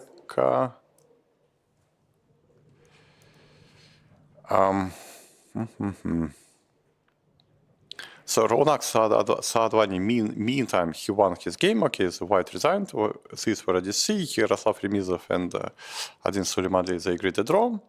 Okay, it was approximately equal. Ivan Zemlyansky, he achieved his second victory. And the game we were trying to look at also finished already with some disaster for white, because after this, all of a sudden, it was not enough for white resources to finish the black. You see that white brought all the pieces here to deliver the mate, and it was almost there, almost there. I don't know if a5 is existing move or not. It looks scary, yes, some rook g6 or maybe some other ideas can be invented. Okay, rook g6 is too much, I guess. Knight g5, maybe the move, if I'm not missing some smart tactic. Maybe rook f5 is here, yes, gf, knight f6. And there are, after we trade everything on f6, queen f6, the two bishops are hanging, yeah. The mate on g7 and the bishop on c6, and also bishop h6 is hanging, so white simply wins. Okay, f5 is just a bad move. So okay, black took on d5, rook b6. It should be there, yeah? It should be there somehow. d6 or not? Yeah, d6 he played. After cd, I guess he wants to take on f6 and crash through. Rook d6 is possible. Rook d6 is possible, okay, because black has lots of pawns, and this two rooks on g3 and f3 would be looking quite funny if there is no any mating threats. But Mikhail decided that no any presence to my op, rook b4. Pinning the knight, h3, because okay, white has also bank rank problems. Now cd, quite a greedy approach. H3, rook d4, bishop h3, d5, and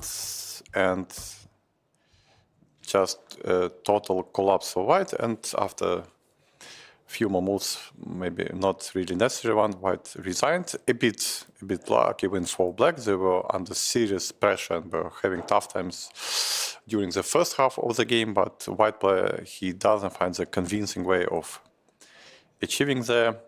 Sergei Lobanov is having a nice time. He actually is slowly outplaying his opponent. Since the last moment, obviously, black seriously improved, while white has put all the pawns on the white squares, some knight g6, king can use this road for activation. So it can be still some chance and still some play for black. Shamsaran with black against Vastruhin Oleg here. I don't know. Without deep investigation, I'd say closer to the draw. Valery Sviridov is attacking severely his opponent, and looks like he's also, apart from attacking possibilities, he's just a pawn up in a nice position. Looks very, very tough for black. Okay, maybe some c4 now. out of desperation to try some chances. But looks very hard. Very hard for white, for black, sorry. Queen h7. So white is trying to mate and...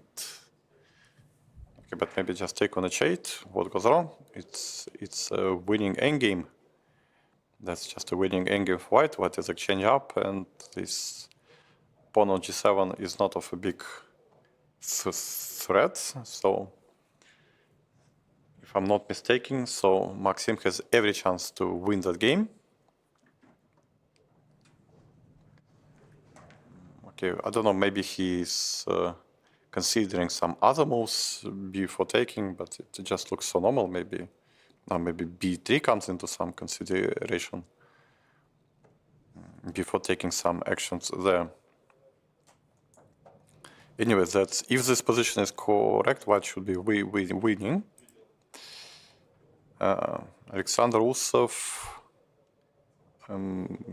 having a huge problems, yeah, because okay, he's underdeveloped, and for that he's also a pawn down. So he's a pawn down, knight comes to e4, okay, but it's complete disaster. White should be absolutely lost.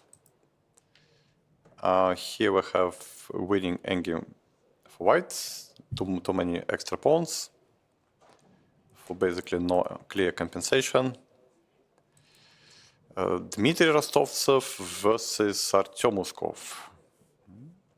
These two young guys are still keeping a pressure, still keeping completely unclear position, which shows probably that the game should be of pretty good quality of play. Because as you can see, there are still, despite already 27-20 of moves has been played, there is still position is tough and pretty much unclear. So both sides having their own trumps, e6 versus d3, two pass pawns for each side. This knight on f4 is very annoying. Some knight can also come to f7, also ruining something for black. And I guess now the time trouble is coming, and lots of things could be decided by the time factor in that game.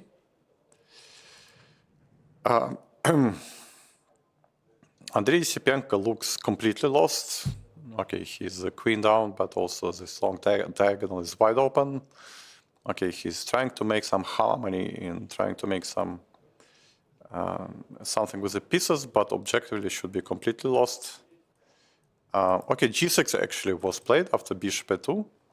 So the move I also thought that black needs this prophylaxis. King h1. White is missing some active ideas. Rook b8.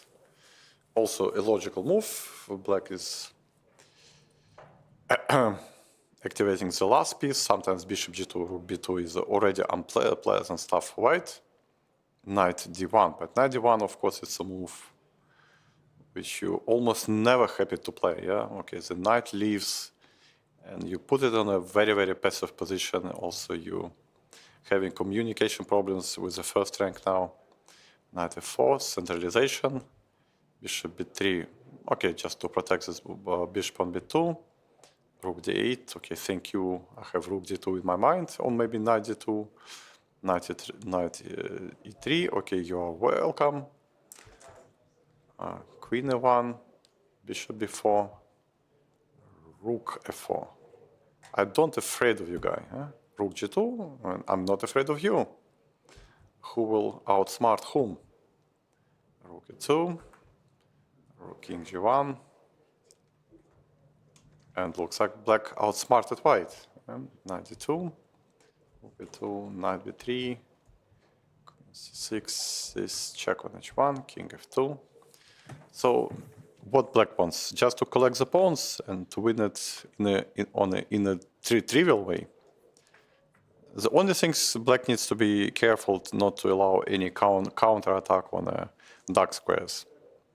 So in that sense, maybe he should not hurry with the taking pawns. Maybe some h5 move looks actually okay. Some h5, rook c8 maybe to activate the pieces. h5 is also useful move to cover g4 square and also to bring a pawn one square closer to the promotion. Okay, but there are many ways how black should win that game. Just Kirill needs to play carefully till the end. Danil Lubov, he won against Alisa Galyamova. Let's take a look. We left the players around the moment of rook f6. I was saying that I don't see the other way, rather to accept the sacrifice and take on c8, but instead f3 happened. Now g5, bishop g2, admitting that everything was not going so smoothly for white. s6 useful, rook e2, rook c6, rook e1, bishop f6, h4, knight e6, f4. So white starts to push pawns, but it might draw back if black finds some piece sack, which can be quite annoying. But apparently not now.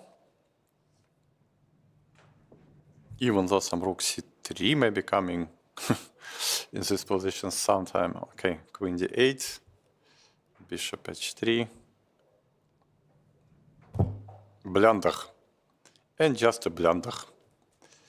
Yes, so the other move would allow white to continue, but Alisa just blundered the threat rook c3, and after this she collapsed probably.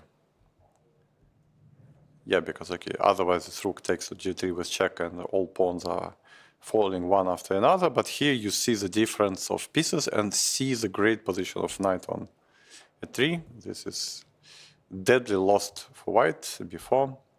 Queen b4, c3, knight f3 check, queen a3, not to allow any pawns coming, 5, d4. Okay, black just taking all pawns, and okay, so the game is finished.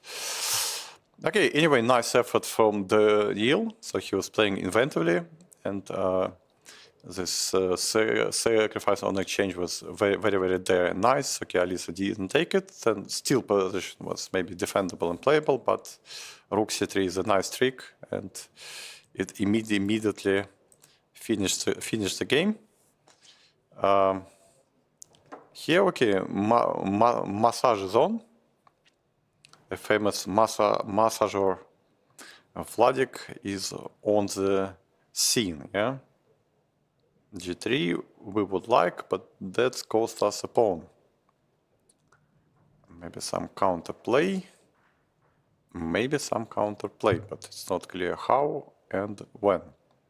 If king d2, then king h4, king e1, king g3. And this knight can be slightly unpleasant, because then black push some d5. And white is quite passive.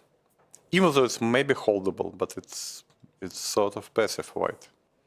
If white loses some of these pawns, it's not clear how fast white on the other side of the board. I mean, white can try some c4, but hoping bc, knight c4, okay, to lose that pawn, but to get our pawn quick in action. But that should be checked very, very carefully, because otherwise you may end up losing all your pawns on the king side. Alexander Grishuk made a draw against Sarkisyan Vahe, at least it says so, after king h8. I was thinking that to give up on b2 is maybe too much, but Alexander is thinking differently. He decided that it's a proper idea, so he finished the development, went rook e1, queen f6, rook e5. White is very active, but now black is materially fine. h4, f6, rook e6, queen d8. White's initiative exists, but black is quite solid. Queen e7, rook e6. And both players decided not to take a risk and just decided to repeat the moves. White does not have so many new threats at the pocket, and black decided not to take a risk, not to go with the queen to some random and bad plays, allowing white some h5, h6 ideas, which might be actually quite dangerous. Okay, draw is maybe fair result. Maxim Matlakov predictably won his game against Ildiyar Arazbayev. Ildiyar allowed probably too much in the opening phase of this game. White got a very, very comfortable position, almost free attack for nothing. That's too much in a modern chess.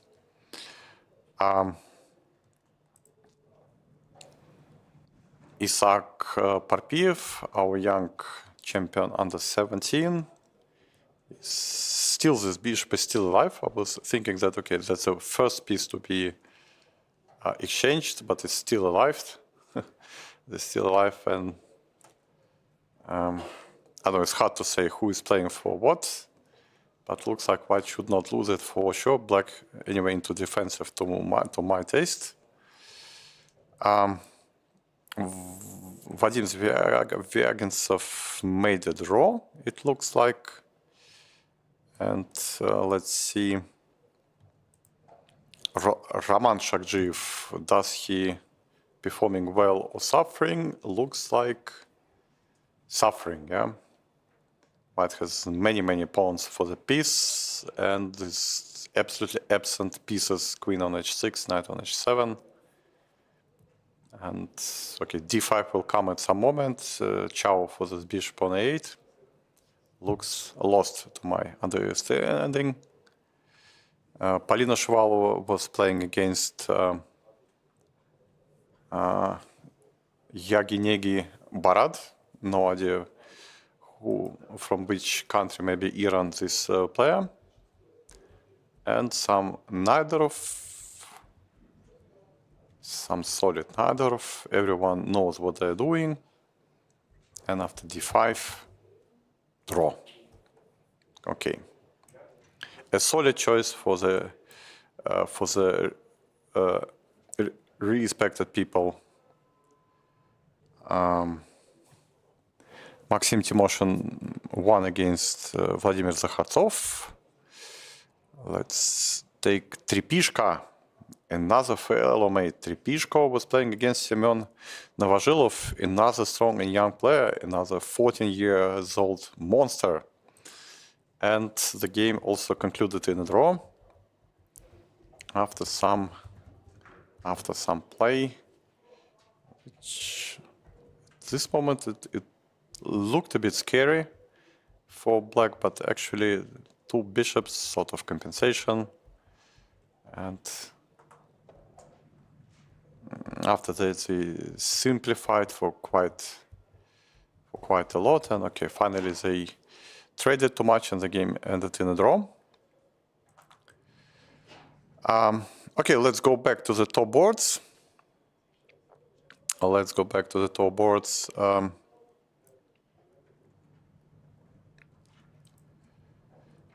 Richie Rapport still were able to break the defense of Matvey Galchenko. Let's see how they went after e5. So bishop g5, king g7, queen f3 now. Okay, h6, take on f6, take on d5. Of course, white does not wishes to trade the queens. It's not in their interest. Rook s7. Rook s7. Okay, if given time to go with b5, rook may join the play, but if not, it can be sad. Queen c5, rook s7, rook d6. Even with a calm player, I mean, white was not trying to finish immediately black, it's still so horrible, yeah? It's like he's covering one things, but the other things are ruining, yeah? Rook e3, absolutely typical lift from the third rank. Bishop f5, rook e6, okay, pawns are pawns, should be taken from time to time. Rook c8, in the thick of the counterplay, but rook c6, no counterplay, please. Bishop d7, bishop queen d5. Okay, but that's either lost technically or tactically. In either way, it should be dead. Check. And after king e5, there is a trick f4. And after queen f4, queen e7, just white picks all the materials. So white concluded, and here Ivan is still defending this position, which is probably holdable, but still kind of unpleasant at the practical game. Evgeny Nair, he predictably won his game against his opponent. His opponent just allowed him a bit too much, and so we went after this, and White decided to keep the queens. So he went queen f4, deciding that, okay, obviously after the trade there are no chances, but with queens on board there are other problems. The other problems involving that White's king is also extremely weak. So Black repeated once, went knight h4. Probably Evgeny was trying to find some clear-cut win, but it wasn't immediately there. Queen c6, h5. A useful move, some luft for the king, and also g4 square away from the white pieces. Bishop d4, queen e1 check, king h2, rook d8, queen e5, attacking and threatening the mate in one, but knight f3 is a smart combination. Bishop f3, queen f2.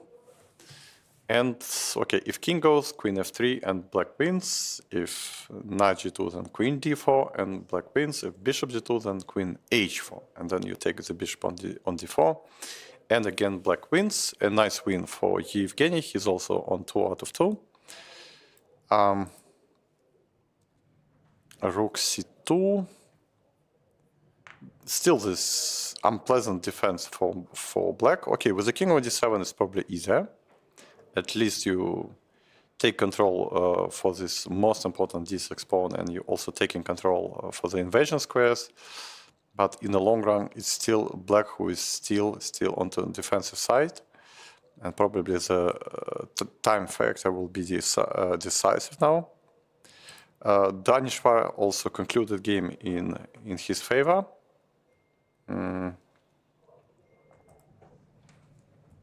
After this, Lev decided to play with the queen, knight f6, rook d8, queen d8, queen e3, queen d6, h3, rook c8, f2, rook c7.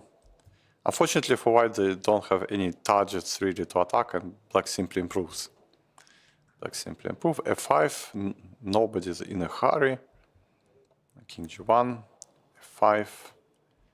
And now, yes, now it's just a very sad and unpromising position for white. And after knight f4, okay, left decided, okay, that's enough for today.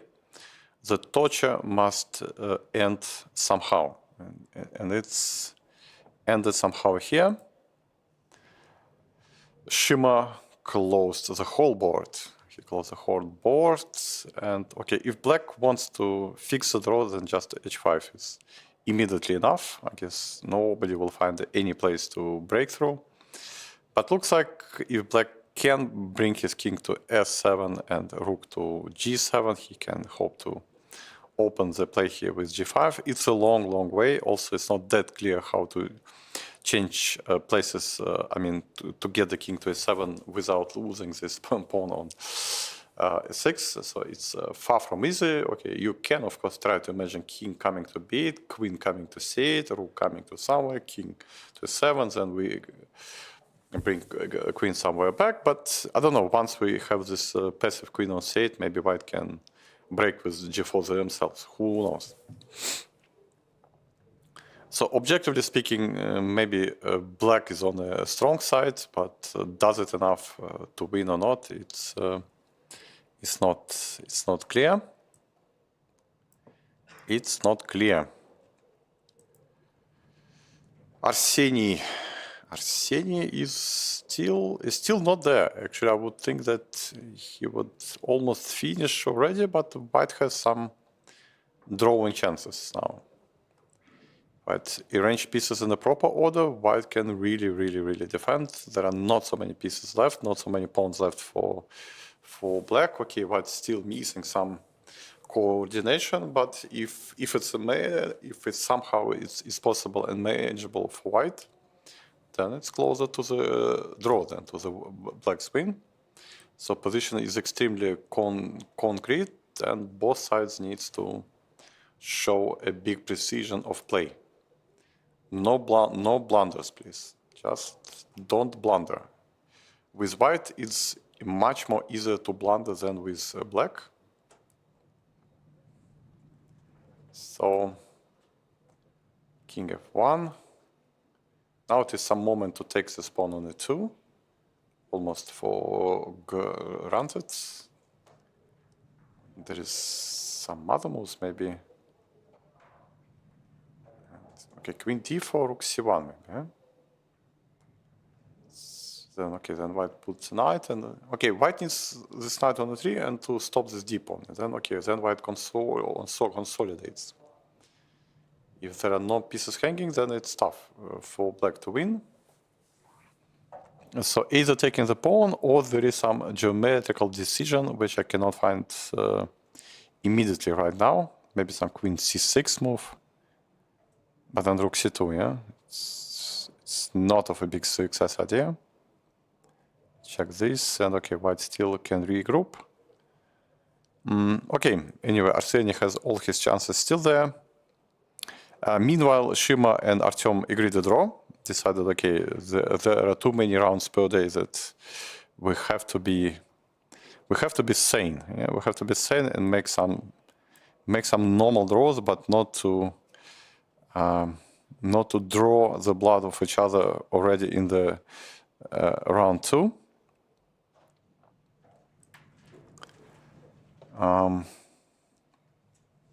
Here, position by material is closer to the draw, but still white needs to show some care probably, but looks like it should most likely ends up in a draw.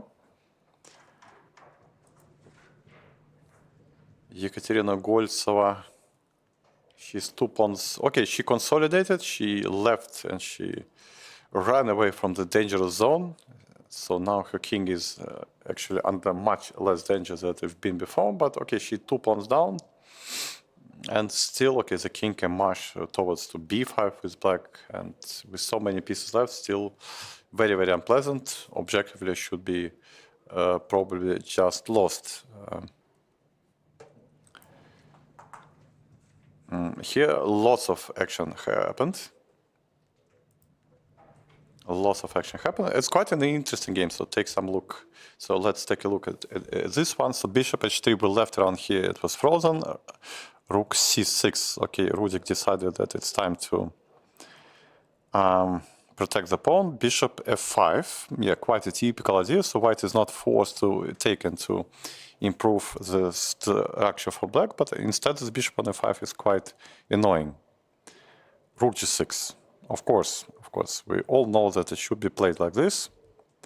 King h1, king g7, preparing some rook h6, rook g6 sort of joy. White takes. So white simply changes into some attack.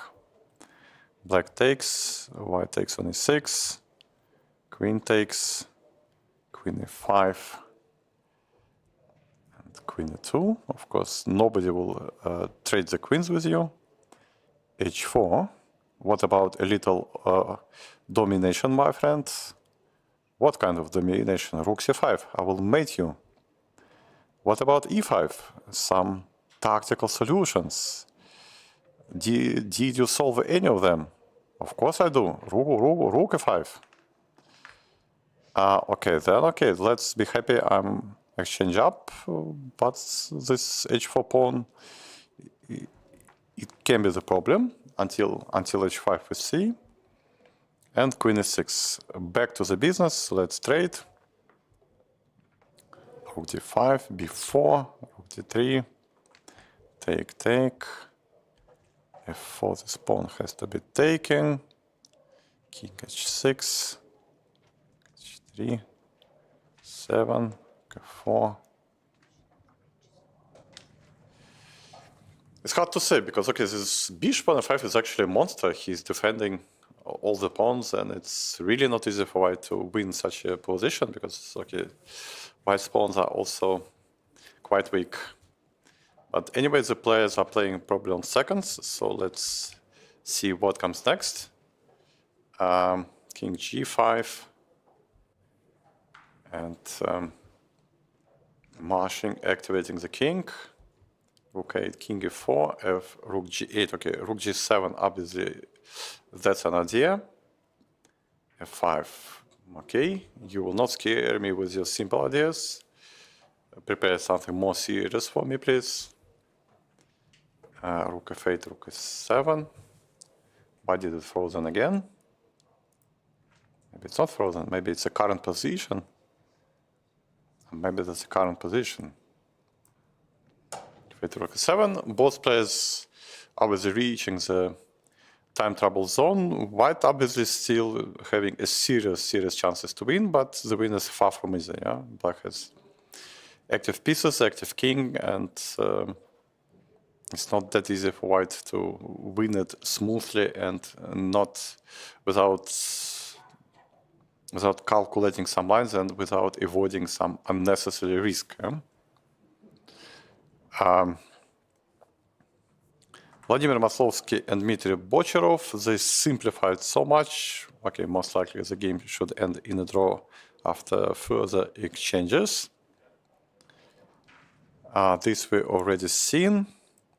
Sergei Labanov, let's see, does he make some progress? Knight f2. White a bit cynically tries just to hold and try to make a draw with white pieces. Okay, a possible strategy. That's why I would say it's cynical in some other meaning. Okay, I'm not meaning that something bad about the white's player, just a strategy. Okay. Still some few chances for black, but really hard. Really hard. Here, everyone, we better lose than we make a draw. Yeah, it's a famous slogan. My kid is playing that chess exactly the same way. His philosophy is that I better lose rather I make a draw. And it looks like that both players are sharing the same philosophy that nobody wants to have a draw. Better we lose, but we'll lose like a man. Yeah. Here we have some strange stuff, a total mess. Black finally activated some pieces, which were stranded all over the board, and it seems like it should be over soon. But now all of a sudden, black is also into some attack, some f3s coming, f3s and rook b1, and its mate, this bishop on c6 is just absent for the present time. So I don't know if some d6, f3, or what is this, or rook c5, it's also possible. Some rook c5, okay, that's possible, but that's already you. Knight g3 is also a move.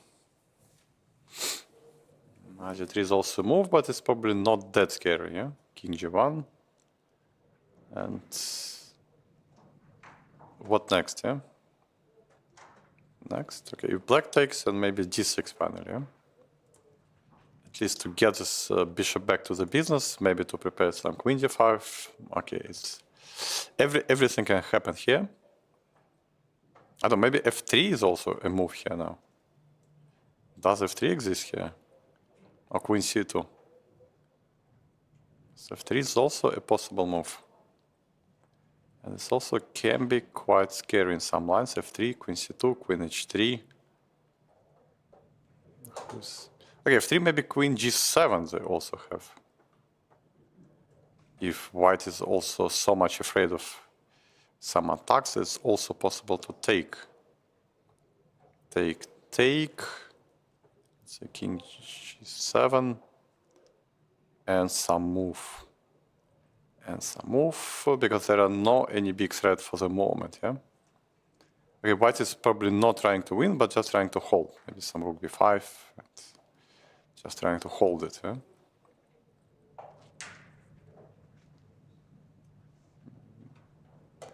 quite a tricky position, actually. Quite a tricky.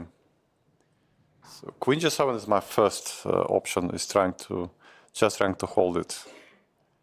Queen C2, I don't know if it's really possible to count and to play in a time trouble. Rook F3 just loses because of check.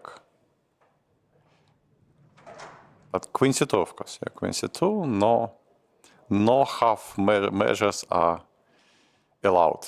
This looks brave and might be quite easily bad.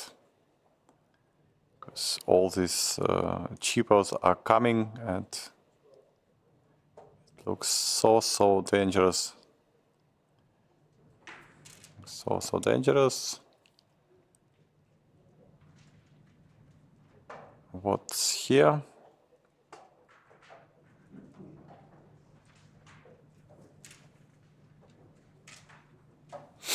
F2 is played. F2 is played, and okay, now Queen H3 is probably the finishing idea is there.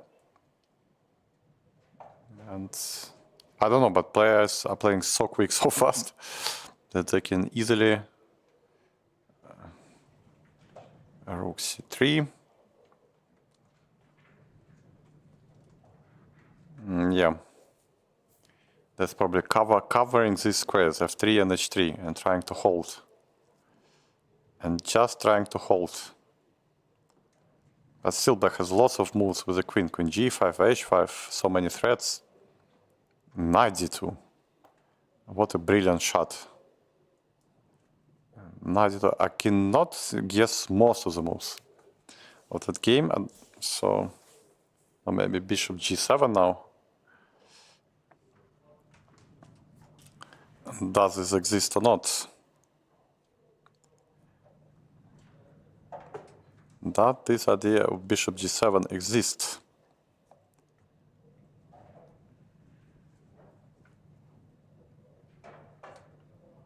Rook G3 played. White is sacrificing everything, but that's okay. But that's just lost, yeah. Knight F1 and shake hands. So White just went crazy and just resigned in one move, yeah. Knight F1 and resignation. Okay, so Black wins here because Rook G7 takes 6, Knight G3 and ciao, yeah. Okay, let's go to the other games. Here actually Arsene succeeded in regrouping and creating sort of a fortress with Black. It's hard to win for White this G3 pawn, and also it's hard for White to make any significant progress. So looks like it's closer to the draw than to White's win. Okay, obviously Maxim can try, but it's far from easy.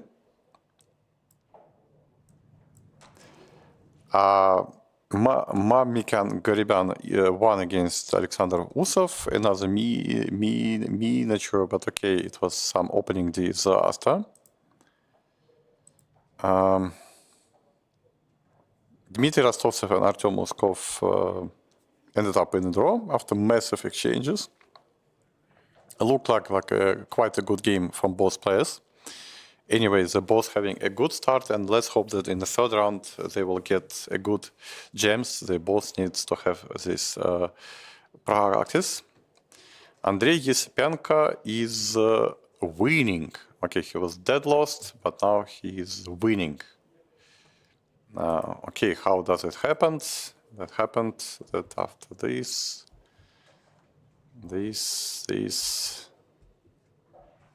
So probably Black forgot about some mating ideas. Yeah.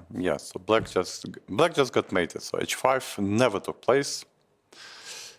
So old Moro is an old Moro. H5 nobody needs, and instead of the win, Black simply gonna lose. A huge escape for Andrei, because obviously starting half out of 2 would be okay, not like a total disaster, but would be, of course, a very tough way of beginning the tournament. Now, okay, with 1.5 and obviously such a lucky save, will get him back into the chess mood for the tournament. Vladislav is back to his business. He's a pawn up and has big chances to convert this extra pawn. He's especially strong in these simple positions, also with not so much remaining time. So I guess for Denis it's really, really hard to keep on fighting and defending this.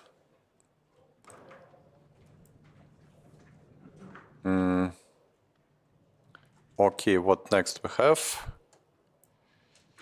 Isaac is having 2 against 2. Okay, most likely just a draw. Manuel Petrosyan against Danilo Sutormin. Okay, it's some long play long term. Okay, the pawn on f5 is okay, if takes in rook e6 probably.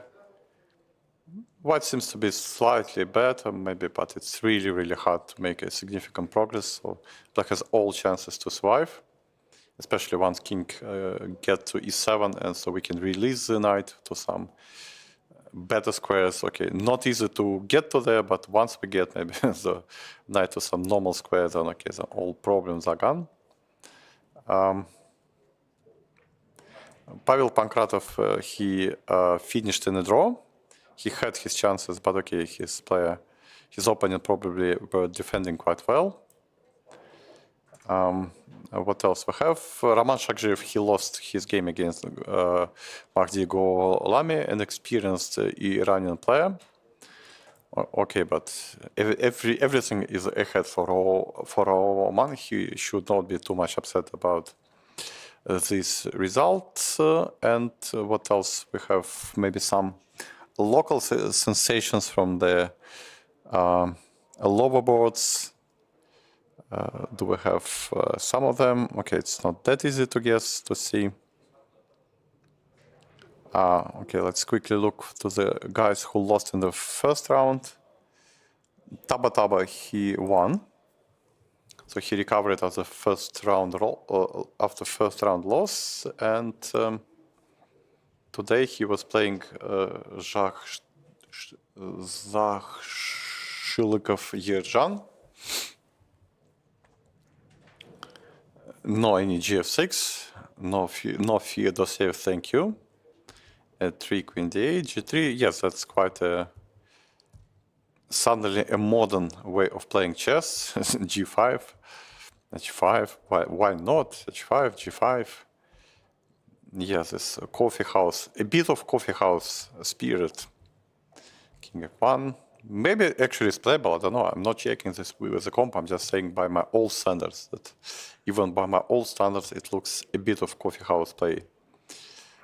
Bishop f3, rook h6, both sides has stuck. This pawn on d5, it's a pawn which black should not lose and white should win. It's not easy. Rook f6, maybe preparing some rook f4 or knight d4. Knight h5, white take, rook d1.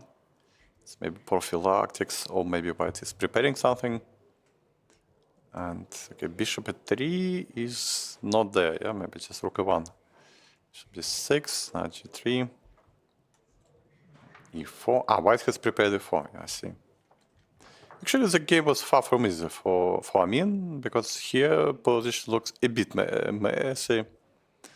Queen h2, queen c7, king f2, rook g6, knight e2. Wow. Wow, what a journey in the tournament to win a single game. Yeah, you need to pass through many stuff. Okay, but if black wants it to sack, maybe rook f3, king f3, and then d4. It's not an option. King f4, what? Centralization. Otherwise, black may hope to get some pawns in the center. Yeah, because h5 at tempo. Yes, now it should be bad for black. Now it's an endgame, but just simply not enough. Yeah? Simply not enough. Rook g1, rook king e3. It's taking some care. h6, and black was not in time to create some counterplay. 7 and okay, black finally lost after rook g7, bishop e7, king f3, just too much. Okay, Shamsidin Vahidov, also the player who lost the first round, and he's close to the 2700 by Elo. He played against Danila Pavlov. Sozin, a rare guest on the top level. 95, rook d1, b5, f3, bishop e7. In Sozin, if white is not knowing precisely what they're doing, it's quite easy. White can end up just in the worst position after the opening. It happened to me so many times, trust me, guys. Okay, f3-1, queen c7, king h1. Okay, white is in a deep preparation for something. Okay, but something can never happen. Okay, bishop goes back. Okay, just a pawn up, and basically, okay, let's say finally black has concluded the extra pawn into their favor. And David Paravian, it says he made a draw, so one of the favorite is still on low positions for the moment, but it's only for the moment. Okay, let's go back to the top boards. What we have remaining? We have remaining this endgame, which is hard to win objectively, because okay, this pawn is also a target, and okay, if black takes, there is an outside pass pawn, which will be very annoying. And also now you see that these double pawns are actually one which stops white from having real winning chances. So I think this should be drawn. Aram Hakabian, he seemingly easily converted his advantage here, because we thought it's better for white, but not for much. But in the actual game, he just picked the pawn, and okay, some knight c6 is coming probably. Yes, knight c6 is coming, and rook e7. And he just took this pawn, and okay, after this pawn has gone, okay, black is lost.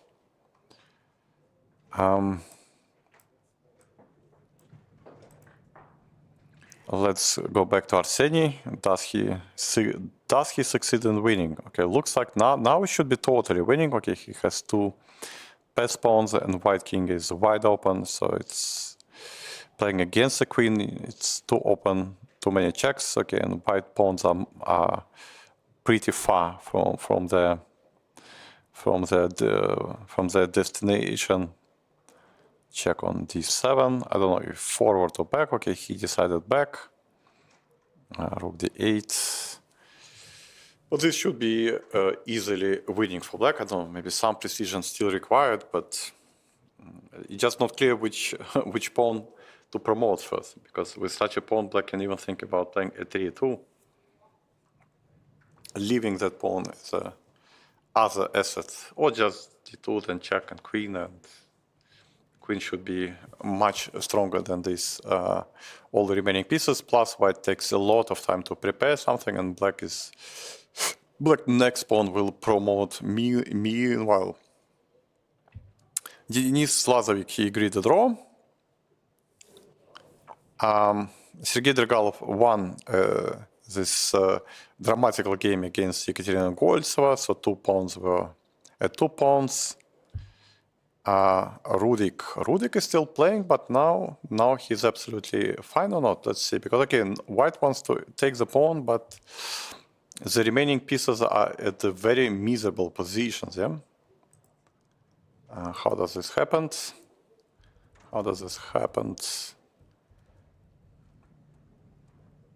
So we left around here, and white decided to go in favor of f3 and rook h1. Rook e6, activating the rook h1, rook g6 check, rook g3, of course. You should not ask me twice. Rook G3, King F1. Obviously, White is happy already to escape with the draw, but now it's not clear actually who is playing for the win. It looks like Black.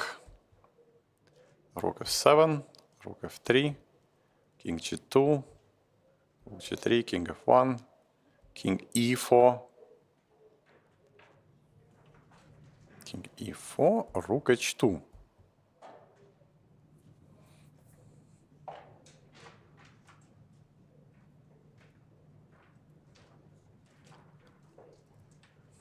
Rook C3 he played. No, Rook D3, he played Rook C3.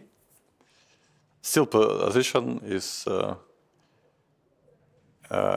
it didn't settle. Okay, F3 next move. Okay, the Rook would be hanging on H2. Okay, Rook H7, does it loses or not?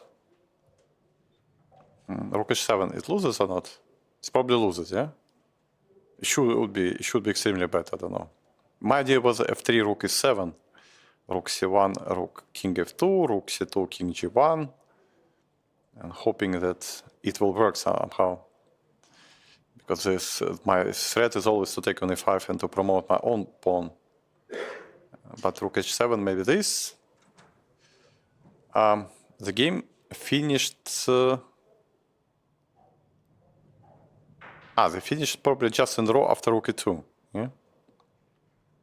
Okay, just Rook E2, King F3, Rook E2, and it's just finished in a repetition of moves. Okay, it's of course easier for White to hold in that way. Overall, quite interesting game. Lots of fight, lots of ideas. So a lot of credits for both players for showing us that way. Sergei Lobanov is still at his business. He is not trying to economize his time, economize his energy. He can play till the very end. Okay. Not so much action, not so much stuff. These two players who decided that it will be any result but not a draw, looks like, okay, Black is just piece down, and the favorite at that game, Shamsaran, is about to lose. He has no chances here. Maxim Volkov, he won a dramatical game against Valery Sviridov. He was dead lost at certain moment, and finally he was a lucky one. Maxim Chertkov, somehow he managed to took the G3 pawn, which were firmly protected by Black. Okay, let's see how this goes. Around here, I thought it's far from easy, but actually it's very easy, yeah? That's very because the bishop comes from here. And if bishop G3, bishop D4, rook D4, knight G3, it's maybe what? But he didn't take bishop D4 here. Because I thought maybe his idea is to take, but then it opens the road to the white king to B5, yeah? And it's not any fortress anymore, so Arsene decided, okay, to keep on playing this stuff. White is coming from the other side. It's coming from that side. It's still pretty tough to break, eh? Still pretty tough to break.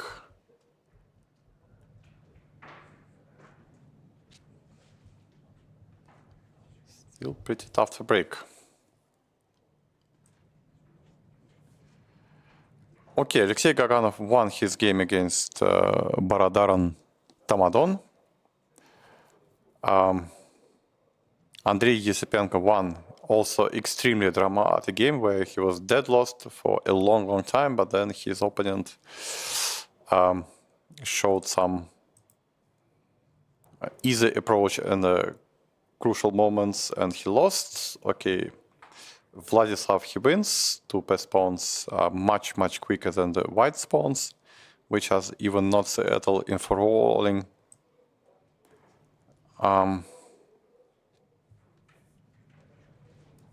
lots of draws in the other boards.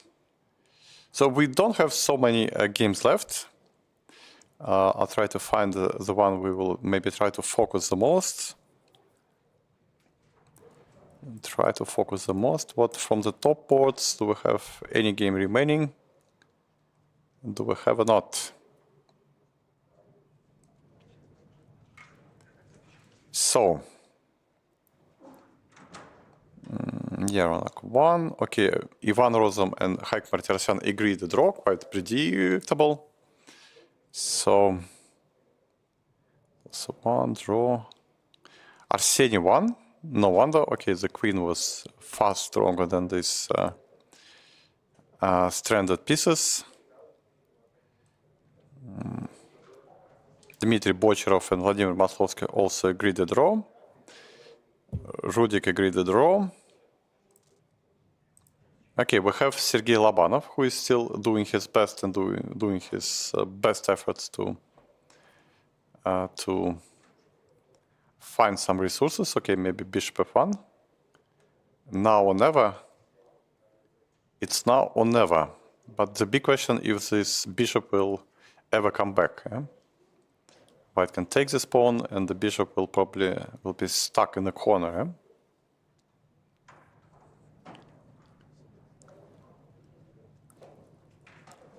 Stuck in the corner. Now it's a question which pawns white wants to take. He can go after that pawn. Why not, basically? What stops me from playing knight e6 and knight this? Some e4, g4. That looks too brilliant, yeah? That looks too brilliant. I can take and g4 take on f4. That's too brilliant. First g4. Maybe first g4. Okay, hg. Not so clear if it's successful strategy. Okay. Knight e4. Oh, okay, maybe that's more practical to take it from this side, yeah? To avoid any sharpness. Meanwhile, king b4. Okay, white probably take on g5. Okay, most likely the game anyway will conclude it in a draw.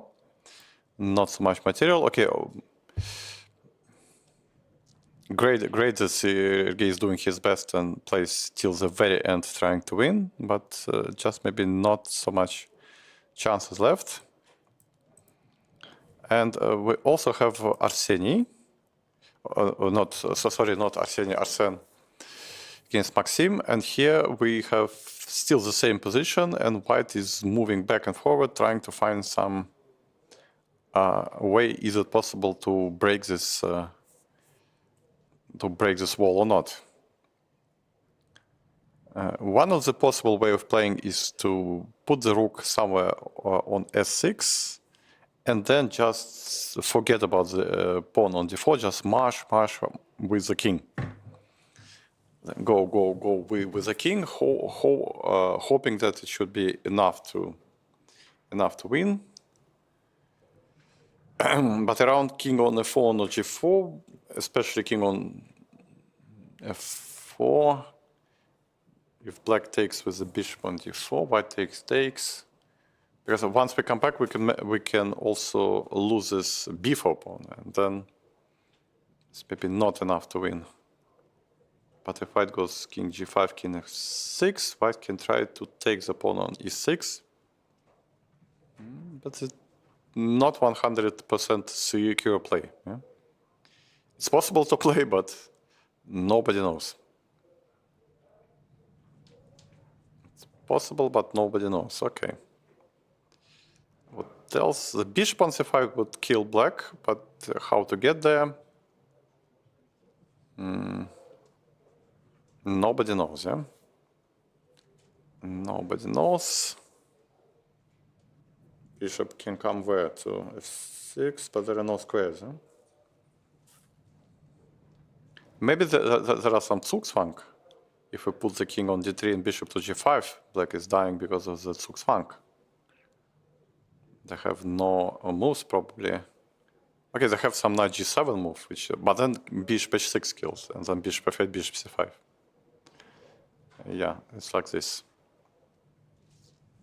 Yes, that's maybe a good way of playing. For white, maybe knight e7, knight c6, trying to get this knight to c6. At least this pawn on b4 would be under attack, because bishop d8, bishop d2 looks over, yeah? Just no moves for black. Bishop comes to g5 and it's over.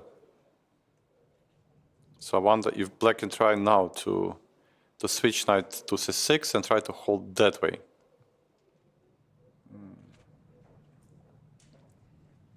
I don't know if there is a Zugzwang with the knight on c6. It's maybe yes or maybe no. Maybe yes or maybe no. Knight e7 actually, that's how he played, okay, because he saw that bishop d8, bishop d2 is probably hopeless. And okay, now he tries to stand like this.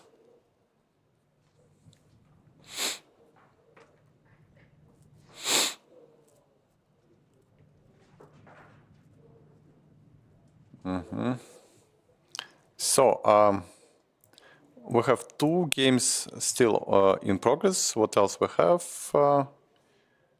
Okay, most all the other games already finished, and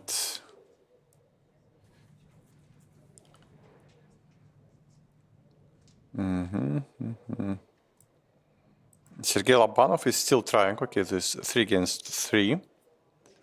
He's still trying to win it. Okay, but not so much chances he really has. But okay, he of course can play. He plays like from the stronger side. Here everything is frozen, but I guess black just resigned. And so we have basically 1 game left. Yes, so they finally he decided that enough is enough. They concluded the draw. Yes, so now after knight c6 and this position, white may now try to activate the king. Bishop d8. And what now?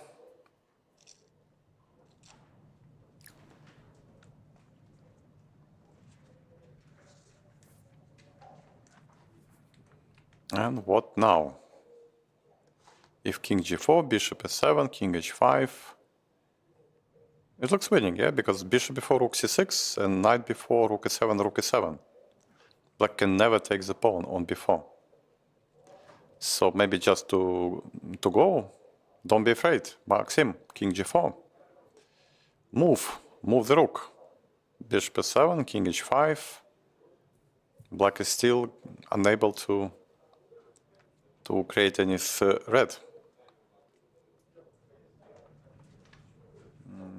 Yeah, and knight e7 already rook d6. No, it just looks lost. White king is coming, and okay, once we reach this g6 square, it should be lost. Black will finally end up either in a Zugzwang or will lose one of the pawns.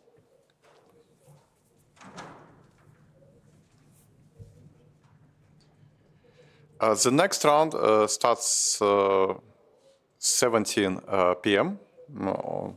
It should be on schedule, so we will have around 1.5 hours to have some lunch and also to have some rest.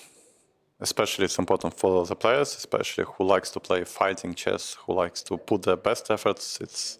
You're playing 4.5 hours, you're having one and a half hour break, and then you have to show your best at another 4.5 hours. So a really, really tough schedule, but okay. We have a strong tournament, we have a great prizes, we have a fantastic atmosphere, so everything else is done into your favor, so just don't forget to show your best. King g4, Arsene is trying to find some miracle setup, but so far I don't see. King c7 he goes. Okay. Okay, that's a possible way. But now white is simply coming after e6 pawn, I guess. Yeah? King h5, king b7, rook somewhere, and then just keep on going. Yeah?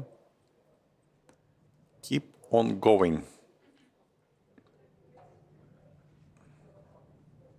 Because with king on b7, the pawn on e6 will fall. And then, okay, if this pawn falls, then black is too slow with a possible counterplay on the other flank.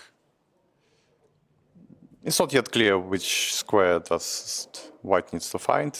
Okay, rook 1. Okay, let's be simple. Yeah, maybe some other squares were better. It's hard to say.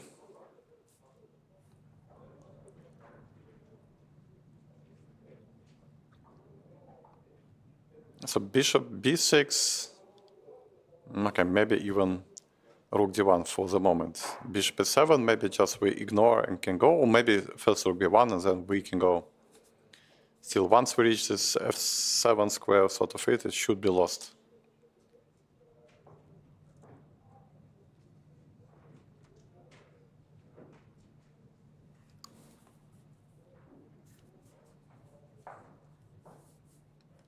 So far, it's probably one of the longest game.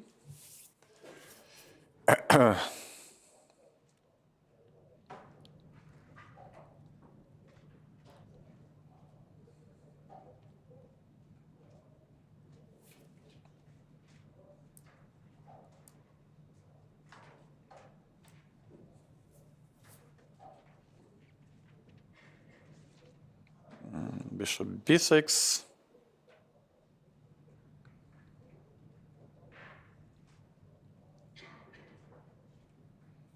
To go or to defend?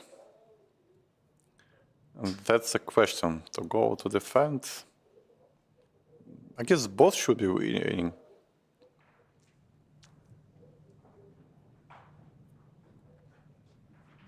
Rook d1 is more lazy approach. Saying, okay, I'll defend and then I'll bring my king. To try to win a couple of tempes. Or maybe king g6 is also okay. White should be really quicker in all these races. Also, the black king is completely boxed, so knight takes d4. Okay.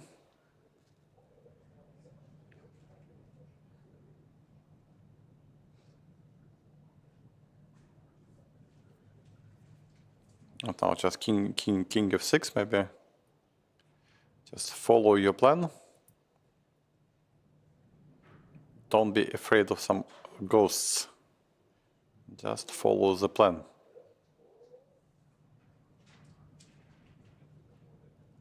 It's hard to find some tactics which can work for black. Of course, some knight jumps and to make d4 into action, but really tough. Yeah, king f6 plays. At least white's play is very logical so far. White's play is very logical.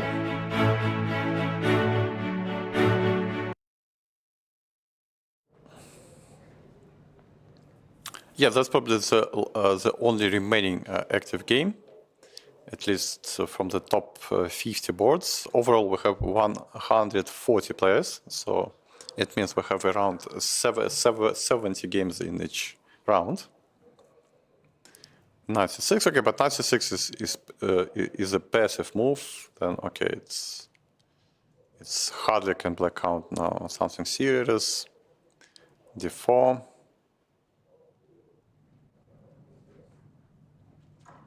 Bishop d2. And okay, what to do? What to do? Bishop c7 maybe was some idea, but then even just rook c1. And black again can never take. Again can never take.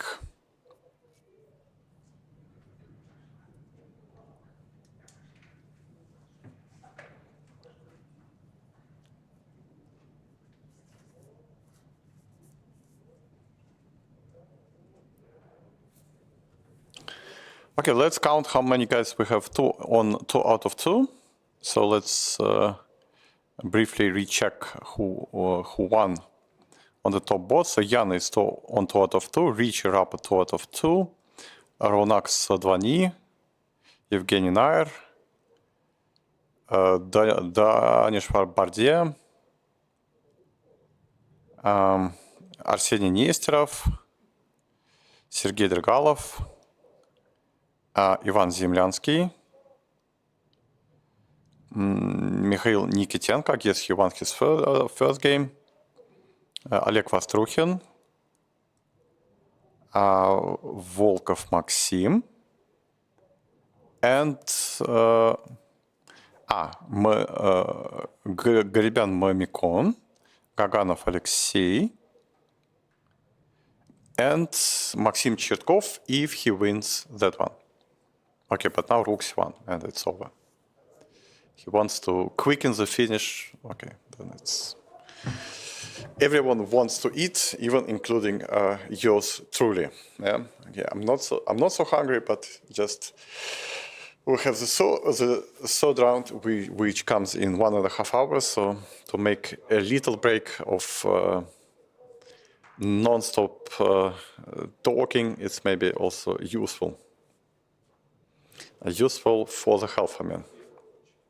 Okay, after Rook C1, I guess the game has finished. Okay, I just announced you around the 13 players who is sharing the lead with 2 out of 2. So for today, the second round of the Aeroflot Open has just finished. Thanks all of you who were present and stayed with us this stayed with us during this morning and afternoon. And so we will resume at 17 p.m. Moscow time. The third round will be also played today, so stay with us, and I'm sure that the third and other round will be no less interesting than the first two. So have a nice time and see you soon.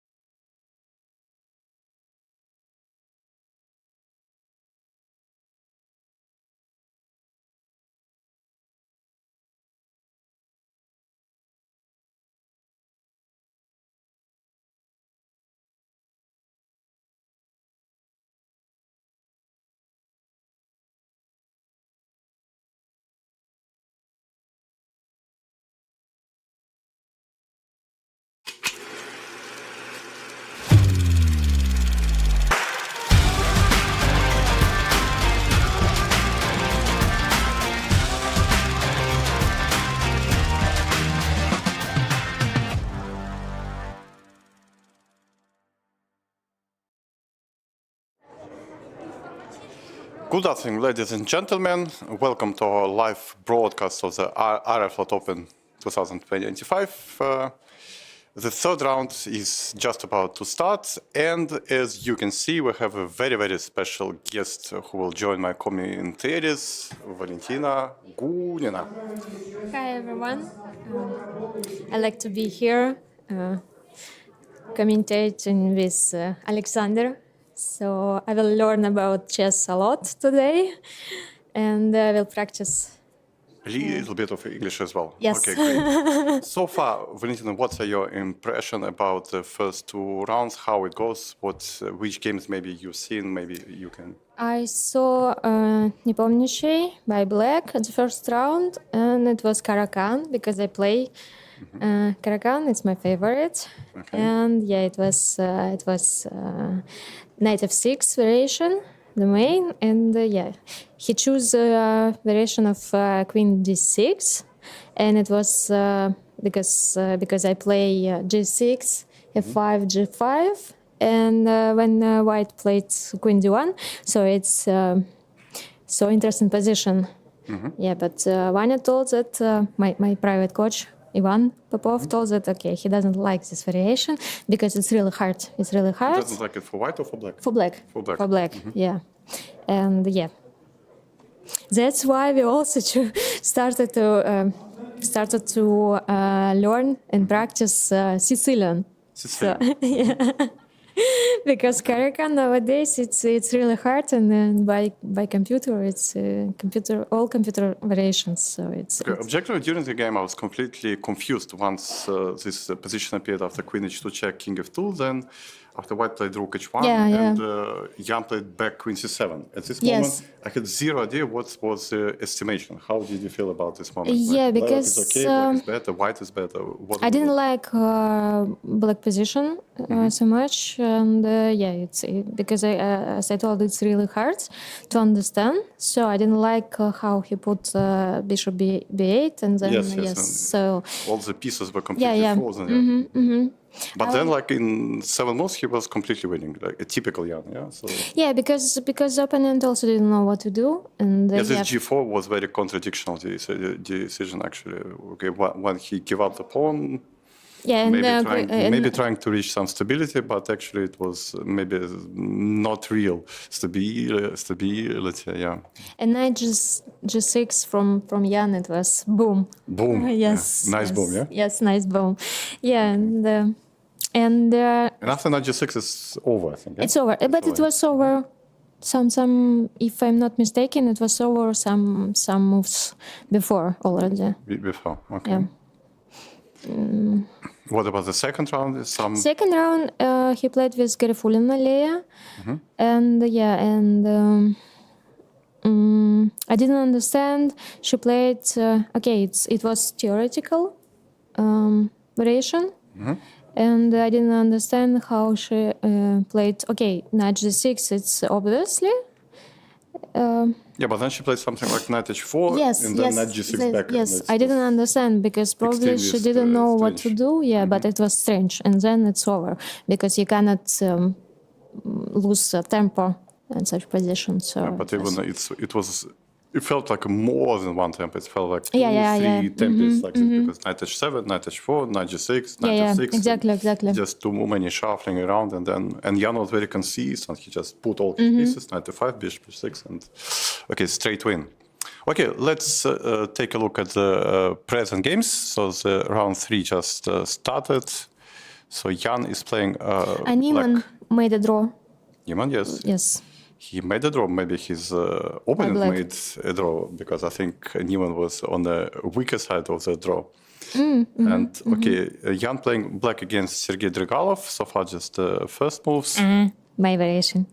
I stopped. Also you. Yes, I stopped to play bishop g5 because it's almost no chance to play because it's just equal positions, and I don't tell that bishop f4 it's also much to play. I mean, and it's It's a lot of equal variations. But you mean your variation is that the bishop stands on a4? Yes. No, not on g5. Yeah, because in G5 nowadays it's almost nothing to play. Really, it's so yeah. so well known, so dry that Yeah, black can yes, equalize exactly. easily. Yeah? That's why. And after bishop was still some play. Yeah, even here, when they play C5, they see bishop C5. If I'm not mistaken, it's Queen C2. Yeah, one of the main. C2 and F3, and yeah, it's even here. It's White can find something to play. Okay, but many things will depend on Sergin, if he's in a fighting mode or he just wants to keep Jan and play something safe, maybe to change pieces. And because if White doesn't want to lose and just wants to settle with a draw, they have many options. Yeah, exactly. Yes, to play this. Okay, Ricci with black against Nikitenko Mikhail. So far we. But White to play in such a tournament here, like Aeroflot Open, just to make a draw. Like with White, just quick draw. I mean, just to show that you made a draw with Jan Nepomнящий. It can be one of the reasons, yeah. And maybe you can have your individual strategy. Let's say draw with strong, kill less impressive opponents. So maybe for some players, hard to play 2 games in one day, so they can actually mix it. Yeah. This I also understand. Ricci just appeared. Okay, it took him even some time to come up with the first move. It looks like it's a 0, not 0. No, I think it's not 0 tolerance because Niemann was also late for the second round and it was just okay. Ronak versus Ivan Zemlyansky, also no moves so far. In many games we don't get as many moves as we were expecting to get up to this moment. Daniil Dubov against. Maybe we have. Maybe we can have. You can take a look at the chat if you yes, have it. Yeah. But I need to know the passwords. But okay, maybe later. So we can. We have some options to read the chat, but we have to open ID because it's not from my. Okay. Anyway, we will start from the leaders. We have so far 15 leaders, so it means that the first 7 boards leaders are playing against each other, and one 15 player is probably went down to the player who has 1.5 points. On the screen we see Ronak Sadvani against Ivan Zemlyansky, so the game actually started, but so far we don't have the moves. Evgeny Nair play against Alexei Gaganov, also not yet any moves. Marikon Garibyan is playing Aram Khagobian. Okay, some derby, and so far Nova Indian with the 4th move G3. Danishvar Bardia. He plays against Vastruhin Oleg, and so far it's not clear how they will. Yeah, because I had so many games with Vastruhin Oleg, because my coach is good friends with Oleg, and we had not knight f3, we had knight c3, a lot of games, and c5, d5, and bishop c3. Bishop c3. And then he plays with f5, all F5, this modern yes. Shima e5, d6.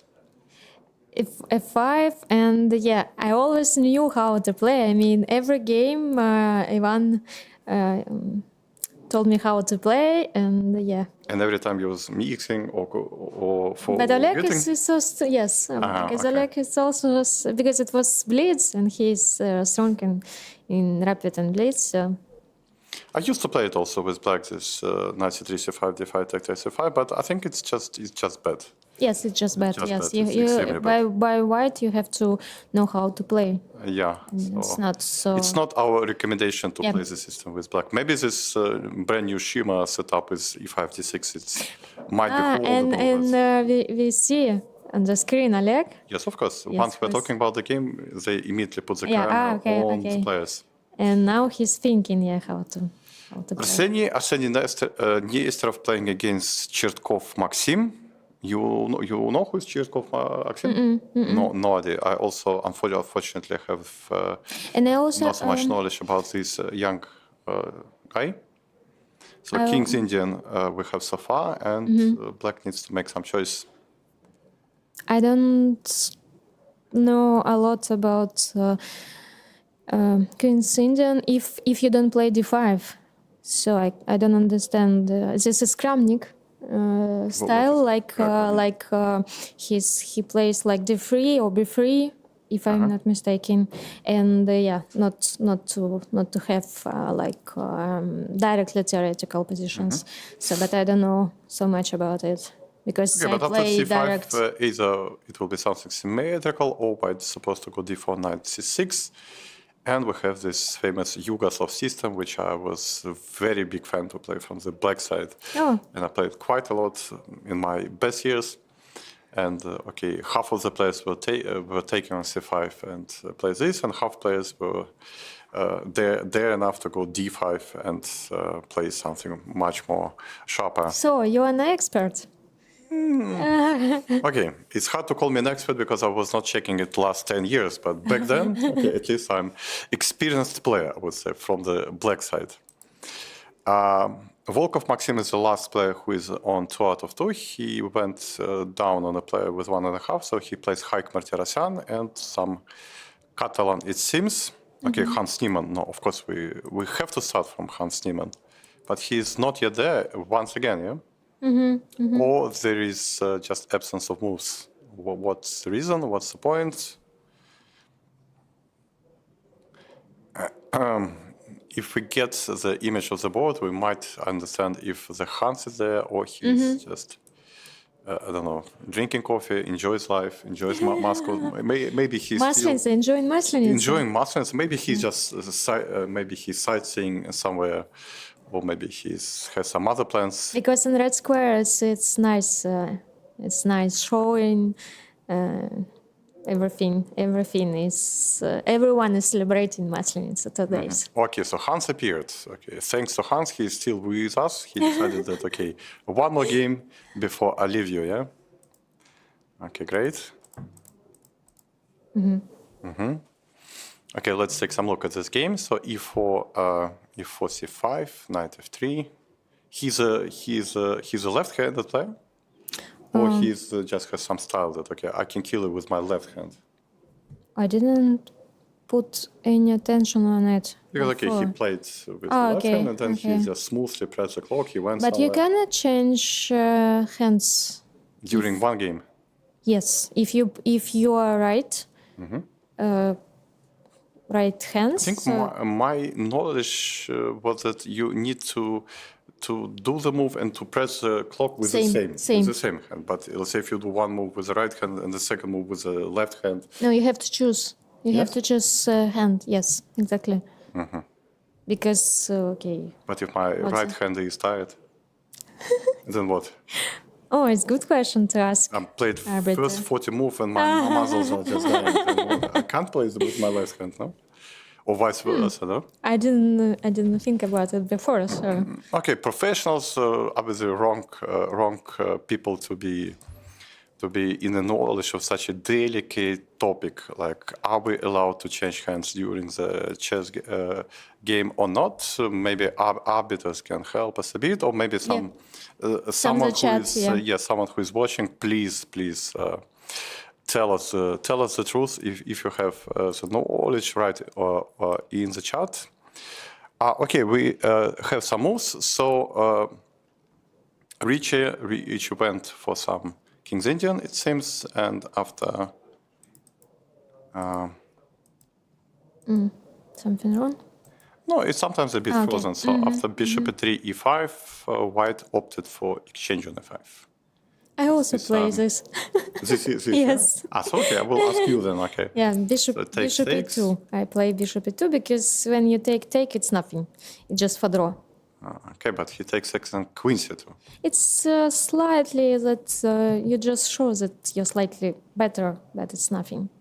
Richie seems a bit surprised. He's just taking time. Yeah.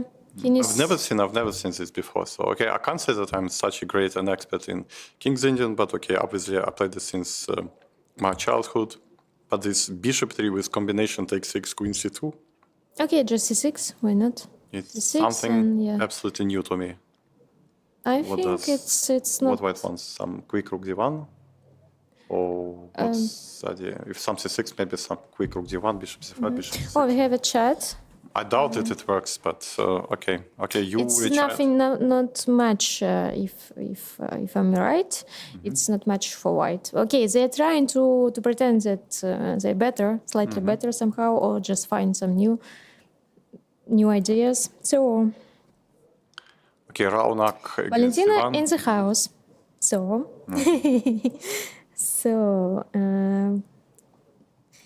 so what it's interesting. Okay, look how Oleg is playing this knight f3, and he played here e6. What about this system? He played it against you in blitzes, or see here? 6.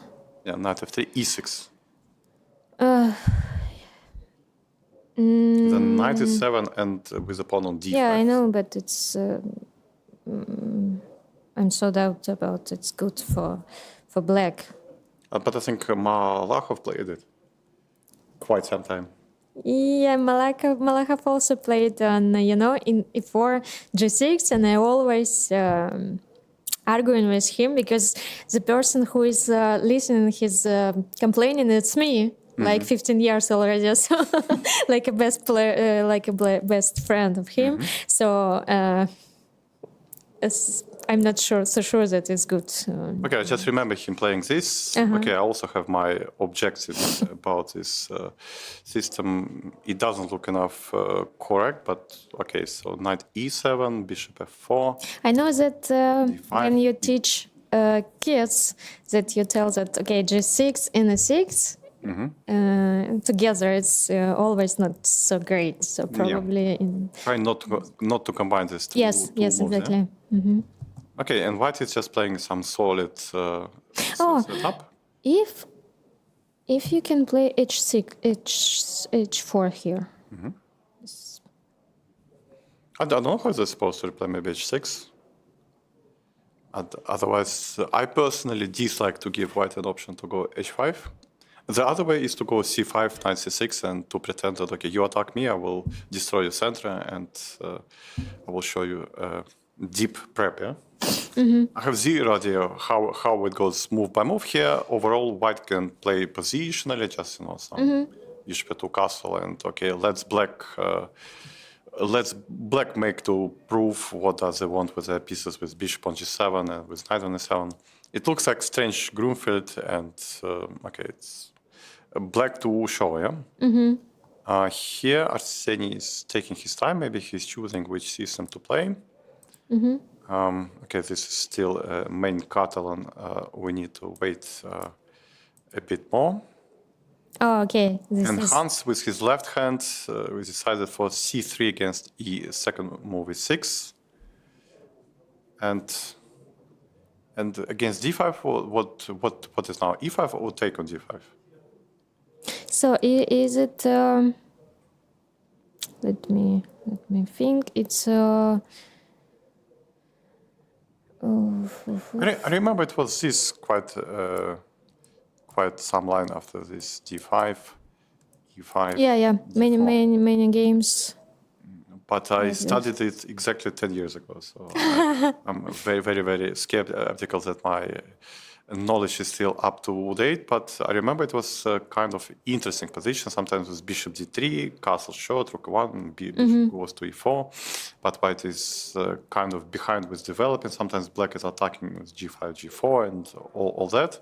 So I don't know if that can happen. Or after d5, white planning just to take and go d4. I think on d5 you just take ed, and probably Okay, ed because okay, after queen queen d5, d4, we yes. avoided lots of complicated stuff from black. And now d4 problem. d4. D4. And basically, white is striving to get this play against isolated pawn. Yeah. Seems like French. Yeah, quite kind similar. of. Yeah, quite similar. Okay, Yeah. the knight is not on b2. Instead of it, white places the pawn on c3, which is a sort of a flexible and useful move. Okay. Also, black can of course go knight f6 here. And okay, after c3, of course, knight f6, and okay, f5, knight d5. They probably transpose to the other c3 Sicilian, but with already pawn committed to e6. Is it 11? Yes, it Yes, will be it's just 11, exactly yeah. 11. But he avoided other lines, which he probably did not wish to play. So because pawn is already there. I'm not an expert in Sicilian, but Me either. So yeah, but my the more you listen to experts, you will understand we are not expert in any modern openings. Yes. I like to analyze some games, and especially in some big events with my coach, because Ivan, he's expert in Sicilian. So Okay. probably he will laugh up. Daniel playing against Artem Hubukshanov, and looks like okay, black will try to settle with some hedgehog structure, or I don't know, maybe there is some active options like some d5 or whatever. If not, then I guess some normal typical e6 and 6d6 and this hedgehog type of play, which should be better for white. Artem Moskov playing against Andrei Yesipenko. You saw the second round of Yesipenko? No. He was dead lost. Just dead lost. He was queen down and position was like approximately -5. Wow. -5. And he not even survived, he even won that game. Wow. So he must be in on a good wave. On a good wave after that. But okay, he plays New life.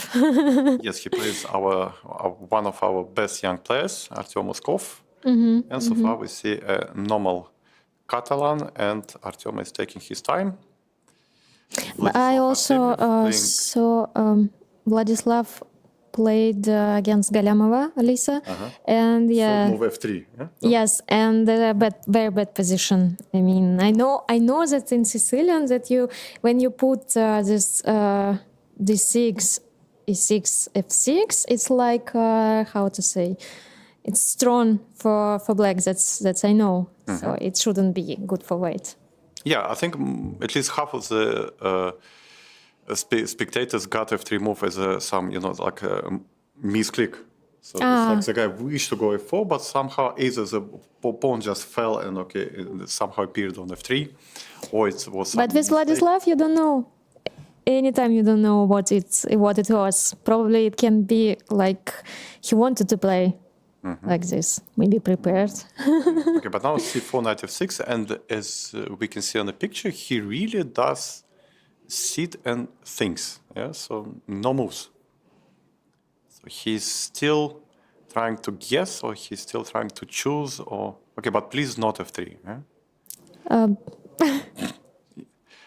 If he starts to think on the second move, I'm afraid to see some h4, f3. Yeah, but it's also interesting, like knight c3 and e4.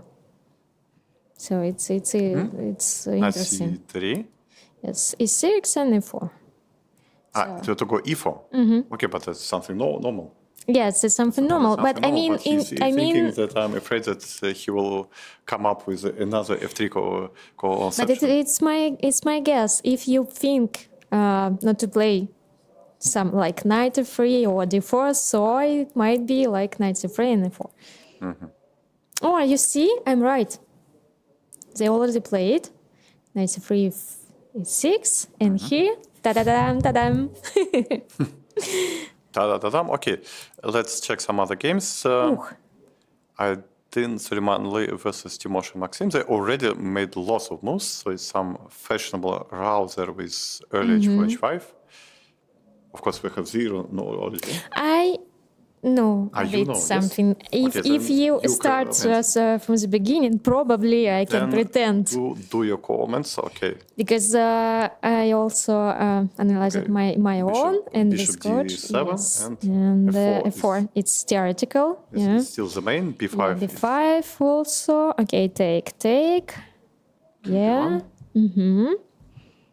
Oh, this What- is Knight C2, E2 looks a bit because unusual. I think the yes, normal is to take on C. just to take on a5. Yeah. So this is something new, or maybe it's new for us. For me, almost every move they are playing is absolutely new. You know, you sounds like Aranyan Levon, who's all the time tells that, oh, you know, guys, I don't know anything. I didn't prepare and this, and at the end, you can understand that he knows everything. Yeah, actually, I would like to be Aronian then, but unfortunately, I quite a fair guy. H5 and H4. Okay, now we have this G4 square, but okay, it's hard to say who will profit. Because yes, in the you can make Sort this of, lift, yes. Okay, Bishop H6. But here you have to decide. Does Black wants to go Knight E5 next move or not? Or it's just a funny move, but you listen. When you play Bishop H6, probably you might think about E5 because before if E5, just Knight F. No, I mean not E5, just go Knight E5. I thought to go with Knight on E5, my next move.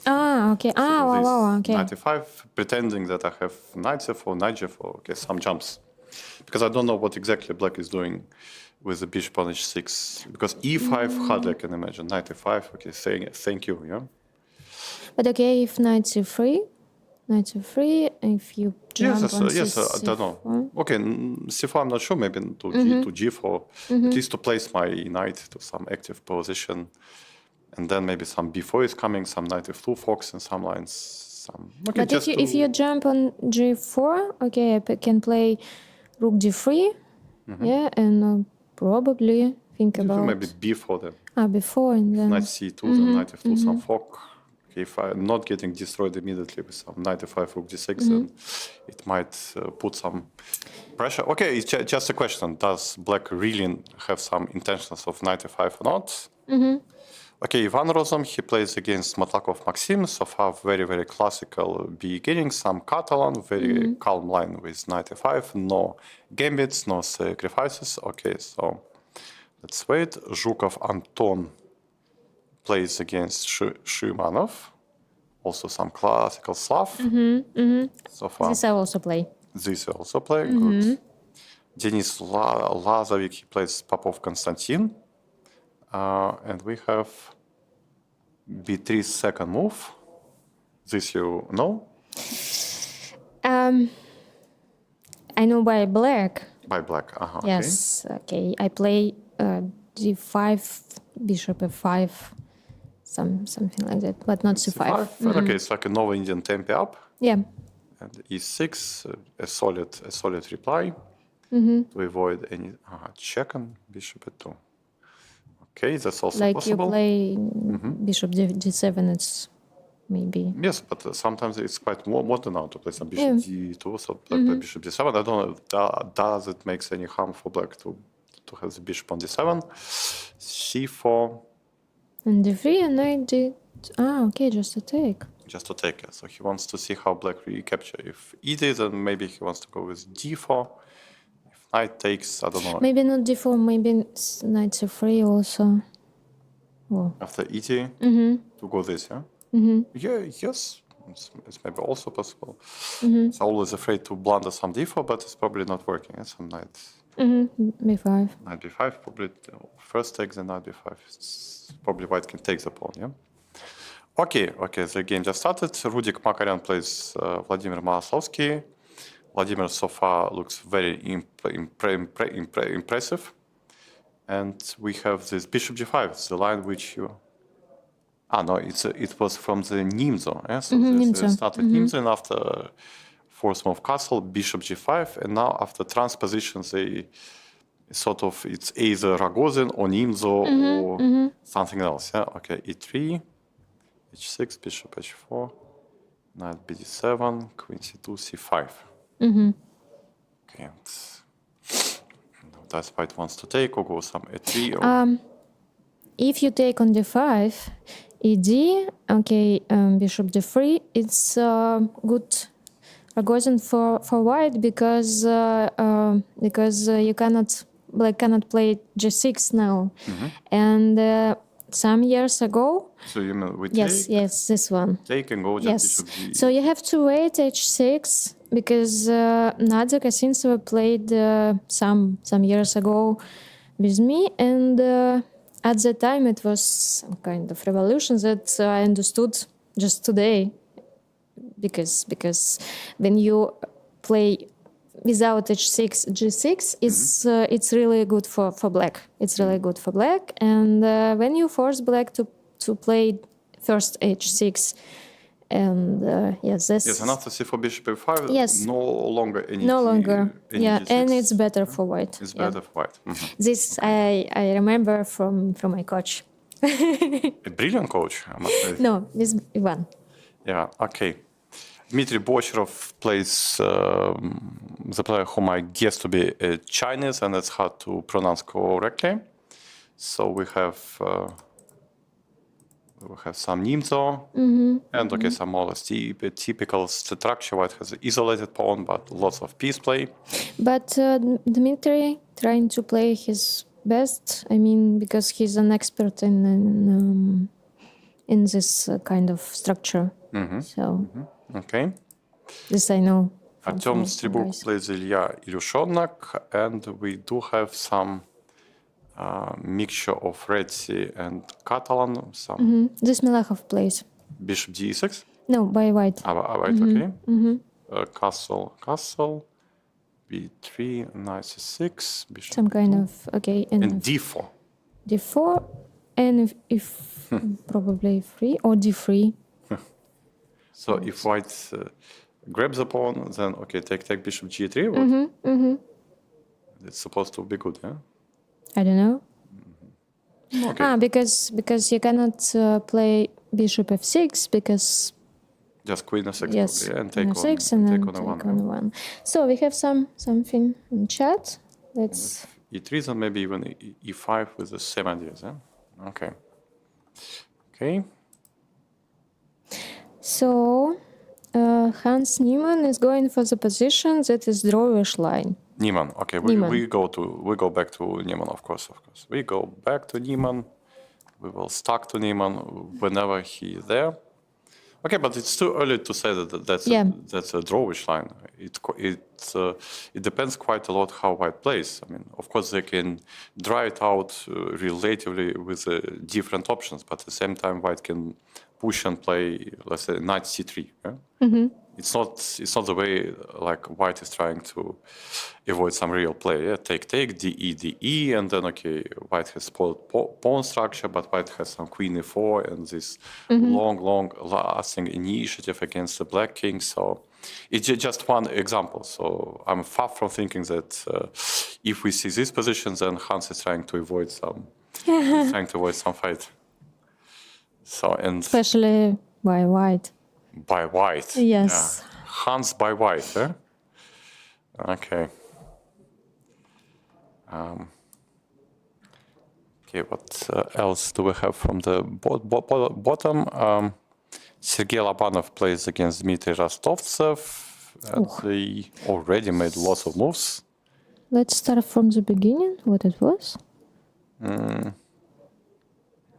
Looks like some Nimzo with E3, short castle, Bishop D3, D5, E3. Also quite a popular stuff. And looks like because of the speed, both of them knows what they're doing. Konstantin Sakaev showed us some in lection when we had the training camp with girls. So he showed this position and was showing us a lot of ideas. He's revealing all ideas. He was trying, yes. He was trying, yeah. He was trying that we can understand better. about it, especially with bishop a2. So it's I think, if I remember, black trying to play e5, and here we are trying to avoid somehow. Or not avoid, maybe just to put some pieces in better places.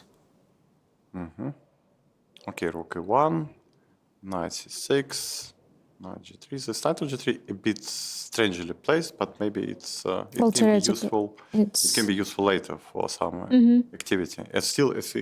I think yes. Great. Because in Nimzo, it's really big theoretical. Okay, so finally white pushes in the center, e4, bishop c4, takes, bishop c1. Okay, probably bishop g5 is the idea. And that's why some deep prophylactics knight e8. f4. What's the purpose? Maybe to stop b5 and some activity from black here.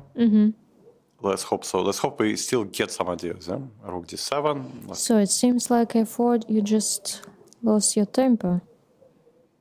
It sounds like a black wants to double and to ask what white wants. Yeah? Okay. So some moves I didn't like. What Nikita Matinyan plays against Alexander Grishuk. We have Naidorf.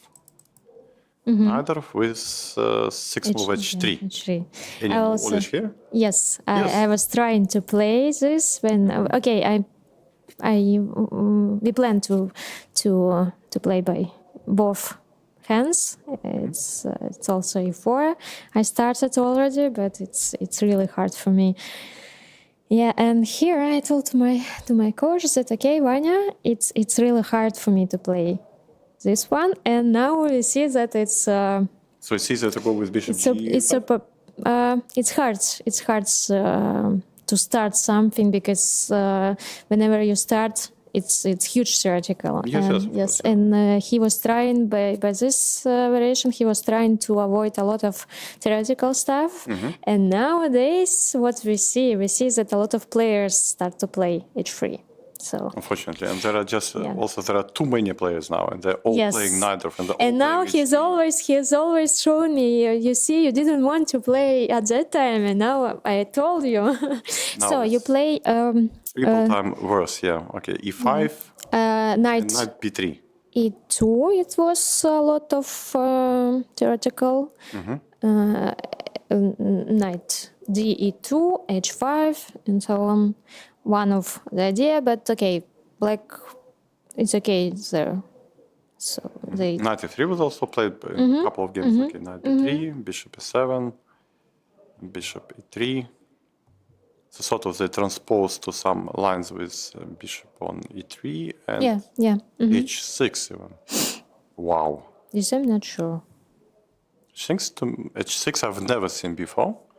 Okay, obviously Alexander is a big expert for this Naidorf systems. He played it whole his life with both colors, and we can surely trust him. I just remember that one of the ideas white was queen f3, castle long, and black was normally trying to face it with some bishop e6, queen f3, knight e7, castle long, rook c8, and trying to second c3. And now he goes h6. I just wonder if white continues queen f3 castle. Then okay, just. Does this h6 move is so useful? No. Because one of the profits of having pawn on h3 is that you don't necessarily need to put your queen on d2, because with the queen on d2 your queen is not very active. So you can go queen f3, then castle long, and okay, queen on f3 can be useful in many lines. Some knight d5, queen g3 ideas, sort of it. And for that reason black was normally trying to be quick. But h6, to my understanding, that's solid but slow move. So black is saying, okay, I have no worries. Put your queen on f3 whenever you wish. I'm completely fine there. And white is going f4. Sort of, again, also trying to to mixture. So they are trying to outsmart each other in this competition. We just need That to we sit don't and watch. understand, yes. We better sit and watch, okay. They're both too smart for us, okay. Vakidov Shamsidin, who recovered after the first round loss, he's back to 1 out of 2. He plays white against Arostan Isanjulov, and we have Scandinavian. Wow. Great stuff. I was actually waiting until who will play first the Scandinavian, but Queen D8 even. Yeah? This I always felt a bit strange to see this Queen D8 because does Black don't have any better square like Queen E5, Queen D6, even this Shima's Queen E5. But Queen D8 looks like also like I do my business, you do your own business. Yeah, I don't want to interfere with you. Yeah. So Knight F6, Knight F3, but White is of course having like a free hand. So just put the pieces how you like. Yeah. Yes. Okay. Bishop G5, D7, Queen D2, short castle. I don't care. Okay. White shows some care. Okay, let's trade. And Queen D6. Who cares about Tempest? Yeah. Nobody cares about Tempest. H3. Nobody cares about Tempest. We're just playing chess. C5, long castle, CD, knight takes, knight C6. But why to play H3 if you wanted to castle, long castle? Maybe he wanted to shut this bishop on C8 and to avoid some bishop G4. And because knight on F3 is a good piece. Okay, but now, position is quite simplified. So yeah. It looks like a normal, quite a normal stuff for black. It's look like for black like good dragon. Yeah. Yeah. It's already with some exchange pieces and a normal position for the remaining ones. And white is still normally white has already some bishop on b3, rook on e1, and still hard to break. But with the bishop on f1 and rook on h1, it's quite safe. Alexei Grachov playing Taba. Let's see what these two can. Tarrasch. Yes, CD. I play by white. Okay. By white. Yeah, I was trying to play by black, but I didn't like it. I mean, it's not my style to wait. But you can set the pawn and try to be active.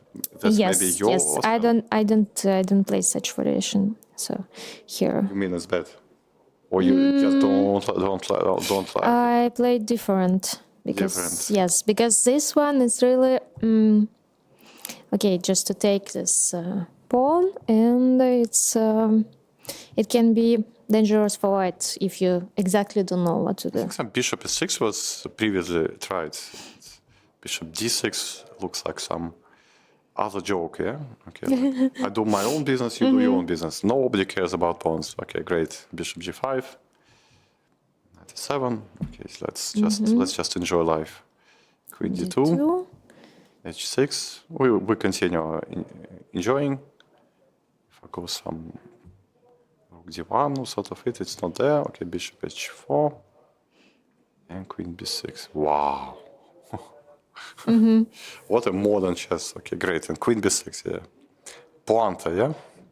Yeah. Rook d1 and bishop b4. At least the game definitely goes in quite a funny way. So Taba is trying to bluff, and this bluff. Yeah, because he already lost, so he's trying. Yeah, he needs to. He feels that he's in a position to take all the risk, even playing with the black pieces. So they obviously made more moves, and. So, what do we have in chat? Indian Grandmaster Naranyan, he plays Goltsova Yekaterina. We have Catalan and Catalan with f5. So they told about the joke about Niemann and celebrate Masleniцы. I don't know what's the point. They are telling it was bad from us or good.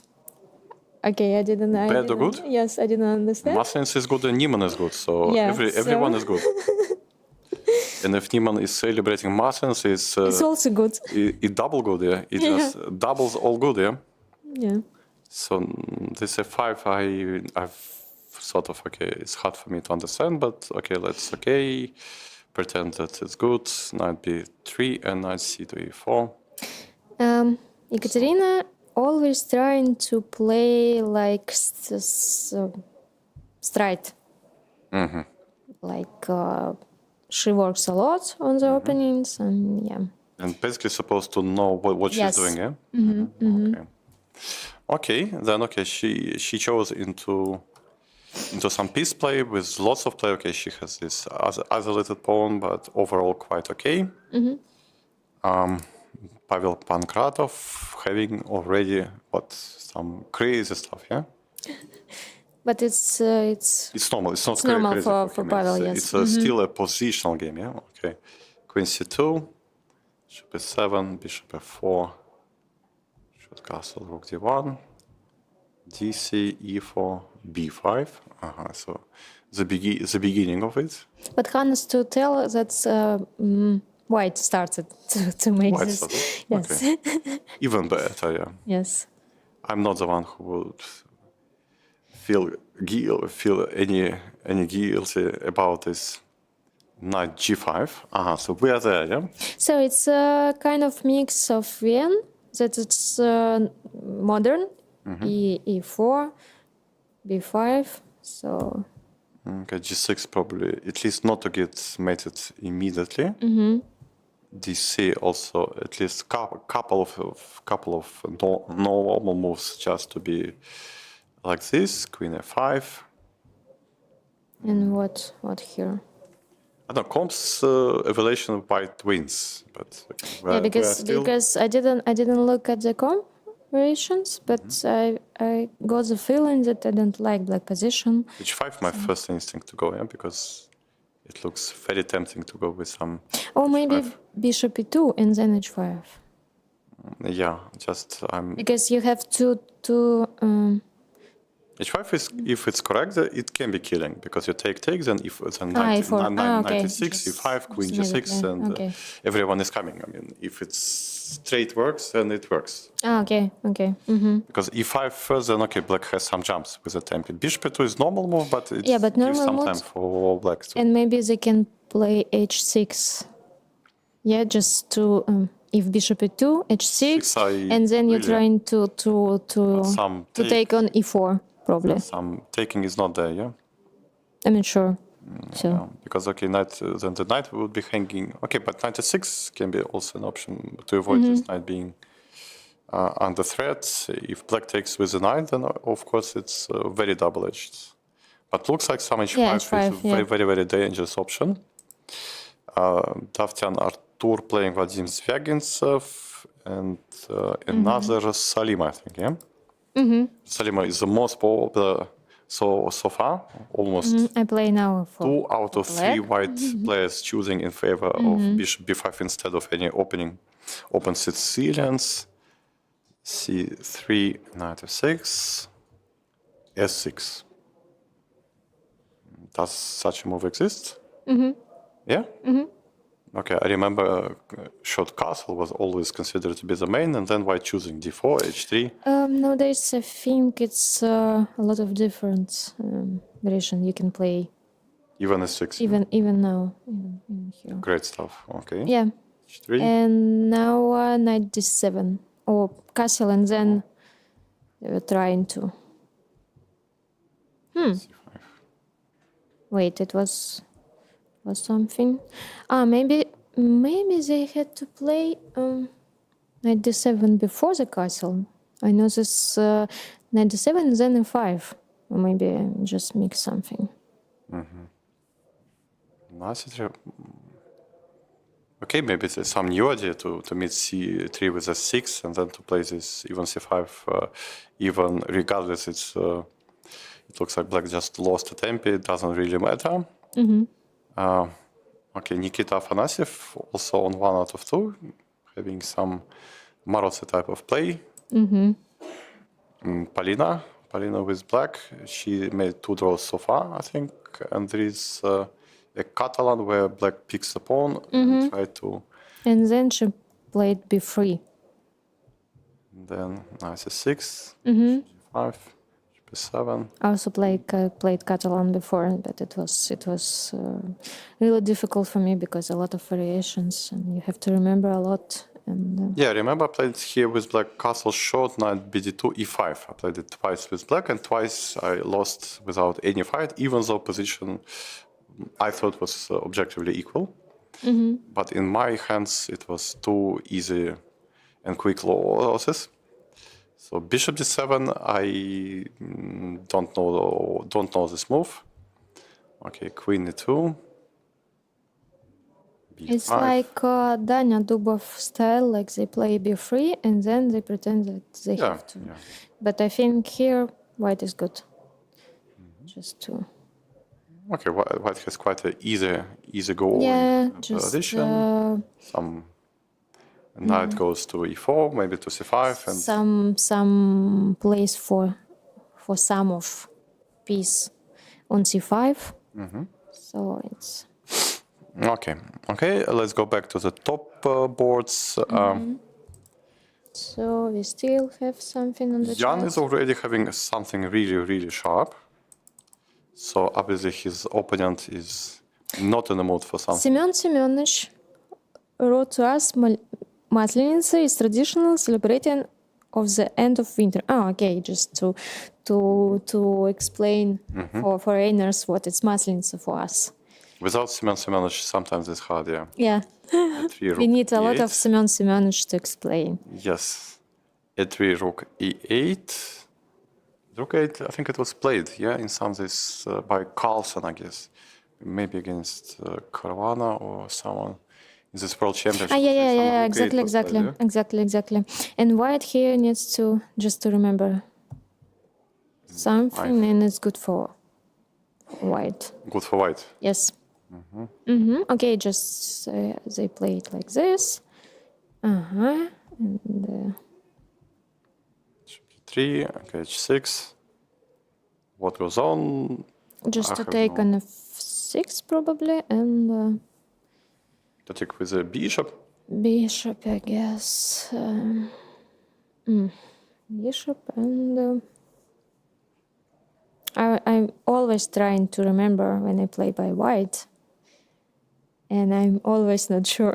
Yeah, but let's. Okay, we have a big discount here. We don't need to remember. We can just suggest Yes. some moves. Exactly. What if we just take on f6 by bishop and, for example, play bishop e4? Just To stabilize. to stabilize, and that black cannot capture on the. Like somebody Why? playing something crazy with b5 in this position. Yes, I also thought about it, but okay, who's the first? Who is first? Yeah. Yes. Or maybe rook c8 first, and then Yeah, king yeah. b1, then go Maybe, b5. maybe. This. So, but I don't like. Okay, what we will do if bishop h4?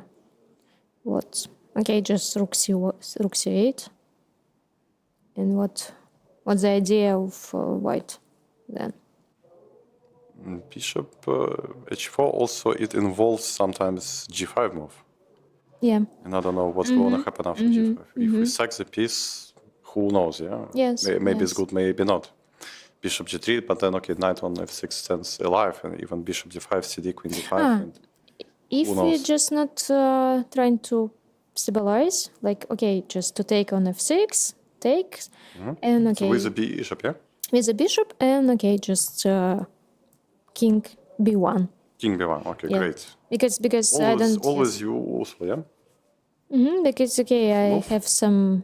I doubt that black Some will weeks, take. I doubt black really wishes to take on. Yeah, because a lot of Take bishop c4, then queen squares. jumps to g6 with check, and it should be bad. But black can also make some anything useful. I don't know. Rook c8 is maybe Rook useful. c8, yeah, and King then g7 might be considered in some lines. I have no idea. Maybe to have sometimes red to take, or just to protect the pawn. Okay, I have no idea. I've never tried it, but. But okay, if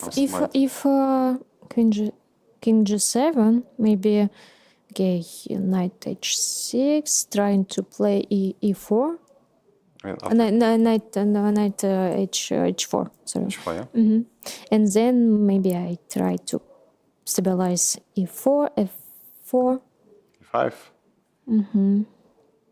Okay, this maybe actually stands bad, yeah, because okay, now you're Yeah. coming with a check, yeah. Okay, and if h6, you take king b1. If I go immediately b5, Immediately b5. if c, I take with the queen, and then I have some checks. Interesting. White needs to react somehow, yeah. Not so easy. Okay. So easy. Not so easy. Let's see what Ricci is doing after this very, very cunning choice from white. Takes queen c2. Okay, c6 was black reply. Rook d1. Okay, queen Queen is 7. e7. And then just bishop 2.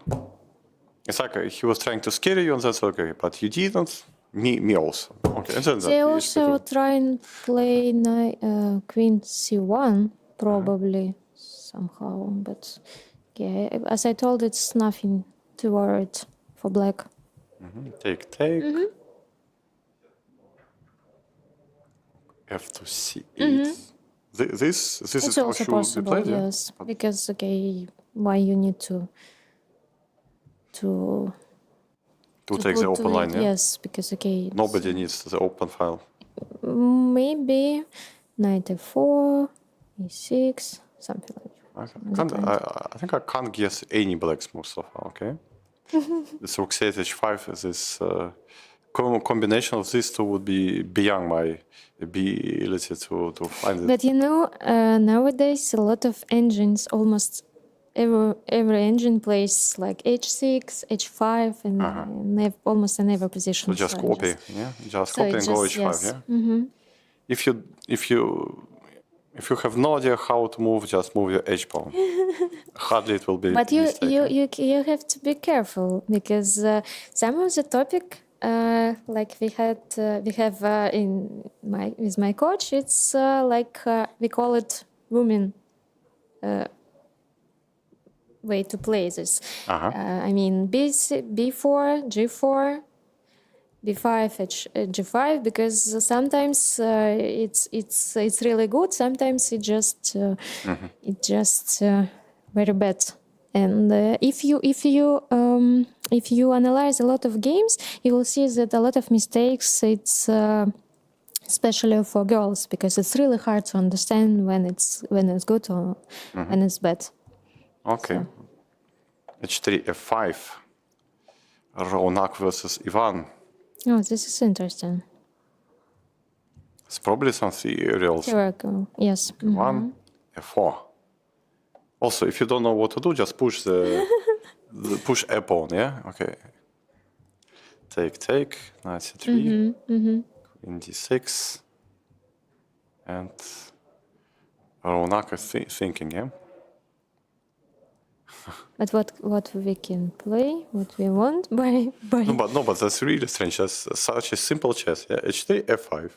Simple chess, okay. You go rook 1, f4, simple chess. Grab your bishop. And I tell you, the more, I'm quite sure that by both of them they were analyzed by.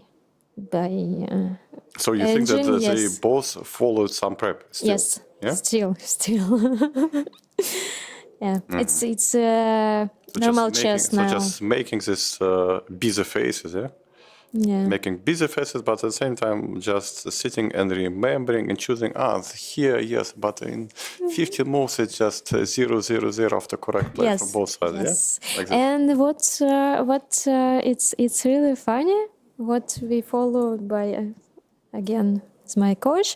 It's really funny to watch how strong players like 2006 something and they play like by engine, like the first move, and then when the theoretical stops, they may collapse one or two Immediately, yeah. moves because they don't read classical books. They don't follow any classical almost. I mean, just Classical, like I mean Alexander Pushkin or no.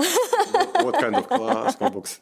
I mean in chess chess. because yes, we had Soviet Union school, so so Okay, then give please some advice to this young pros. Which books they have to read? I read a lot of Mark Dvoretsky, so it's really helped me, and we have a lot of just classical books. If you look, like what else? I also read a book Вогонь атаки. By Tal. Some I don't know how to translate it in English, but I really like it. But it's tactical. Yeah, but Okay, it's a collection of basically of the Tal's best games. yes, exactly. And you can easily find for strategy, for tactical. So it just to take one of them, and you won't be mistaken. I mean, also Magnus Carlton told that his advantage that he read a lot of, like 2,000, even more. That's okay. That's You mean he read 2,000 chess books. yes. Books. That's how you can become the strongest in the world. Okay. But new generation just cannot understand why you have to read classical books if you get Full of strange information, full of if you blunders, just full can of mistakes, yeah. yes, if you can press the button and the button, yes, yeah. push the button and just to get immediately Correct answer, yes. yeah. And all this boring smooth of saying games, yeah. Who Yeah. cares? Yeah, I see. Okay. Evgeny Knight against Alexei Gaganov. We have knight of h3, 5 and knight b3, bishop e6, f4. F4, it was something we played with Peter Svidler in one of these Russian team championship, but probably he had already bishop on e3 first. Okay. Knight c6, f5. Again, quite a move-by-move play. Okay, takes. And knight b4. So what white plays? Just bishop e2. Rook That's c8. all I know that black want to play d5 and white try to avoid this d5. Bishop This is e7. my own knowledge over. Okay, great. Bishop e7, bishop f3. You see, am I right? Yes, castle shot. Okay, this knight on b4 is slightly annoying, I would say. And okay, but white, how normally they proceeds next? Okay, g4 is probably not from here. Just normally Doubtful strategy. bishop e3, yes. rook f2, and slowly but surely, yeah? Okay. Here we have Nova Indian with some check, This is also e7, e3, and e4, yeah? It's modern, yes. It's modern, yeah? Modern. You wait by bishop f1. You wait how to play. Yeah, 10,000 variation. games played by Sergei Zhigalko with black, probably. Yeah, you just copy paste and that's it. The work is done. No need to read any classics about it. So you black played d5 normally. And d5, okay. But Yes. here they played this way. And d5, takes, Oof. c5. Oh. Something. Dubov style, yeah? I would So call it, yeah, yeah? something new for me. CD, c5. At least looks pretty funny, yeah? Okay. I don't know if black needs to have such a beauty, but at least looks beautiful. Okay, just castle shot. Okay, just avoidance play. CD, Wow. knight d4, and knight b7. Let's pretend I did my homework. And what about you? What about rook e1? Here to go rook e1.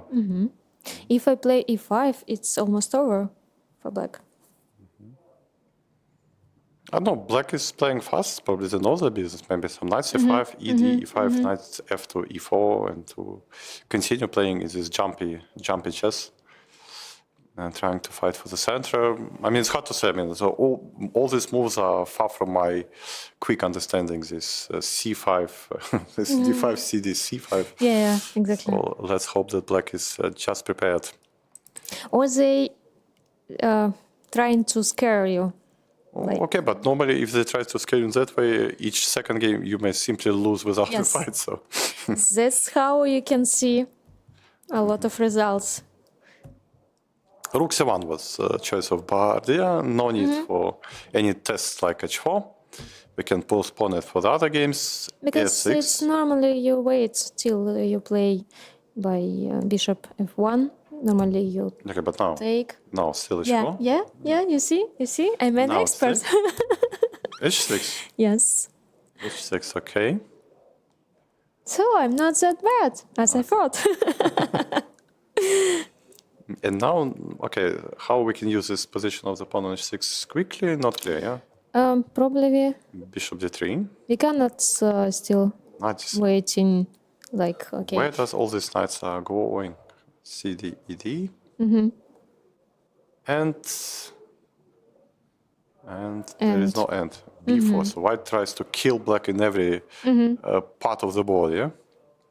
Okay. That you don't play c5 because h4 it's also you also open your position. But why do you need to take CD? Maybe CD? it was better without this.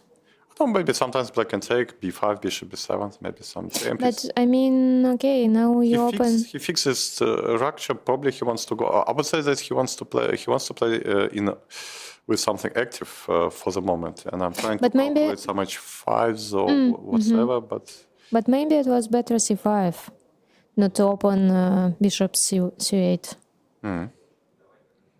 Maybe. Because when you play h4, you have to be careful with some of moves. Because you also open your position. Okay, black may opt for some knight c6, e5, trying to open it. Okay. And white needs to know what to do. Because h4 is not well with this play. If castle shot e5, and then it's quite concrete. Okay, I would play c5. Okay. Let's see. Okay, CD, ED, and b4 from Bardia. Okay, just takes the space, enjoys the life. C6. Okay, finally something's this move, and knight e2. Okay, but where does this knight is? Some swimming knight. Okay, but where to? Yeah. He wants to place this on g3 to stop some bishop f5, or he wants. I think it's normal for kind of position. You try to if you played knight f6. Let's say if you have knight on c3, okay, you can use it for f4 b5. You can use it for knight f4 and maybe to some b6 c5 squares, or you can just keep it as a control for e4 square and just try to play actively. Okay, he goes knight e2. Yeah, because then now he has some idea. Now the position it's probably. White wants to play h5, g5, and then it's knight slightly going some g3. Yes. Okay. First you have to be careful about your bishop, but probably the idea it was like this. And before it's just a punch on the left, yeah. Okay. Great stuff. Arseny against Maxim Chertkov. So finally, Arseny woke up and just decided for some modest d3, some very, very symmetrical beginning of the game, knight c6. So it's not Yugoslavian at all? No. Yeah. Yugoslavian variation, normally white needs to have the pawn on d4. And okay. After that, this d4, c4 against d6, c5. And then white can basically have three options to go with the pawn on d5, to exchange on c5, or just to keep the tension with some e3, let's say e3, Okay. and then trying to play with some tension in the center. So queen d7. Okay, probably black wants b6, bishop b7 to. This is very popular. It's typical, how to say, move like queen d7 or queen d2 by the Yeah, it's just engine. a preparational move. So I also didn't like before why to play like this, but it's nowadays it's just typical. Just typical. Okay, b6 before bishop b7. So black has finished his development and just a 3. Okay, so all pieces on the board, no any single exchange so far. All the game ahead. Two young and promising players obviously wishing to get 3 out of 3 somehow. Here we have this always so many rounds so many games in first round with this inclusion f4, f5. It's very, very trendy now to have Yes. f4, f5. And then everyone tries to outsmart it. Okay, I will use this b5 square sometimes, you will try to use b4 square sometimes, but who will profit more or less? Okay, It's modern for for Catalan nowadays, yeah. because it's rook c1. When I stopped to play this, it wasn't. It was some years ago, so it wasn't so popular like now. It's f5 immediately and f4 immediately. That's also look like I'm To me, just it was staring like, yes, yeah, on the to me, board. it's like they just rolling the dice. I mean, like 1-1, okay, 1-1. Okay, and then we just continue playing. For me, it's like they're doing something Yeah, like I this. also didn't understand. It's hard to understand for me. Okay. h6, I can understand because the g5 square quite important yeah. in many lines. Bishop c3 and b6, 95, bishop b7. Okay, rook d1. c1 yeah. to d1. Okay, mysterious game. Okay, but still, of course, again, also zero exchanges so far. So all pieces on the board. So, and of course, no, we can't be for too many time without Hans. So Hans is there.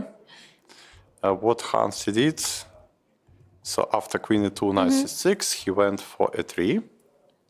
It's also typical. Also typical, and also still a theoretical move. Queen b6 by black, rook d1, and now knight f5. Yeah? And you will take on d5.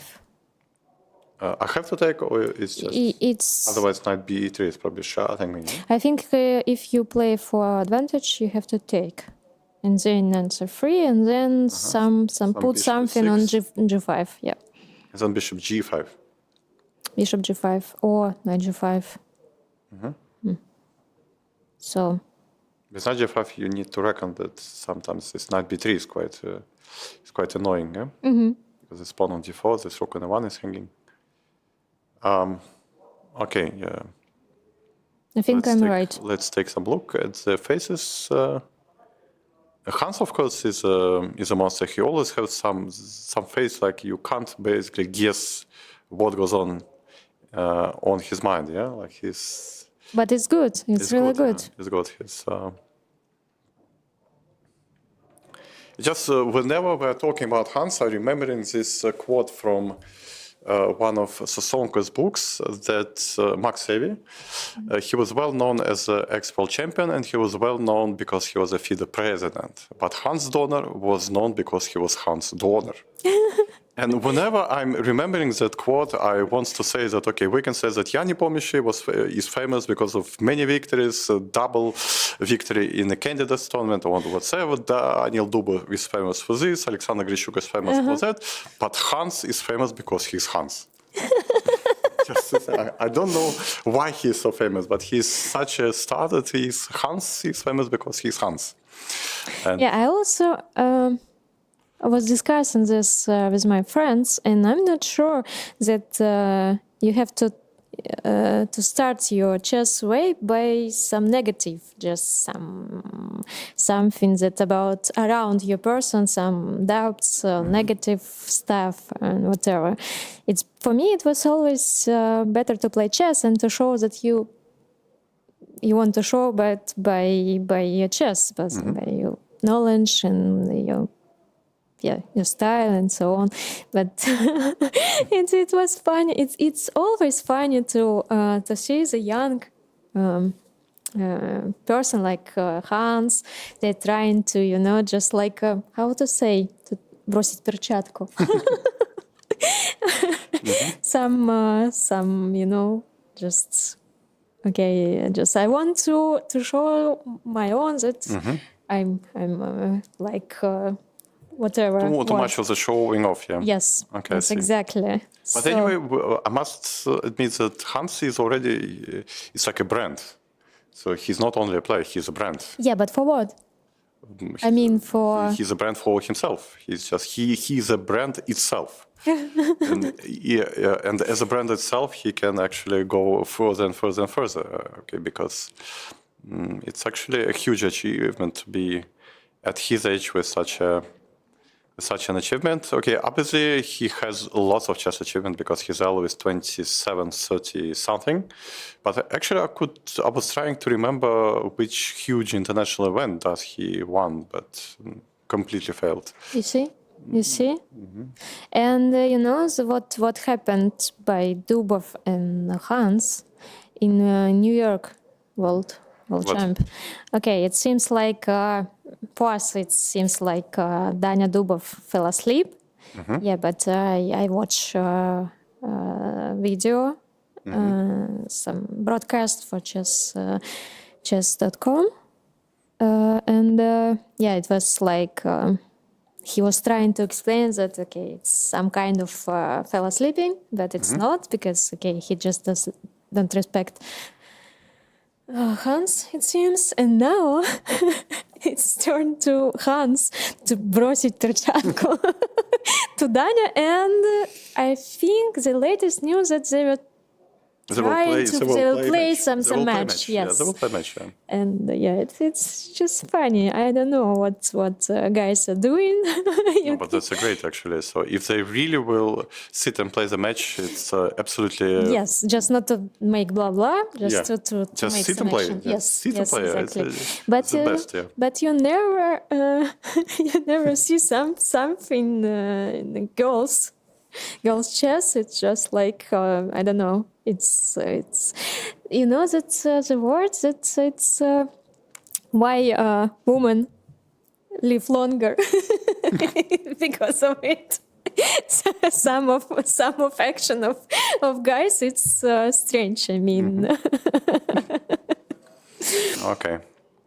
Yeah, so far I think they're scheduled to play a match next day after the finish of the Aeroflot, and it's supposed to be 2 days, around the 18 games. Because they still might be in some negotiation about some details, but so far it was published by Ilya Levitov that they will play in his studio.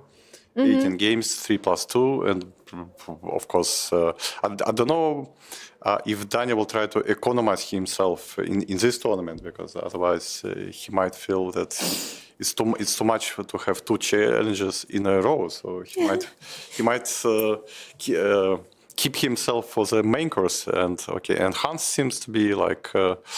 Okay, I'm enjoying life. I have friends everywhere. I'm a superhero. I'm the brand, so I can do whatever I want. but Great guy, yeah. what he was doing coming to Moscow because politically it was already some how to say, to put signature between Russia and USA. So probably he's really great on it. I mean, just by the opening, Filatov told that, okay, it was, you need to be like, Hans Niemann, or to be brave to do such things. Yeah. So we will see. Okay, D5 is played actually. So D5 is played and just short castle. No any, but take CD. It's not possible. No? Knight D5, bishop H7, take queen D5. But somehow you need to You need to know. be careful. Be careful. Just castle, and it's not mistake. Also, they see this ED maybe night before some jump exists. I don't know. Okay, it's hard to say. I mean, without of course checking with comp. Okay, castle is a practical choice, but then of course black is sort of relieved that they already played d5 and okay exchange. Rook d8, queen e2, knight g4. Knight g4. Okay, bishop 4 looks very logical. Knight c to e5.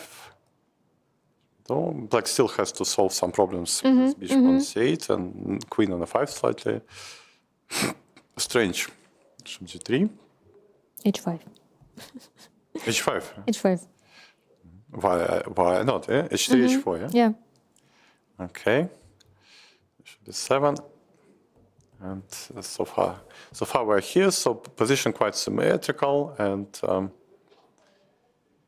It's a question, can white use a temporary hanging position of the knight on h4? I don't know, maybe for some knight d2, knight c4. Okay, I'm just trying to imagine in which lines it can be If I play before, you have to play queen b6. Okay, if you play queen h5. If I take the pawn, I'm greedy. Before queen e3. Ah, okay. Bishop e6, queen c3. Not clear, yeah? You have to tell me before that you are greedy. That's why I can. The most greedy person ever. Everyone who knows me well, they know that absolutely the most ever greedy person they've seen, it's me. I'm taking everything. Okay. Especially now with the age. I'm unstoppable. Every pawn, whatever, every piece, I'm eating and eating. Okay, h3, I think, was played. And Daniel is thinking. okay, probably 95, yeah? 95, and then maybe knight can even land on c6. Basically, and then this, all of a sudden black has e5, quite... but e5 just to take, and then before, and you cannot be greedy. I cannot be greedy anymore. Yes, yes. Okay, then I can't go Queen to this. c7 looks No, like... Queen c7, no, I don't want to play this, no. No, you correct, of course, I can't go knight f5 then.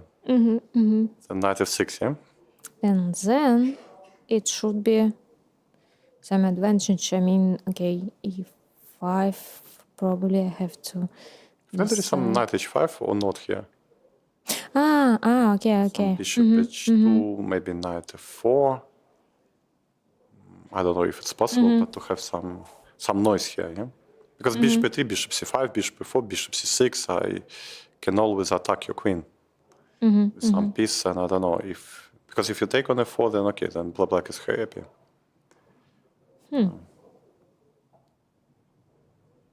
Interesting. But if you give me time to play some move like bishop c6, I think black should be more or less okay.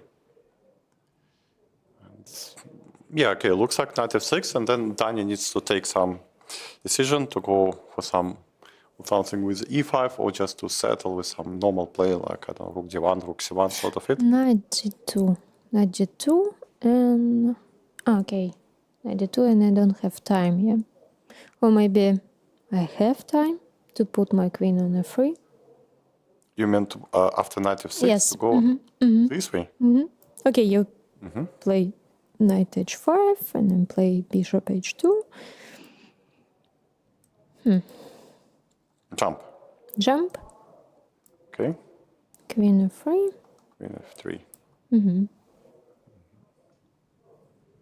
And what goes on here? If I go some queen e5. Okay, knight c4. Because I have even knight h4 is. Yeah, exactly. Then to take this pawn. Exactly. It's a bit weird way to play, but still, and also knight is hanging somehow. Okay, let's move to the other board. Where here, obviously, okay, black has some play. Here, Artem versus Andrei, pretty dry. Yeah, looks like pretty dry position. So here, after recapture, should be 7, knight b2, bd2, c5. Knight 6. It's also a very typical play by black, yeah? Rook c8. If they in time to to take the pawn back, it's completely Yeah, exactly. this. Take, take, take, take. Looks pretty dry and equal. I don't know, maybe Artyom is thinking that draw versus Andrei is not such a bad result. Or maybe just it happened that way. Vladislav finally woke up and b3. It says like that. Bishop b2, d6, g3, e5. Isipenko struggles again in aim. But okay, it's It's not struggling. I mean, it's not in that round. He was actually struggling struggling now, one round yes. before. He was he was having big troubles. D3. yes, as you told. Short castle, bishop g2. A typical Vlad, just to play some long game. Short castle, c6, knight, queen c2. He likes a spider, just to make a lot of net around. Spider-Man, yeah? Yeah, Spider-Man. Okay. Strategy, Spider-Man. Because when you watch some movie of Spider-Man, it's some active action. Yeah, but by Vladislav, it's always just long game. It's a long game, yeah. And also here, no exchanges, some really long game. This one. This we've seen until this moment. And white decided, okay, enough of this knight on c6. So bishop takes. Knight g3. So probably just directly attacking the pawn on h5, asking some questions. And black replied in a way, just let's go, let's fight. Huh? Queen c3. Do you understand something? They both wish to fight. That's quite clear. Bishop g7. Okay, bishop before queen f6. Yeah. Okay, that's not here. And e5 now doesn't work. How to say? Maybe black wants to eat the pawn. On e4, rook d8, king d8. Probably like this, and knight e2 comes. Some wow game. It's not that easy to understand all of the moves. That's why you play knight e2. That's you want in our variation just to take an e4, take on g8, just to take everything by king, and then rook g3. And you cannot protect by your. Because rook defense, rook g7. Okay. But okay, you need probably, what do you need? Queen f2. I will take on c6, right? Yeah, queen f1, knight c1, and that looks very dangerous. And yes. rook c3 is coming, and it might end up with some mate. Okay, still very complicated positions, just a bit unusual how white is playing this knight g3 and knight e2. If you will see if black will make a castle. Yes. Here. Yes, but the rook was not moving. Okay, but let's say if they allow, then it's yeah, exactly. But he's not. It's because it's a white. Yeah. Move, sorry. Yeah. It's still there. So it's a possible move. And I'm not sure who is better here. Yes. Okay, rook g3. Logical. And here you have to decide. Can we take? Or we can't take. Probably. Yeah. Take. Probably we cannot take. I see. But we can play. No, but why actually? Okay, let's see. If we take, because if you take a rook, I want to take with the queen. Queen c6 check, and I take. Okay. If you take here, then I have this escaping road. Yeah. I take and queen e3 check. Queen 3. Yeah. Take. That's and great. Yes. We have this check. And then And then, okay, it's a question actually. So castle shot, let's say, rook g3 looks very tempting, and we bravely take the pawn. Do we missing some tactics or not? It's okay, queen f6 is out of there, so if we take this... Or maybe rook c1. No? Rook c1, is it okay? At that variation what we calculated? Here, to go rook Yeah. c1? I want to take on f6. Yes, okay, but it's a tempi. We have some... But you have to play by king. Otherwise, I will take on f6. have some queen f2 also. Same idea, you take attack on g3. Yeah, but you will miss on c6. I miss on Yes, I yes, thought I'm exactly. attacking some piece. I'm not attacking some piece. Yeah, you're not attacking. I'm not attacking any piece. This was my idea. And probably I can play, not a5. It's okay if I move the king. Okay, Here I don't wanted know, to play. I don't know which square. Okay, let's say here. But f5, it's not working, right? A lot of pieces. Yeah, basically it's not clear what is the threat. You want to go knight f4? What's going on? Okay, there's some strange stuff, yeah? Because these pieces are stuck, but the king is kind of quite unsafe, yeah? Maybe just to take on g7. Take by king and knight g3. And then rook h1, rook h8 and bishop e2. Because you cannot play by bishop, probably, or by queen. So, some kind of very creative position. b4 maybe? And I can take on where? h5. h5, yeah? I think I can take. Yeah, I can take. Sure. Because if you take With the rook, you give this check. rook, yes, I will give check. And King h6, I'm not sure I can dare to play it. yeah, because I will take on h5, you will take, and queen g7. And it's very dangerous for Looks black. scary, yeah. Yeah, Scary. looks scary. So you see, I can make a lot of mess. Especially when it's not my position. Exactly, yeah. No, But even in mine. it's just the position itself. That Yeah. it's already a mess. So, and okay, next. But Next we have Ivan, who was trying to play classical chess, but we already have the pawn on g5. g5. So I don't know if it's still a classic or not. G5. It's a typical idea, I guess, for black. G5, yeah? In such Bishop positions. c1 because bishop e3 runs for some bishop c5, or why do we have this strange desire to Exactly. undevelop the pieces? And bishop e3, bishop c5, if I just keep knight c3 is not enough. Everyone knows it, yeah? Okay. Just do your own homework, yeah? Okay. Knight c3, knight takes. Everyone back with the one, bishop e3, b5. Here I'm not sure. This e5 is a move or it's some overplay? e5 maybe rook d8. Huh?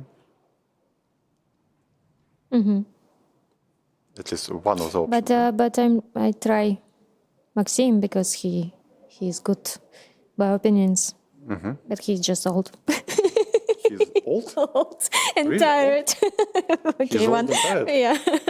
You see, because he's younger 1 year or of me, and yeah, but I have He's a second fresh life. I mean, Okay, but I think he's a couple of years younger than you. Okay, you have your second breath. yes. And he's still on the first breath and he's dying because of that, yeah? Oh, okay. For me, because we are friends, and for me, he was complaining about I'm just maybe enough and so on. But okay, I told him, okay, you're just old. So you find the correct way how to console him. Max, you're just old, yeah? Yes. You see, I'm a very good friend. You're very good. Okay, nice. What does Shima? Shima is mastering something in Slav with. Yeah, show me the beginning. Yeah. The beginning was this Slav. Okay. Queen e2, bishop g6. Yeah, it's nowadays it's more correct. More correct to start with Yes. bishop g6. Okay. Rook d1, knight bd7. Bishop d2. Bishop d6 is a very unambitious looking move. But it's also can be sharp at some time. Because Trade. e4. e5. Knight c5. 5. but it's good for black. If I'm not mistaken, it's yeah, it's very solid. This is very funny structure, yeah? This. Yes, exactly. Yeah, but very X. solid. So for I would choose black. Choose black, yeah. Okay. Because okay, what to do with these two knights? I mean, just so solid, positional, king positional for black, and okay, it's h4, h5. Maybe to provoke some chaos. See, white plays positionally, black just enjoys. yes, Yeah? White has no squares. How to put knights? h4, h5. I don't know. It's just some. Maybe it's good in blitz, but I'm not sure that it's good for classical. Denis, another living classic, having. Why doesn't Gunina play in the Aeroflot Open? It's a question for you. Yes, because Especially once we know that you have your second breath now. yes, but for my really second breath, I need to stabilize my health a bit. So it's really difficult to play even classical that I'm trying, but when it's double rounds, it's very hard for me. But today I was in yoga, hatha yoga, and Hatha yoga. Yes, and I'm preparing for my second breath. It was really hard, but I'm trying. It was even hard to get out of bed, but I'm really trying. Okay, great. Root, you said that he should be doing fine, but let's see if he's doing fine. Actually, he played just as you said. So c takes, e takes, bishop d3, c4, bishop f5. Just Yes, as I told. rook 8, short castle correct. Will be correct probably. And Just knight yes, b6. and here it's okay. Just probably just a take, or just immediately play on knight e5. Yeah. Take. Queen It's c6. also idea and back. And back, eh? He went back here. Yeah, why not to Back him into c2. c2? It's best place. Yeah. Okay, maybe knight d7. Maybe he wants to keep an eye on f7 pawn and Yeah, probably, but I Get think his maybe queen just e6. by, No, but yes, queen by e6. some action. But it was, why better? Why better? Because f3 probably you're trying to stabilize somehow, and if you put queen on c2, so. I don't know if this jump on b5 would be effective or some empty shot. We come back at my idea, because You- my here? intonation, yes, tells me that I need to put my queen on c2. Okay, you cannot take on c3 because it would be better for me. Okay, if you play queen. I have knight e4 move, which is a bit strange, but knight e4, knight d5 maybe. It's maybe some tactics which may not work for black. Okay, if queen e6 Knight. as the game. Queen e6 possible. Yeah, some knight jumps. I don't know, maybe possible. But where? Knight jump? I don't know, maybe this way. You also have to be careful if I play Bishop g3 and just to grab by d pawn. If you Yes, I don't know if it's good. I'm not sure that knight g4 is such a... because I play such structure and yeah, I will play such way as I told before and pretend that I'm better. Okay. So, Dmitry trying to play, just to play, yes, just to trying play. Okay, keeping pieces. Okay, d5 with combination of some pins. Okay, it provides white different ideas. Okay, that's okay. Oh, Here, symmetry without the dark square bishop white looks very strategically risky. I've played lots of bad Benoni structures with black, so one more we've seen on the screen, I guess. I don't know if White really enjoys it. you know, my funniest story about Benoni. We had a private training camp with Ivan, and the last 2 days it should be a Benoni structure. And I was too tired already, and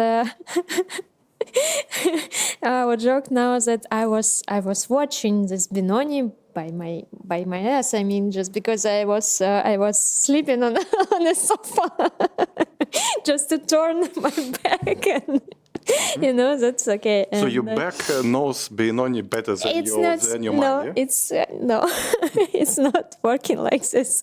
It's a joke of my coach, like this Benoni that you was watching, such way that's why you cannot play good Benoni structure already for 2 years. Okay. So, but it's funny. This is definitely a great position for black, so Ilya must enjoy his life. Okay, here. Wow, lots of moves can be played. White was, I guess, heavily trying to attack, but resonation time is coming, yeah?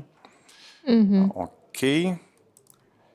Sergei Lopanov against Dmitry Rostov. Let's take a look, because here it was some deep rook d7. And Back. Oh, yeah. That would not be my first pick. Looks a bit sad, yeah, to go just because it's knight on g3 still. We had some hopes, maybe e5 knight, e4 knight, h5, some hopes for the knight. It looked like a Leia Garifulina play against Jan today, the first round, like just to repeat. A bit jumping. Yes, a bit of shuffle back and forward. Queen d3.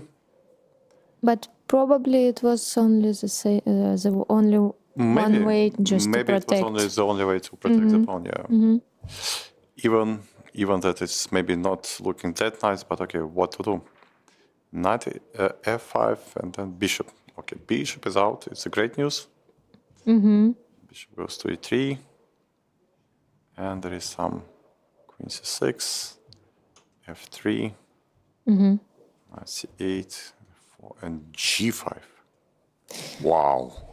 Really? It's time. For such. Really, it's time to go g5. Yes, for such. It's a very drastic measure, yeah? As I already told, that it's usually typically for women, but yeah. So you would say that g5 is a typical women move? It's because I'm not blaming women. I mean, just because we are so emotional, and when we are just tired and don't know what to do, sometimes we just just to play some out. Some out moves, so it's not the best way how to play. So if some g5, g4 appears, it's either tiredness or just emotions, they're taking over? Most of the time, yes. Just to open your position, just to, so it's... Because g5 is a very, very responsible move, yeah? Yes, that's why, that's how I'm trying to explain it. I mean, just, it seems all the time it's just... maybe you're tired of everything, just all in. All in, yeah? All in. Okay, knight h5. I guess black wants to take on d4, cd, and some queen trade. Otherwise, just knight h5 looks like a killer. But probably black intends to do something here. Yeah? Maybe take, and some changes. Okay, queen, just not to make sure that the queen will not run away. How it's possible? Yeah, here. but I also can take And then some in knight b3 5. maybe. Yeah. Where? Okay. Why here I cannot take on c4 and just play e5, just to, just. No, okay, you can, ask but you. at least I'm not received some quick mate. So just trying to see what's the idea, because otherwise this knight on h5 looks a very, very unpleasant piece. So, okay, if Sergei doesn't like, he always has an option to come back to knight e2. Okay, this knight looks quite stupid, but d5 you cannot play. Okay. Yeah. And knight h5 is a principle, but I cannot avoid. Yeah. If I play knight h5, I cannot avoid just to exchange my queens, or I can. Looks like, or you need to sack something. Yeah. Looks like, yeah. I can also start with some knight b3, but maybe first take queen c4, and then to have this knight b3. And then you either sacrifice your central pawn or exchange or something, and it's not clear if your attack will have a huge power. Okay, Nikita against Alexander. Let's take a look. We were on there for quite a while, and after exchanges of some mysterious and smartness move like h6, f4, they went to some normal play. Yeah? Bishop e6 was supposed to be played, queen f3. As I told you, that's okay, but I don't know why it was included f4 for that reason. Knight bd7, bishop e2, rook c8. And what now queen f5 on f3 are doing? What's the idea? I mean, just. Okay, but we need to put our queen in somewhere. But on d2 it was. It is also possible. It's also always good position. Good way Yeah, how but maybe to from f3 he has more pressure against black's king. Maybe sometimes I have queen g3 move, especially once you castle, I can go queen g3, asking your h6 pawn. You will probably need to go to waste some time for some. Then maybe I go some f4 in some lines, or maybe not. Okay. Okay, it can be useful in some lines, but they're playing so slow. Yeah, it's like they're not playing 90 minutes till the rest of the game. It's like they're playing some correspondence chess. Yeah. But by Grishuk we understand it, because he's always like this. His style, like to put his own in 3 minutes by some. Yeah, till the rest of the game. Yeah. Yeah. And then enjoy life. Yeah. Okay. Yeah, exactly. Taba at casino. Okay. Let's go to some casino and let's play some chess like this. Short castle, knight f3, bishop e6, queen b4, queen c7. Before it was like expression to play and to finish and go to ballet. It means quickly loss to go to ballet. But nowadays it's go to casino. No, it's not about going to casino, but the way he's playing. Okay, he's just he's not counting pawns. He's playing some bluff. He sees some, so it just reminds me a bit of casino, and that's why. Okay. Nice. And when I played by Min Tabatabe in Stars, so I was playing solid, and he was trying to just to put to push the clock, and I was so calm, and at some point he started to be how to say, worried about what's going on, because I'm not that bad in blitz especially. So I really like to watch him nervous, you know, because sometimes he can play aggressive way, and also how to show your opponent that you know I'm Iranian, I'm Iranian guy. That's, Yeah. No, Taba is a very funny guy in Yeah. some sense. yeah, exactly. I remember we had some short training session with him, and I asked him probably a pretty stupid question. Okay, it was not only him, it was the other students as well, and I asked them both, okay, guys, what do you think, what are the difference between you and the guys from the top 10? Can you formulate it somehow? Okay, let's say we take the first 10, you will take both of you take yourself, and please find what are the distance between you and these guys from the top 10. The other guy was reasoning quite okay. He was putting this, okay, probably they doing this better, that better, okay, I have this and that. And Tabo asked me, but who is better? Who is better? Who is better? Who is better? Alexander, who is this or him? Who? I said, no, just take the top 10. Okay, you're 2650 and the guy has 2780. He probably better. He says, why? Who is better? Just tell me some names who are better. I said, okay. That's actually good. So, and then of course it's hard to continue any trainings in an effective way. Huh? Yeah. Because the guys. And it's also remind me the story about Непомнящий Jan. I also told him about okay, he's losing his matches, and I told probably okay. Mate to Ponk Ratov. It was what Probably we H4. saw. Okay. Probably H5, yeah. Let's see, knight G5, G6, takes Okay. H5. Okay. Yeah, he was right. H5 played, knight C6, grab, Okay. grab. And immediately. Chess. Simple chess, yeah. Bam, Yep. bam. And it's just made, yeah, just rook G6, so simple chess. The chess is sometimes so simple, Yeah, just but, primitive, straight, bam, bam. For Pankratov now it's really difficult to play because he's father now and probably it's What to do? difficult. Yes, what to do.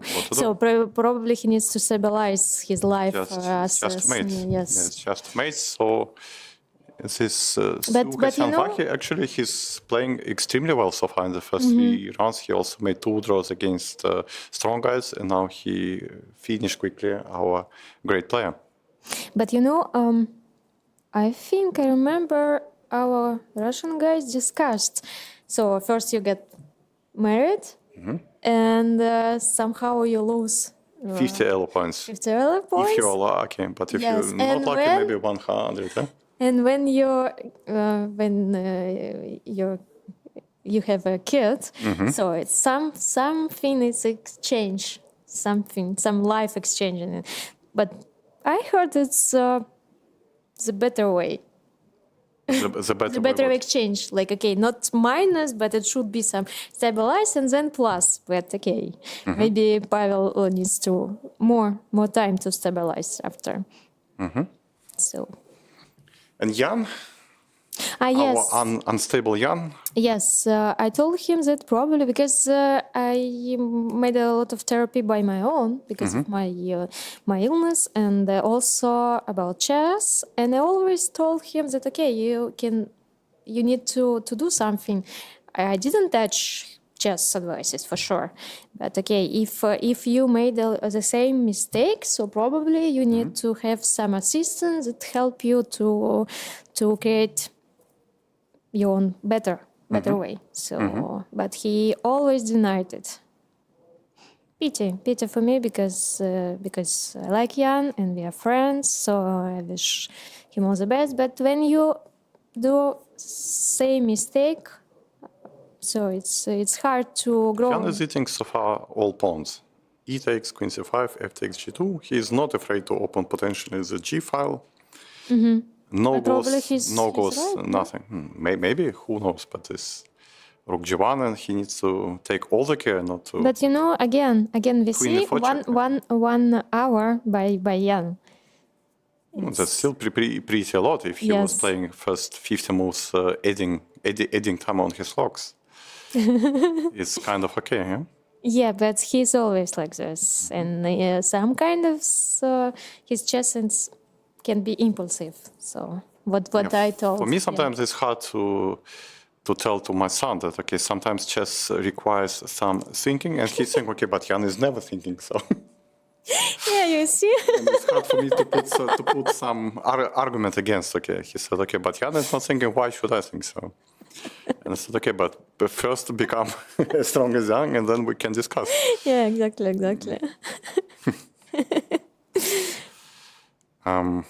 Okay, I've taken G2.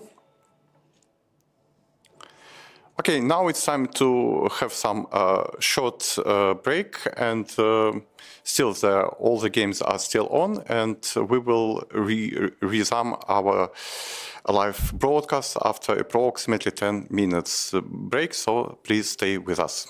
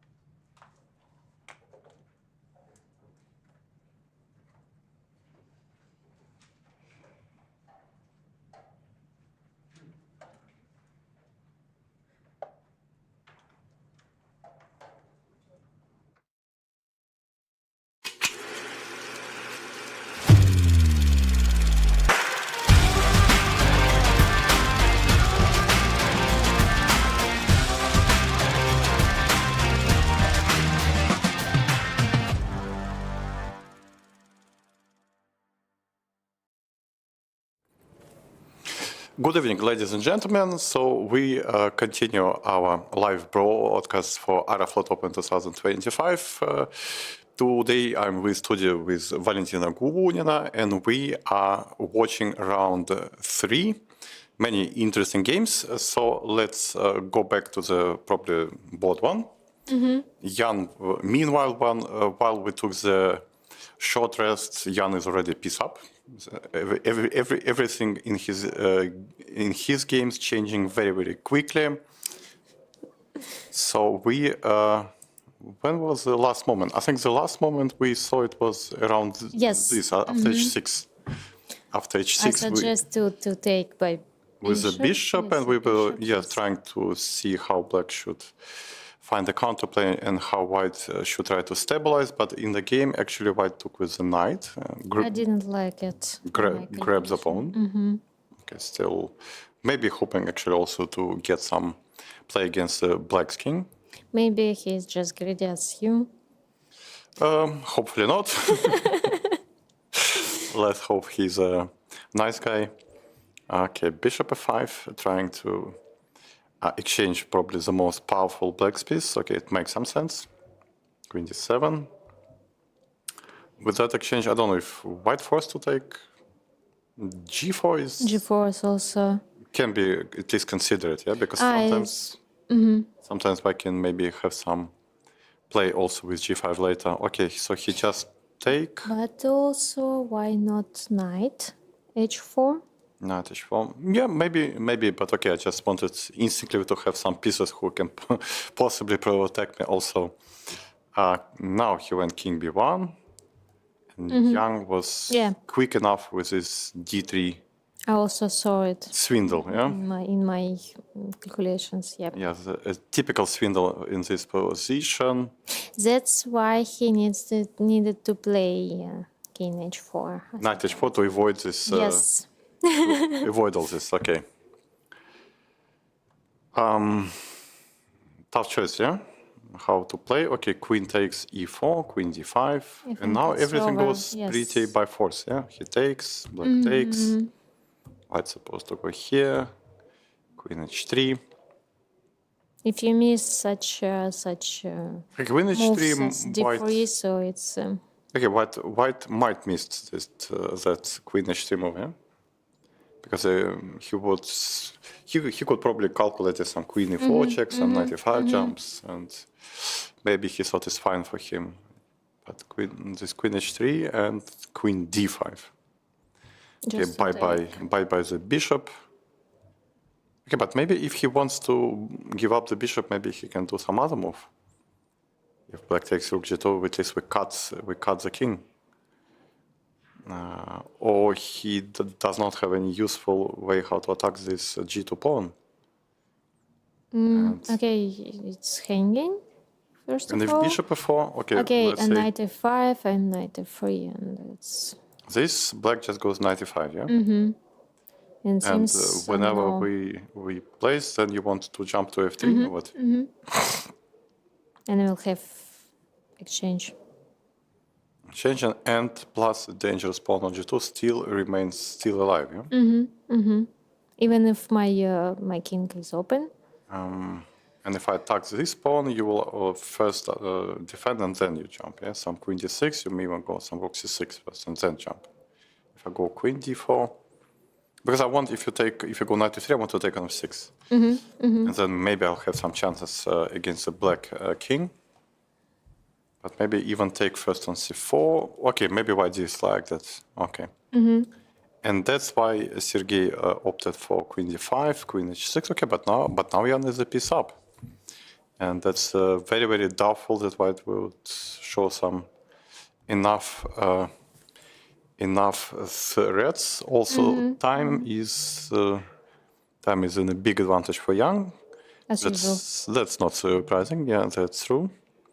King f8, and yeah, white is having some definite problems here. Ricci, he sacrificed the pawn to play and to create some great play on the dark squares. Let's come back to when we stopped. we stopped a long time ago. Around, I think around h5, because you told me whenever you don't know how to move the h pawn. Yes. I think it was here after h5, yeah? Yeah. Okay. Rook f to d1. And I C5. forgot to tell you that if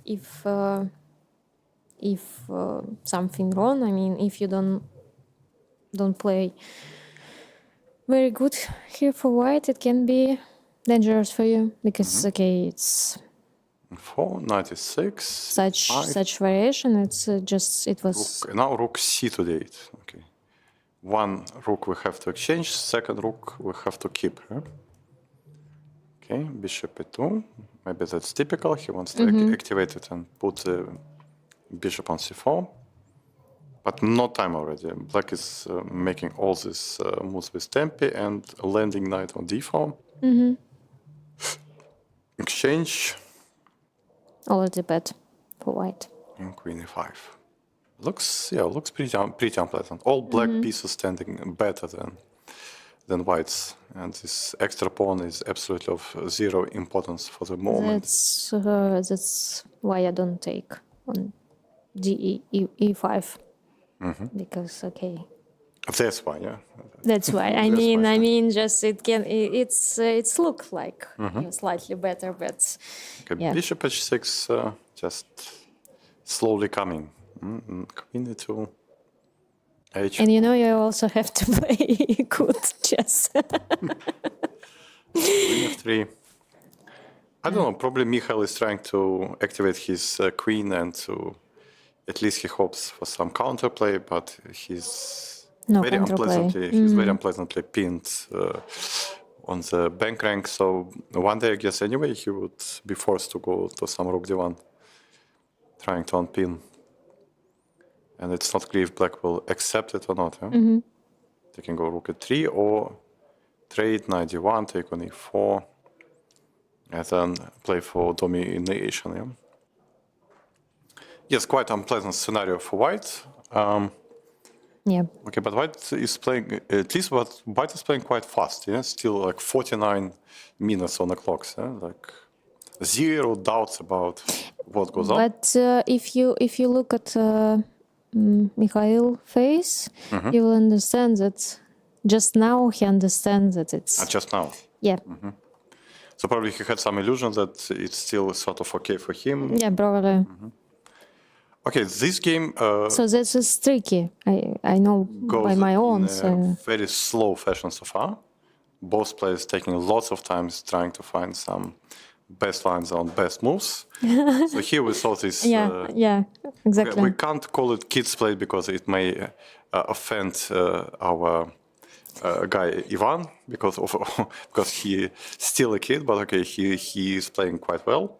Yes. But I mean, the idea itself, you're going f5, f4, and taking the bishop. It's normally like only I exist on the earth and nobody can disturb me. And actually, it works sometimes. Yeah, knight c3, queen d6. After long thought here, Raunak went for queen e2. Black, okay, just play some rook 8. Show me what you want. White jumped. Another lots of calculations for both players. Okay, now knight takes e7 comes with a fork, so queen g6 is probably not enough. Yeah, queen g6. Yeah. If knight c7, bishop h3, and then the fork is there. Queen d8 and d4. That's how the modern chess should be played. Yeah. So if ed, D maybe bishop e4. bishop e4, yes. Again, trying to use this fork idea. Then make this knight c7 work. Okay, very, very strange position. Very, very hard to understand what goes on. Lots of options for both players. And if black will basically develop, okay, they have a nice place, a nice play with two bishops potentially, and also this stuff. I don't know, some stupid moves like bishop f6. I don't know if they d5 can be played. no, d5 also possible. d5 is possible. Yes, and I don't know. Then I will jump somewhere And we continue this strange play. Or maybe because bishop f6, there is also some bishop f4. And I will take Still. boom on h3. On d5. Where? No. If you play bishop f6, bishop f4, and I have this boom on h3 by bishop. I already knew, calculated it a bit, but I'm not sure. Boom exists, but I don't know. If Boom exists. Boom exists, of course. what can I say? But okay, I have my own options there. So yeah, but the position is quite tough for Even for us. for both players, yeah, and they need to be quite precise with calculations, also use their fantasy, use their concentration, and you see both of them working hard, sitting at the board, and e4 played, yeah? I think he played e4, yeah? It looks like, yeah, it looks like Black did play e4. What's But the at point? least it's fresh. As they... It's your idea, yeah? Queen e4, bishop h3, Yes. then g takes, but and, it's and, no and any... it's no idea. It's nothing. So not this. And what does he want after e5 takes? Good question. Some calm, something calm. Bishop d7, bishop d7, strange looking move. But maybe it's possible just to protect the rook. And sometimes knight b4 comes with the jumps.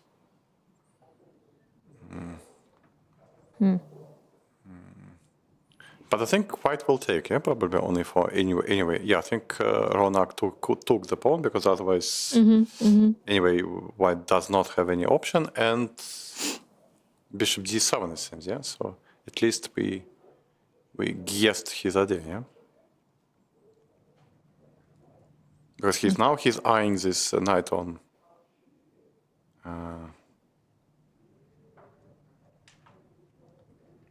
On b5 and wants to go bishop b4. White needs to arrange some defense. Yeah? Okay, interesting play. Here you told me that all white needs to do is just to keep an eye on d5. Yeah. Let's see. Yeah. So king h1. It's okay. Yes. It's okay. Yes. Kasparov move. Kasparov move. Some kind of like king b1 also, just to Avoid any checks. avoid any checks, any of dangers. f2, okay, useful move in many positions, protecting the c2 pawn. d5. But why rook f2? Probably we can play something. Maybe Evgeny thought that it's not dangerous, that he can grab the pawn, but then e4 came. So he grabbed one more pawn. Knight takes, bishop takes. No, this I don't like this square. Now the bank rank, yeah? Yeah. Because of the rook on f2, the bank rank is there, yeah? Maybe rook f2. Wow, what a move, bishop f4. So he just gave up the piece. What a combination, yeah? Take, and c3. Brilliant, yeah. So just to develop and to and then to regain the piece, yeah. No. Where does? Yeah, but I mean. What goes wrong here? Well, yeah. What's wrong? Okay, black's supposed to take, yeah. Yeah, I mean, but Take, why? White is escaping, it seems. Yeah, but what white did wrong? That you maybe have rook to- f2. Maybe rook rook f2 f2. was. We come back tactically- to discuss it. 5. Okay, but now of course black enjoys. Yeah. Yes, for sure. Black is clearly better, and white is onto the offensive, yeah. And Yeah, you mean here. here. Okay, it's clear that you want to put to play d5. Yeah. No. At least okay, rook 8 is useful move if black really intends some d5 e4, yes. And what Can we play bishop g5? Maybe. But maybe it was not White's idea to possibly to go for that exchange. So it's hard to say in the White's idea or not. Knight on b4 is quite unpleasant, yeah? It's taking lots of squares and making lots of tactical ideas for black. Okay, in that position, White has a fear enchanted queen on g2. Okay, all black needs to do is not to blunder the queen, and otherwise looks pretty equal, yeah?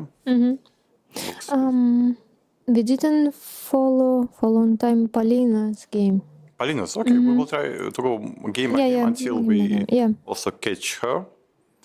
Danishvar versus Oleg Kostruhin, lots of actions, lots of moves. Okay, let's see, because this knight it was kind of surprised where this knight is going. So let me understand chess a bit better. Knight to g3. Okay. As I told. That's where it should be settled. Okay. Bishop g4, queen b3, okay, no concern. Okay, nothing. Life is good. Bishop b6, f4. So he's like such a dominant player. So he wants to take everything in each side of the board. Yeah? So here h4, knight g3. I stopped you here. b4, f4. I shot you there. So, but leave some play. Leave some space for black. It's hard to be in such a control. Yeah. Take it more easy. Yeah. Take. Bishop c4. Take. But White takes to take. I mean, it's maybe you have to. 6. Okay, thank you. The pawn.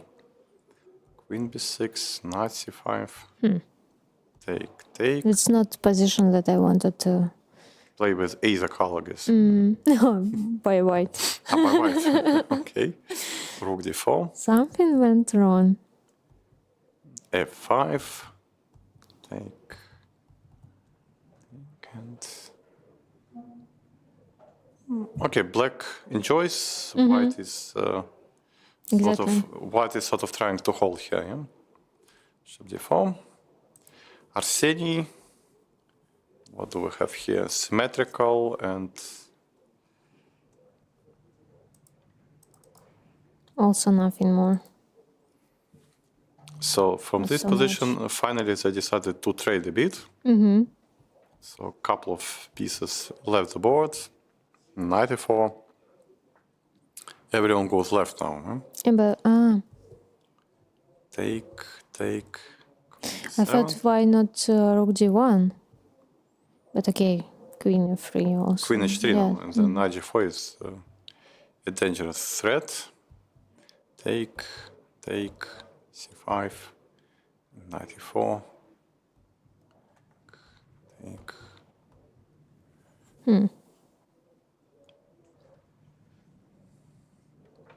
Seems equal. Yeah, seems pretty equal. I don't know if I can take this pawn or not on b6 with some mirage. But anyway, black can go rook b8, yes, and then knight c3 or knight d2, and they will probably take the pawn back. Okay, next. Wow.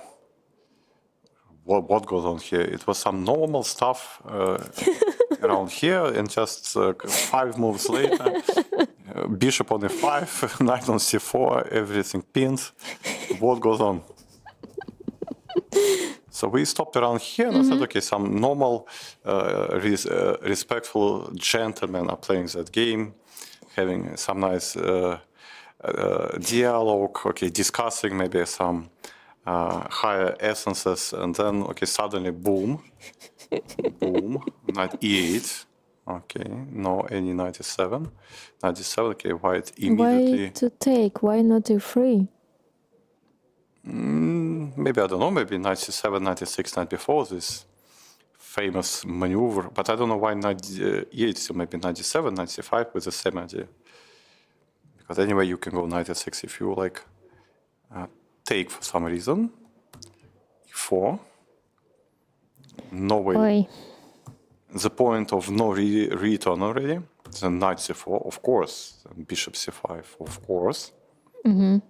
If you play sharp, I play even sharper. Bishop e5, okay, but a pawn is still a pawn, doesn't matter. Okay, b takes knight e5, yeah, double attack probably. Yeah? Everything is hanging. Puzzle rush probably, yeah, just taken, okay, I'm pawn up, eh? After all, we decided that chess is a simple game. You see the pawn, you take the pawn. Okay, knight e6. And some bishop c3. Okay. My grandma should be happy here, yeah? Okay, I'm pawn up.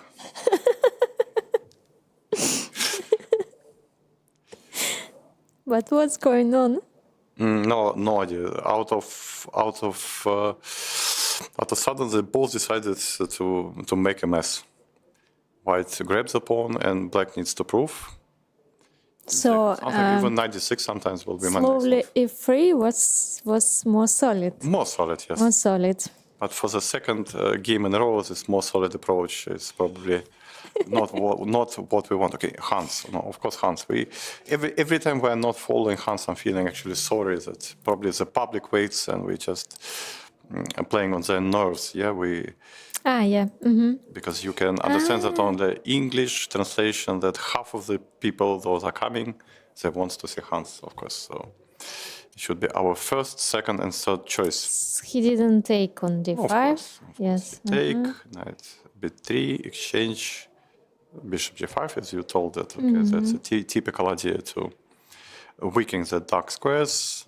Black exchanged.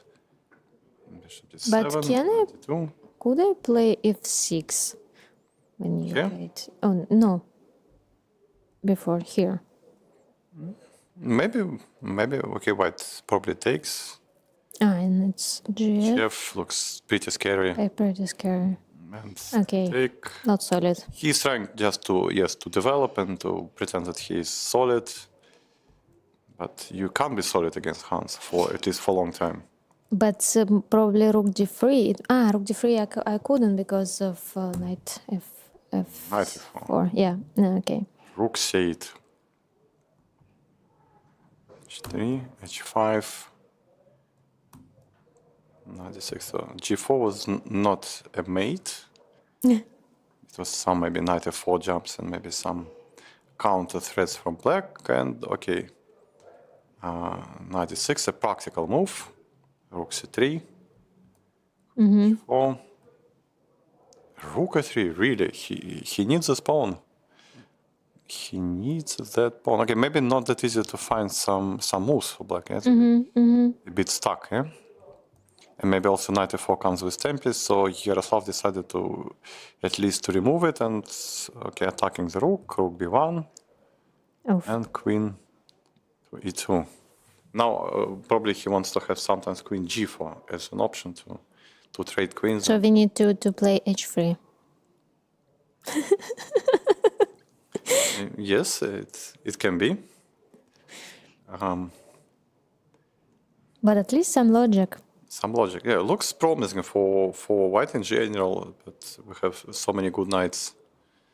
So many good knights. What with time? 20.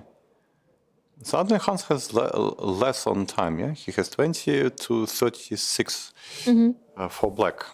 And just to remind to all our spectators that it's no any additional time. So once you reaching your last 5 minutes, it's a last 5 minutes. And if position remains complicated, it's a very, very dangerous strategy. So what, h3, rook a1, maybe rook a1 a bit lousy. I just thought maybe if you go queen g4, exchange rook b7, try to grab some pawns. But even if I take one piece, still this a pawn can run pretty quick for black. Obviously, maybe keeping queens can be in a white's favor Because some squares are weak. Yeah, normally with knight on g5, knight on g6, it is some typical dark square box for the black king. You wish to keep it, you wish to use it. And So I will look. okay, so Hans is the chat? Hans is doing pretty well. He has nice position, lots of play ahead. Daniil, let's take a look at Daniil. You see, some of our spectators, I was expecting Remizov to play rook d3. Rook d3, when it was? It was in some moment we already moved to the other game because still we have lots of games. We can't focus only on Hans. Okay. Even though the Hans is the most desirable player, but still. Okay, so Daniil h3, knight f6, bishop h2. Maybe some prophylactics against knight h5, rook c8, now e5, knight e8. So black is not in any. They are not scary to put this knight on 8, thinking, okay, at least it controls some squares. b6 should be 1. But why bishop b1? That's why he wants Okay. to centralize it. Look at my bishop. Huh? On e2, he was watching the wall, and on e4, he's watching the space. Yeah? h4. That's how chess should be played. Yeah? Take the pawn. Simple chess. Take it. And now you cannot play queen h5. You can, but he take on f2. Yeah, then that's okay, why. some f5 And is also, g6, and it's f5 also some this. yeah. This queen on h5, you need to rook d6. Okay, good. Take, knight b5. Daniel is pressing on the clocks, but I don't know if he's pressing on the position as well. Take. Bishop h7. Okay.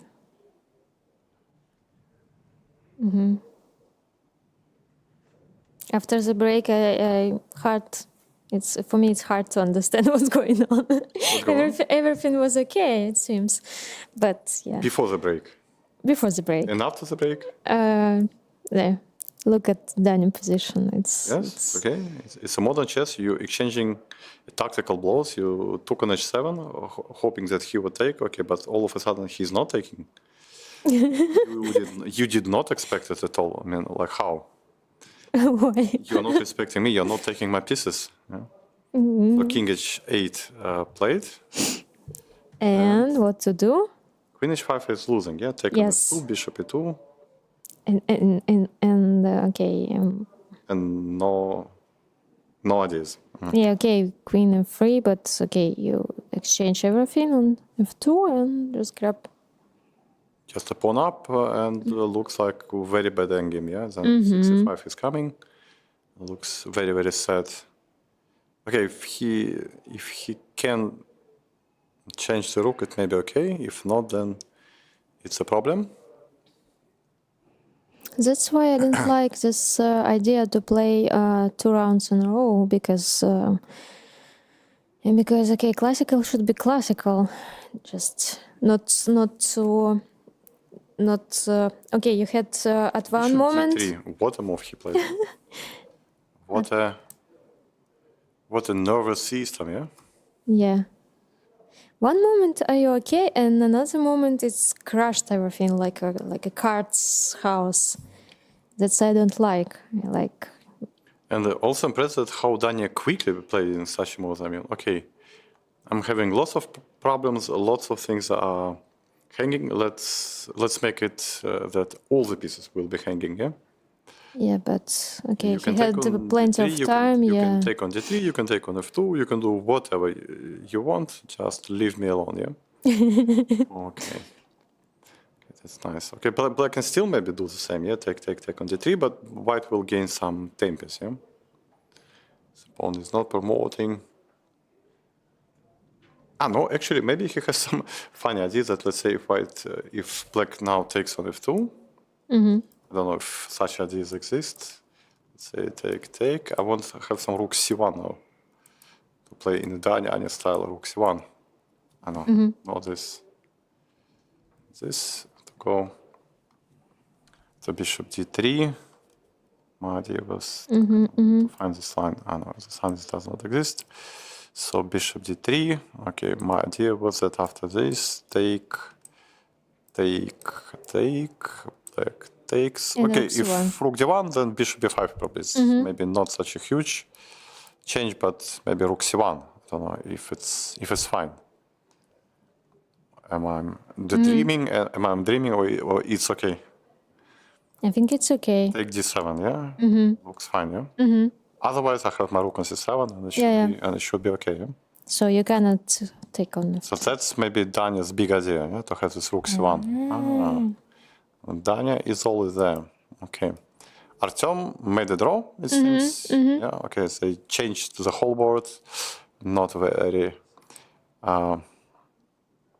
Not a game with many things was happening, but okay, sometimes to have a solid draw in this event, especially taking into account these double rounds. There will be 2 more days with double rounds. Okay, maybe to economize yourself a bit, it's fine. Vlad, massage time. Yeah, it's hard to say. So, maneuvering and massaging. So they both came to Massage salon? Massage salon, and both are very silly. They are not yet out, so leave them there. So they have to enjoy. You see? Yeah, White installed the knight on g5 and completely blocked this bishop on g7. But it was that sharp position that we looked, analyzed it. Yes, you and see? instead of any move like a short castle, just b4 happened. Queen g3. Also, don't castle. Maybe if e5 will come, yeah. Bishop b5, knight to c1, to c8. Okay, lots of maneuvers. White is still struggling to find some place for this knight. f5, and now knight comes to g5, shutting the king side for best of life. Yeah? No? And it's better for white. Or... I think I would say it's maybe easier to play for white. Yeah, exactly. Shuts the player. White has not so many concerns, and still have a certain chance. Okay, we can dive into some f7 with the queen. We can try to attack the h5 pawn, maybe with the queen e2 at some moment. So, and black is certainly not at any big ideas. But if black changes queens, it should be okay for black. Maybe okay. But even in some A games, I can still try to push here quickly. Some a3, maybe to pull here, because still the position is frozen there. Here also players are taking time. No, but actually they just repeated moves. Then they decided that okay, it's enough is enough. Yeah? Enough is enough. Oh, whoa. Bishop e6. Now they both are old, you know, not only Max. They both are old, yeah? Yeah, just repeating. You know, the brilliant idea to play g5 and then to repeat moves. So that's how old gentlemen have to play chess, yeah? G5 and then graciously repeating moves. Okay, that's true. Okay, bravo. Okay, bravo. Shima, he just came to this massage cabinet, and that will be for a long time. Yeah. Nice and smooth. Massage cabinet. Denis is actually putting some pressure. Position quite symmetrical, but his pieces are more active and he can combine. Yeah, this pressing pawn on e5, maybe knight a5 ideas, with some bishop g4, h5 ideas. So, but why rook, not rook d4? It's possible. But okay, at some point I need to make escape move for black. For knight e4, maybe some knight e5 can be unpleasant. Maybe to Yeah. have this to have this guy under some question. Anyway, black is on the defensive side, and Denis having some nice time, as quite often with his games. Rudik against Vladimir Maslovsky. Okay, we have the king is pretty vulnerable, yeah. White king is relatively safe, so I would say with all the heavy pieces, it's can be potentially dangerous. For black. Can you show it? Okay, we saw queen c8 probably. Yeah, here. We saw As queen I told, e6, yes. knight b5, rook c8, 3, h6, 3 6. So he took on f6, take, knight e7. Simple chess, yeah? Always check every move with tempi, yeah? Okay, take, Okay. and no, not this time, and not with you. I will not trade. f6. Okay, who cares about the white squares, yeah? Yeah. Nobody cares. Maybe someone cares, but not me. c5. Yeah. And okay, now it looks a bit scary because it's really these light squares are eternally weak for black. And white also has a very easy hand on play. It's maybe still holdable for black, but obviously black is on is a side who needs to be much more careful. Dmitry, El Clasico Dmitry. Dmitry is El Clasico. Yes. What do we have here? Okay, he sacks the pawn, and maybe he wants to get into some action there. I don't know, with knight e4. As other players. As every schooled player, yeah. So he needs to show. Okay, rook d3, rook h3. I thought maybe some idea, but then maybe some rook c4 can be a bit annoying, yeah. Okay, let's a bit faster because we need to see Polina also, I remember. Okay, here Ilya is playing very safely, very nicely, but probably he left a bit of his advantage gone already because okay, this endgame is not that easy to win with black, but still it's a two results position. Where's Polina? The game I thought should be finished quickly, still on. Okay, black was a piece up, but also cannot get out from this massage studio, yeah? So he said, I've done it for many hours. Okay, here we have the all of a sudden the endgame, which is... Here G5 and we were, yes, okay. It was a stop with G5 and, and it's knight e4, G5 and knight back to E2. And after this trade, probably black was forcing white to trade queens and white was trying to avoid, but no avoidance, yeah? So he insisted and he succeeded. Okay, so the queen's off and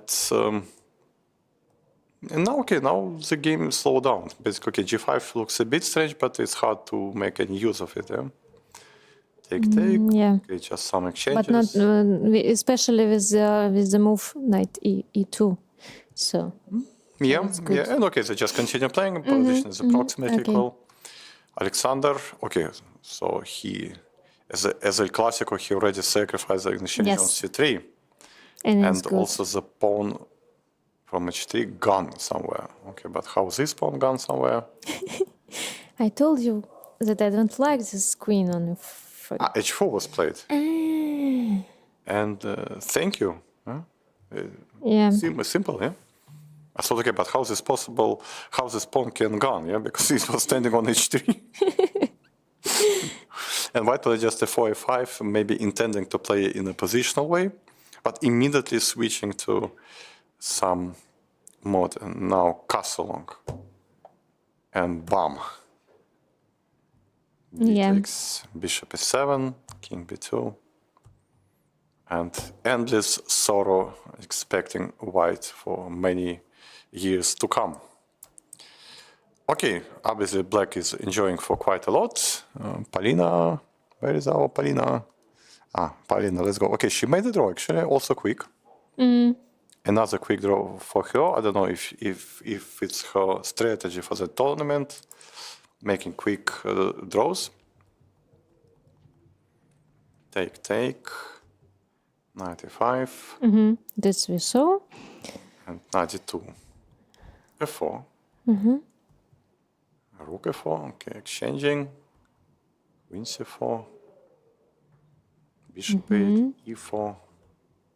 And enough is enough. Yeah. Really. Enough is enough. So simple. Enough is enough. Nobody knows what's going on. Let's make a draw. Okay. Of course, we can't blame neither of the players, but here white achieved something. Shamsidin is actually pressing now because the moment we left, it was around this. Yeah. And we thought it's quite okay for black. Looks like it's no any opening success for white. They exchanged all the pieces. And Bishop to f3. Okay. The Catalan bishop. So time to press or time to impress, I don't know. F to c8. f4. Okay. King f8. Rook b4. f5. If you Why will not do nothing, I will insist. and why not just to take? Why not just maybe take rook e5? Rook comes to f5. And it's kind of unpleasant. Okay. 97 AB. So a6 is overplayed, and knight c5, and white is not on time. Okay, take. At least white secured position for the rook on b4 and has some constant little pressure against this b6 pawn. Not maybe too much, but still something. Yeah. Okay, not to blunder some cheapos. Okay, we succeeded. Rook at 3. Activity comes e6. And this white bishop is Living classic. Yes. Classic is a white player. 97, c4. Okay, actually white succeeded. I mean, so they put some real play, and Yes. black is Yes. black is into defensive. Okay, maybe black can hold it, but it's already not so automatic and not so easy. Tabavich is still. No, Tabavich is doing great. He already pushed a 5. He somehow avoided simplification. But He how? still kept the queens on board. Somehow. What do you mean how? Somehow. Somehow. Knight f3, bishop e6. Before queen c7. No. Everything is fine. Just be simple. That's why I don't like this kind of variation. I mean, just it's not solid. F3? It's not solid. Huh? Yeah, Queen it's not f5, solid. King f2, some artificial castle, but okay, it's already shows some. Oh, e4. Not okay. E4. Or maybe some tempi Alexei wanted to get. Okay, bishop c6. Okay, you got your tempi. Be happy. What next? Next comes bishop e2. And f5. No, king h8, no worries, nothing. So we should not be in a hurry once everything is good, yeah? King h8, g3. G3 is, of course, not the type of move you basically want to make. Eh? But Anyway, it what? slightly weakens your position. Sometimes it's Maybe you h5. have to take on c6. On c6. Okay, knight c6. Queen b5. b5. At least something. Yes, maybe it's a possible play. Okay, I'm trying to stabilize my position. Yes, that's quite a possible play. Yeah. And then maybe just some rook d5, rook d1, and play in that fashion somehow. I know g3 look a bit doubtful move to me. I don't know why, but it's tempy and not absolutely secure. Yeah. G3 f5. And I think in that position, I mean, it's already thought, okay, I'm great here, almost winning. Okay, but f5 is quite logical. And what white wants? Why not f4? F4 is possible. Maybe f takes. Ah, that's why. That's how. e3. Yeah, okay. Okay, it's still maybe nothing actually clear. Okay, f takes e4. I have some moves. King g2. I don't know. Maybe something else I have. Maybe even some brave move like rook h2 e1, but some knight d5. So many jumps. No. We should probably avoid the pin as soon as possible. And hard to say. But it looks like white actually has done some move because it's it's Taba who is sitting. Actually he took on e5 it seems with e pawn. Oh yeah.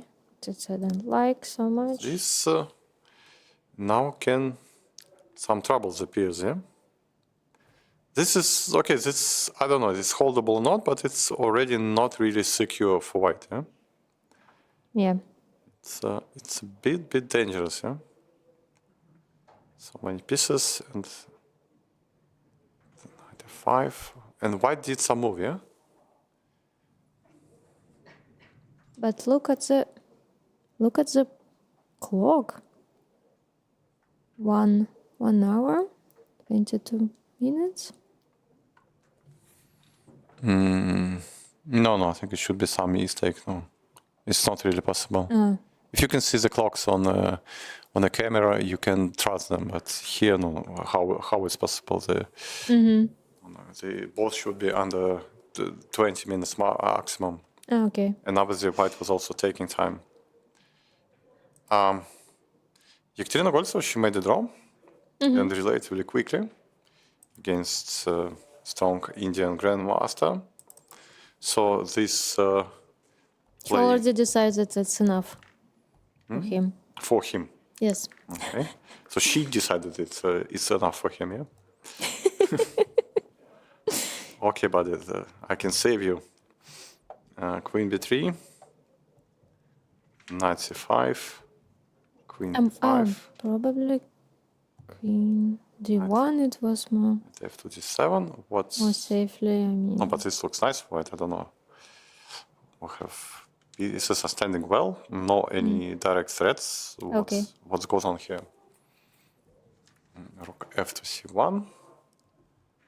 Rook s6. You see, some threatenings. So it was better to stay in d1. Yeah, but what is the threat right now? What is the threat? Rook b6, attack on e5, attack on b2. Okay, I can trade, I can go. And still I have the move. Maybe I can... Just enough. That's all. What? And it's what? Agree the draw? Yeah, they decided to. It's really? enough. No, but they're still sitting. They're But still sitting, but somehow it says it's a draw. But I don't know how it says it's a draw. Why it's a draw? A bit strange, eh? Okay.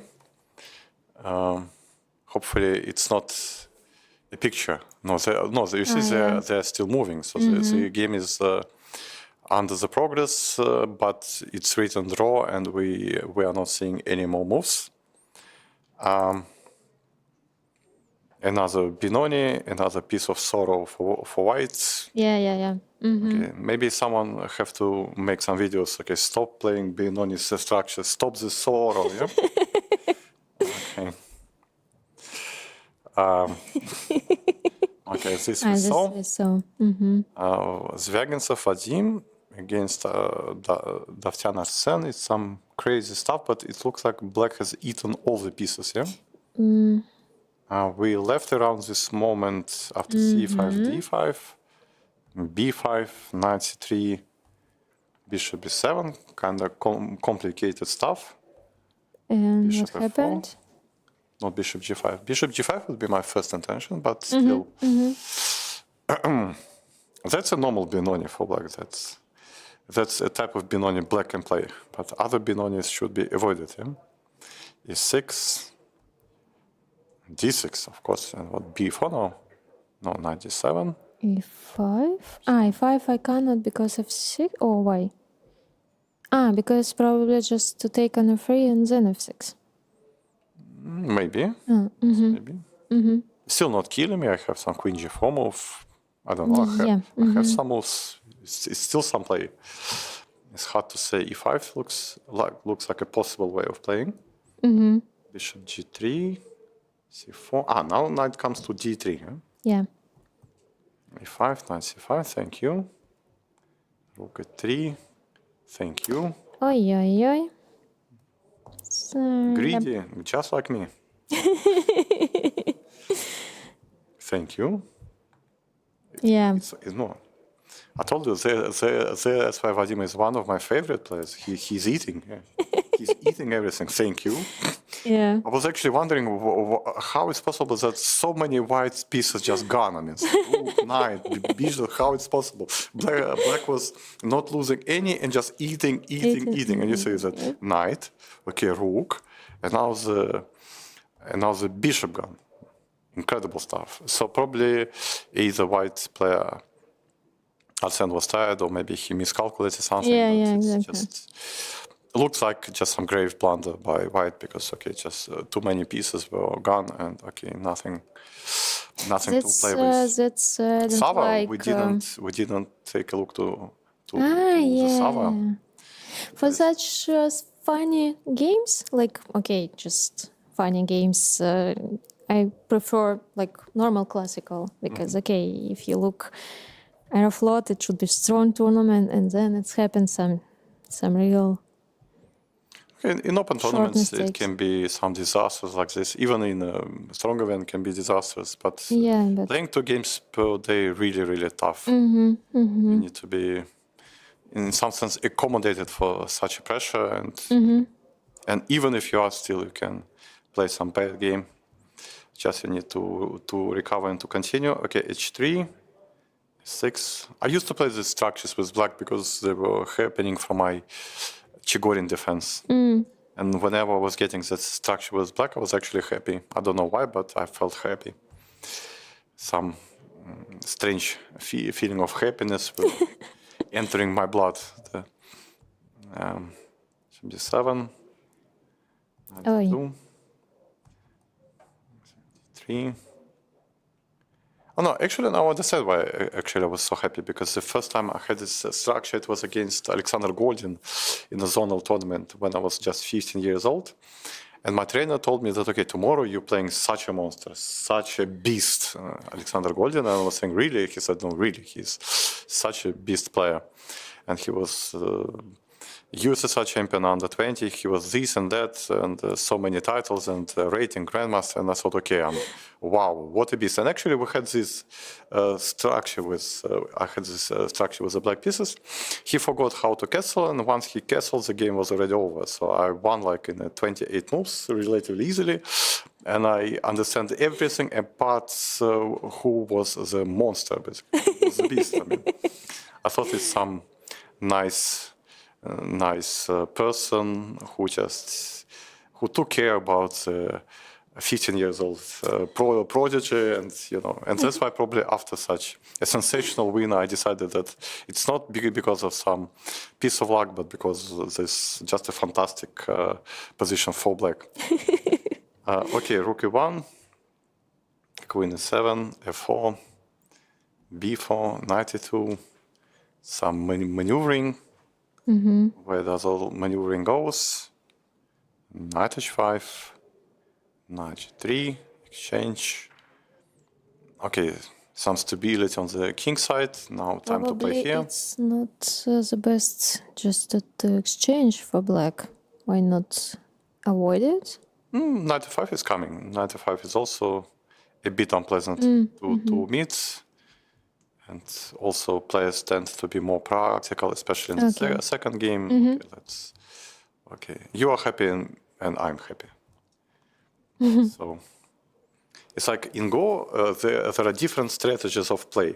And there are different strategies not only by the game strategies, but there are different strategies by the nationality.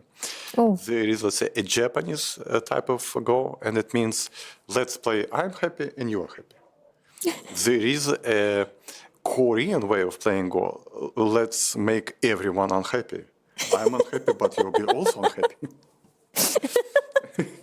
And the Chinese way of playing Go is exactly in the middle. So they can be sometimes offensive, sometimes this gentleman type of playing. So I must admit that I was a typical Korean player in Go. I was extremely offensive. And I was playing, okay, let's everyone suffer. And this is a typical Japanese play, okay, knight takes g3. So let's everyone make it easier. Because, okay, you jump, I jump, we have lots of jumps, we have lots of work to do. I'm not happy, you are not happy. Why we should be playing in that fashion? Yeah, okay, knight g3, fg3, you know what you're doing, I know what I'm doing. So, okay, two Japanese masters of the game. It doesn't matter that their names are Danilo and Sava, but their brain is working on that wavelength. Okay. So bishop b7. but you know, I know some of the greatest horror movie by Korean. So You mean some actor or whom? it's because I like horrors movie. Okay. And recently they up for the horror movies, and it's especially about zombie. And because I prefer A zombie, new Korean horror movie about zombies? yes. Okay. Okay. Okay, I'm already You slightly- suffer and we yes. suffer, yeah. I'm already slightly And scared. everyone died. At the end, everyone died, yeah? Great movie. I'll try not to watch. Okay. Bishop c6. I enjoyed. You enjoyed, Yes. no doubt, yeah. Knight c5. Bishop c5. Queen d7, bishop c4. My strategy, like, I will show you the way how you will suffer. Also possible. Also possible, that's true. Yeah, queen e7. Okay, too many deep maneuvering. I'm already a bit lost Yes. what was going on. At least queen c5. At least I already have some And, monsters you know- inside my mind now. Yes, and everyone suffering just watching. They Really? suffering. So you like also to put people to watch and to suffer. Yes, it's kind of what they're doing. Okay, I have to say no. Actually, they're doing their best. They trade. Maneuvering they and activated the maneuvering. Rook 1, But what's going on? 6. It's a question. Trading, lots of trades. Rook takes d5. And black is better. Slightly better. Slightly better. Maybe they took the pawn on b2. I took the pawn on f5. But 4 against Who's 4. better play endgames? 4 against 4. Bloody hard to win. Looks like the draw is most likely outcome here. Okay, then. But you have to take ED. Let's go back to the top board. Jan already did his job. Yeah. Already did his job. So we left in the moment of this rook f to g1. Knight e7. Queen d6. Threatening mate in 1. Queen h7. This rook c6. Okay, rook g8 is too many pieces for the queen, probably. Queen b4, still retaining the spin. b6. Let's be happy. Yeah? Queen f4. f5. Such a greedy Jan. He's taking care about every pawn, yeah? Okay, queen b5. Showing his masterpiece. Masterpiece, yeah, rook g4. Queen h2. Okay? 5. Okay, obviously here white is just playing a piece down for no any real compensation. Yeah.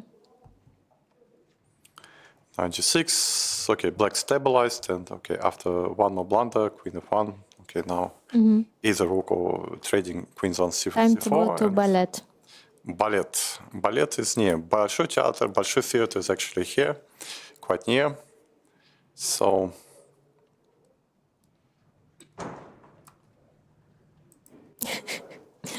okay, here we have Ricci. We have somewhere here bishop h6.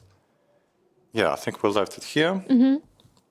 King g7. Okay, all pieces should be protected at least once. So bad advice. G3.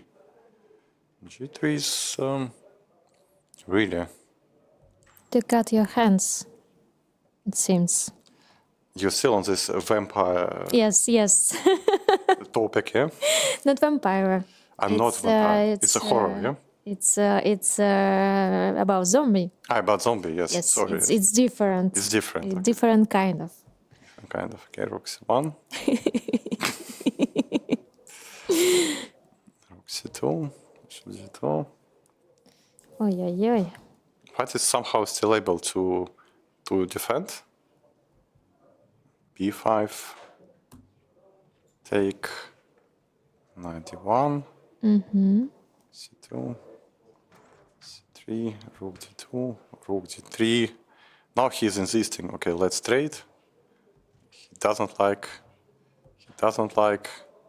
But maybe it's maybe it was time to change, and after I mean, here to take on d3 and after take on no, c5. it's not working. I thought, okay, knight h5, and I want to take on g3, but okay, queen c3 it seems. Yeah, it's possible. No, anyway, position looks very unpleasant for white. Yeah. Obviously, it might be some straight way of using all these pins or something else.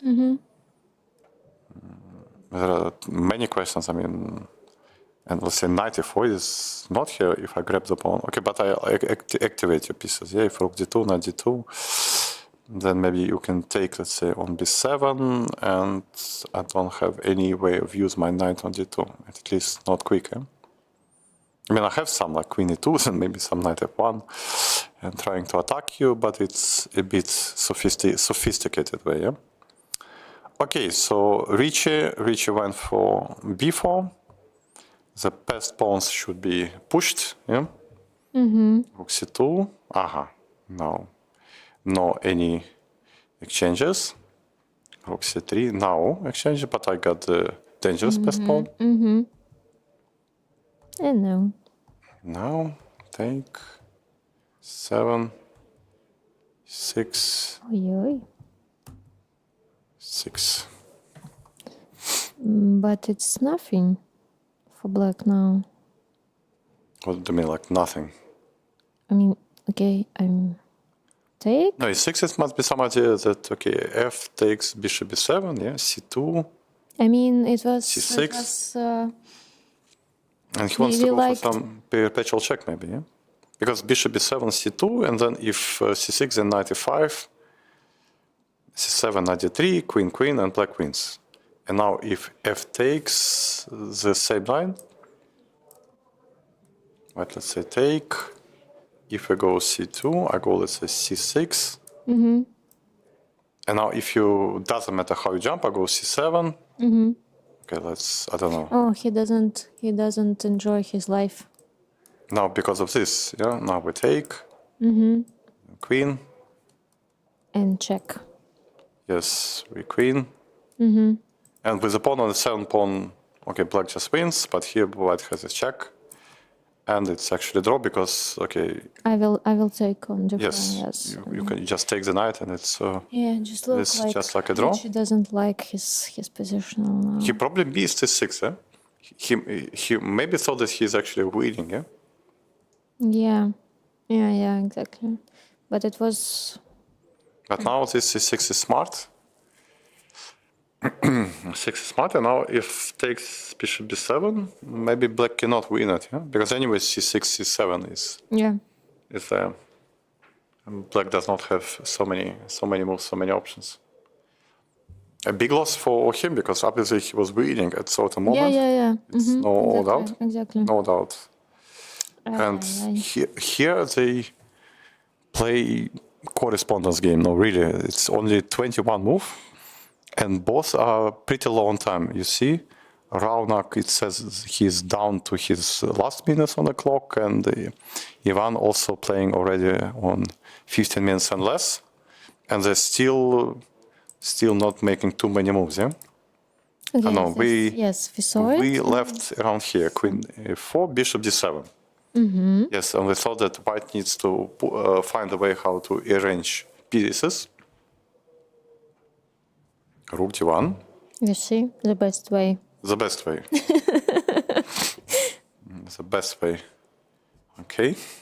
Night before, another the best way. Knight c3, everybody back. Okay, queen c8. Bishop f5 is nasty. Everybody back. Bishop f5. Everybody back. Wow, amazing, eh? He was only going backward and backward with every piece, yeah? c6. Yeah. Okay, finally some calm move. Knight d5. And queen f3. Still lots of play, yeah? Okay, obviously black is having pretty nice long-term compensation. Two bishops and active pieces. Also white needs to... And with this time, this little time by Raunak. And you think the time is correct? If you can see the board, it really shows that it's on a camera. If you're yes, it says like he has seconds. Yeah. Wow. Wow. Yes, but I also see that he's checking clocks. Yeah. Yes. Then he has problems. That's for sure. So Ivan is a hot favorite for the remaining part. 12 against 1 minute, and position is absolutely full of play, full of tricks. Yeah. A great martial version of play. 11 seconds it was. 11 seconds that was okay. Yes.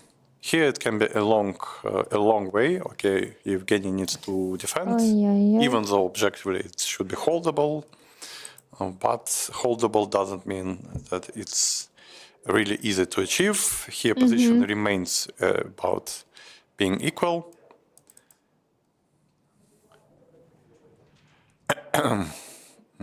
And here, still black is doing relatively okay. Let's see, Arseny made a draw against Cherskov Maxim.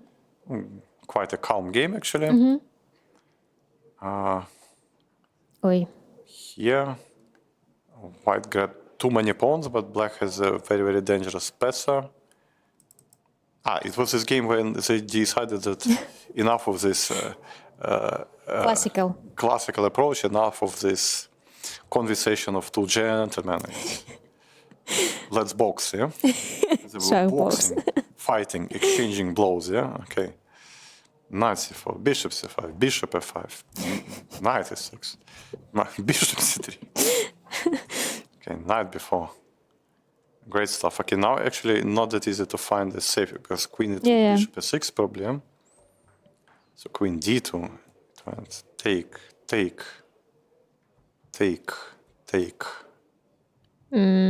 The 8. Bishop e3. Yeah, why not c3?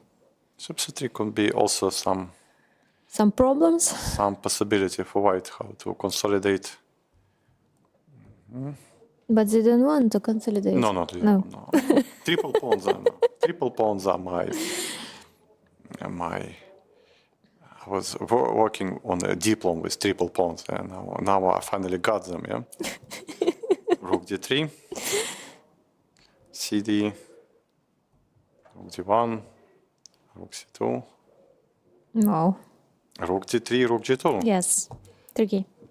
A huge trick. Bishop f1, suddenly he saw it. Wow, d2. No, of course, no draws. No draws allowed. Yeah. d2, b4. Okay, but anyway, white, I think it's a defensive side here. So what does he want? Bishop f4, some king f2, and then some f5, and just pretend that he will trade the last pawn there and make some draw.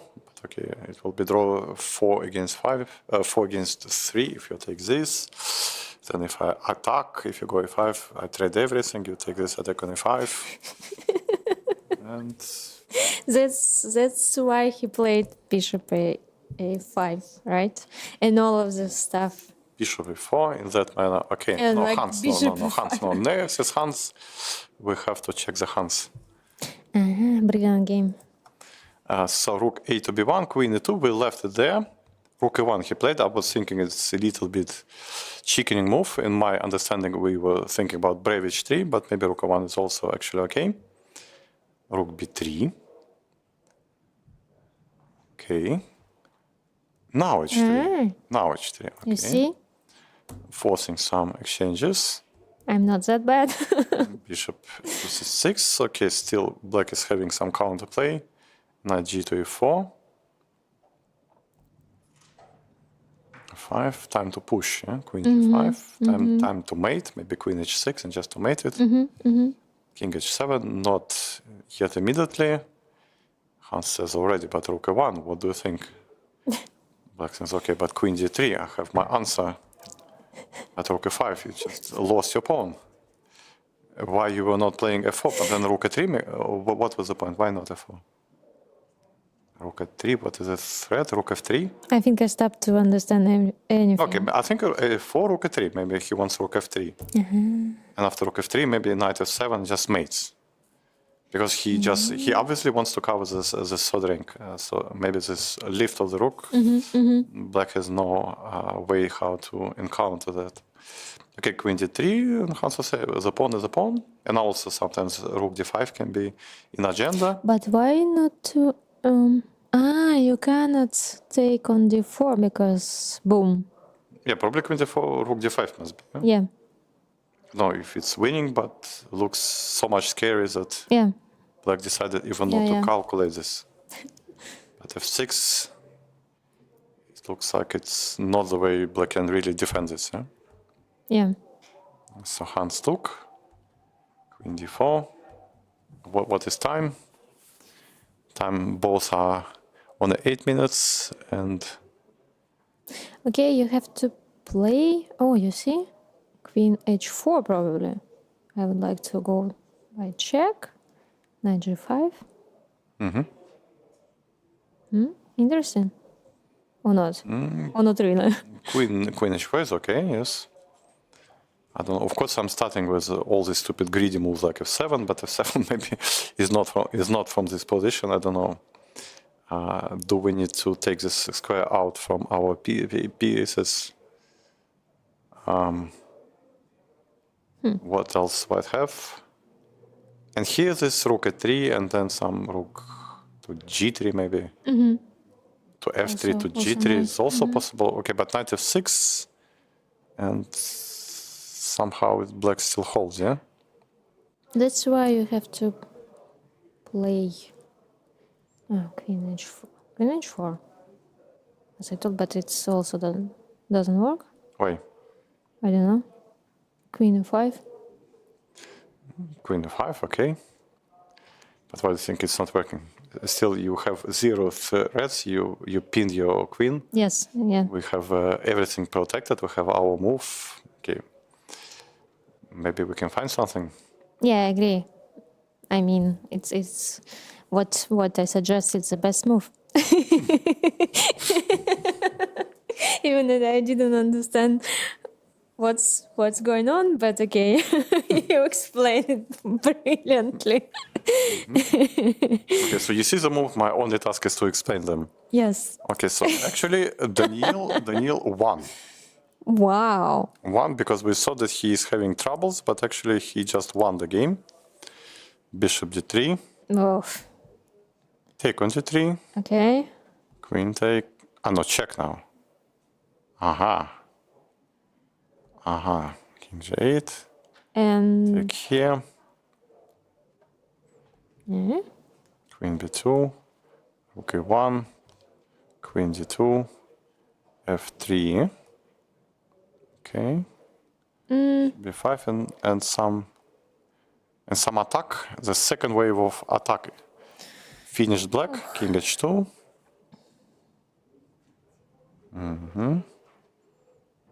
Okay. 7. Queen G3. Just quite unpleasant to defend, especially being short of time. There are lots of tactics actually. Okay, F6 and okay. And Rook F4, then okay, the Rook came. Now Rook is joining the attack, and it should be decisive now. Bishop take, G, Rook E5. Yeah, it's over. It's over. And then it's just no defense probably. Yeah? D7, Queen, Rook H7. Very calm. D7. Some decoy. What is that? And Rook H5 mate, yeah? Okay. Great work. Actually, great work by Danya. We saw that he is actually having not like real troubles, but he could end up in some unpleasant positions. But it turned out just opposite colored bishop's masterpiece. Okay, so this game ended in a draw. Okay, from some news from massage. Massage is completely winning. Yeah? So someone is making massages well, someone is not enjoying them. We stopped around which moment? Around here, probably. Yeah, probably. E4. It was played E4 already. Okay, we saw it. Yeah. Yeah, around here yeah. we thought, Let's okay, let them enjoy. B5. Wow. That's a move. That's how it should be played. The most inactive piece just flies into C6, yeah? Great stuff. Knight C6, Queen F8. Okay, now the picture completely turned, yeah? Now this Queen F1. Okay, Vlad insists. I need your central pawn. Like I say, okay, take it. What I can do. Okay, so he took what I can do. I like the way you comment. It's the best way to comment. All of a sudden, Black decided not to take. He said, okay, you took, I took, but okay, I cannot took. Why? Don't ask me why. Trying to understand why it's not possible to take, but it's not possible to take. Okay, Bishop E3. Yeah, probably just open the king. Okay, if you take Okay, my king is bad, my position is bad, but I'm just, I told you I'm greedy. I see the pawn, I take the pawn. What's wrong? Why I'm losing? Good question. Okay, no doubt I'm losing, but okay, still a bit of sign how you will finish me here. I need to take. Take what? Only 4? Only 4. And It's knight d7, queen e7, bishop h8. Go some, I don't know, f5 maybe. okay. Rook e1. But here I have lots of play. I can even take this, some knight g5. But it's better for white. Better, but I'm okay. Still, I have some chances, maybe. Okay, but he's just playing without any pawns left. So okay, maybe we're missing some tactic. But okay, for me, of course, it's a question why not to take? Because in that position he went bishop e3. But bishop e3 is what kind of move it is? Bishop e3. So he wanted to change the beast. The beast, okay, he succeeded, but it's nation time is coming, yeah? Knight f7. Oi. Rook. Wow. Okay, so probably he takes, yeah? Rook c7. Okay, he needs to go rook e7. And what? Rook b7, rook b7, e5, yeah? b7 and yeah, he took. Rook b7. Rook takes b7, e5.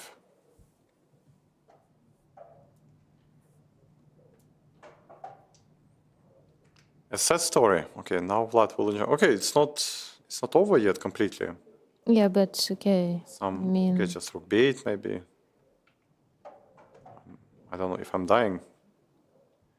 Oh, not yet. Look, Vladislav is so calm, showing his advantage.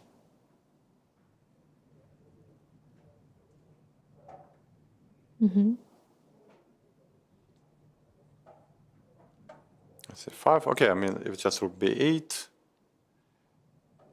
Rook b8 probably I will.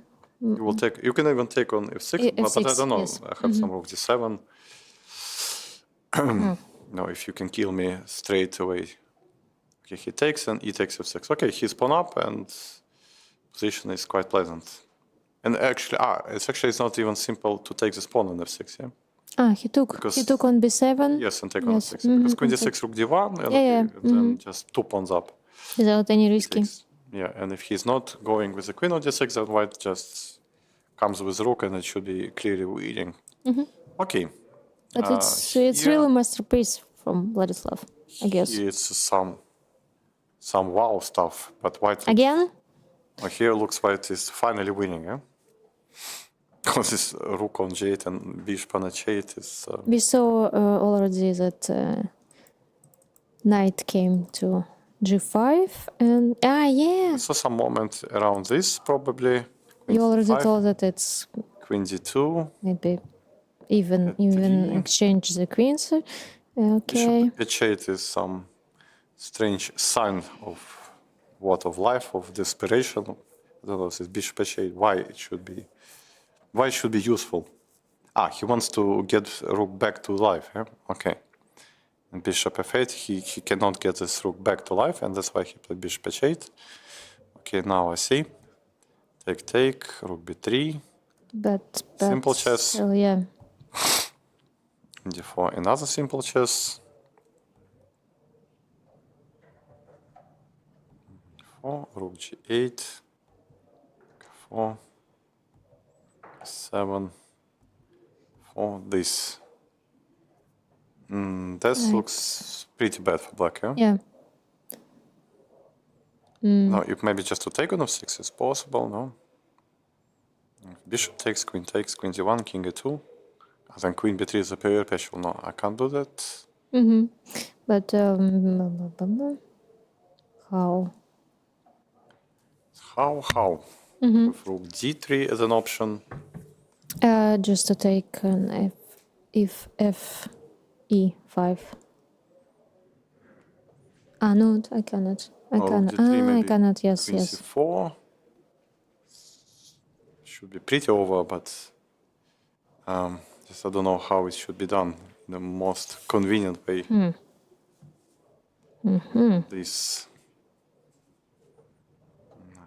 knight f7 can be played also. No, but actually white did some move. I think it's black who think. No, white is thinking actually. No, I didn't thinking.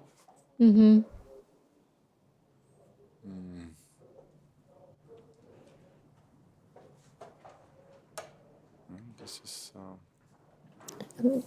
Try hard to think because we need to show that we No, maybe also can. maybe just c d5 to take. I don't know. Again, some simple chess. No, c d5, f takes e5 here, because I thought that it's maybe easiest way how to close it. But f takes e5, and if f takes, then bishop takes e5. But we have to show something that we also. But I'm trying to think. I maybe look like I'm completely disabled, but I'm actually trying to think. Yeah. Okay, maybe knight e6. Oh, maybe knight e6 and knight e7 check. Okay, if king f8, queen c5 check, and then discovery check to b5, closing this, shutting this, and we win. No, I mean if we take this, just knight Okay. e6. Rook g2. Because my idea is to give check and then to cover this. Okay, but rook g2, of course, I didn't see. I was thinking only about that way. So mostly I'm trying to lose it with white, I guess. Yeah? So many Yes, ways. I didn't see anything. Oh, okay, but if if check, Okay, and king f8, king d. king d8, I will Yeah. grab this Okay, one. okay. Because if now king g8, I take with a check, and then sometimes I can take with check here, and this looks over, yeah. And if you go somewhere here, I just want to sometimes just to shut this with knight b5 or something like this. But it's maybe still wrong, yeah? If king g7, how do we finish here?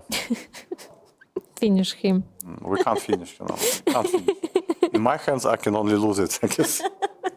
With my brave hands, I am seeing only way white actually bravely losing a completely winning game here.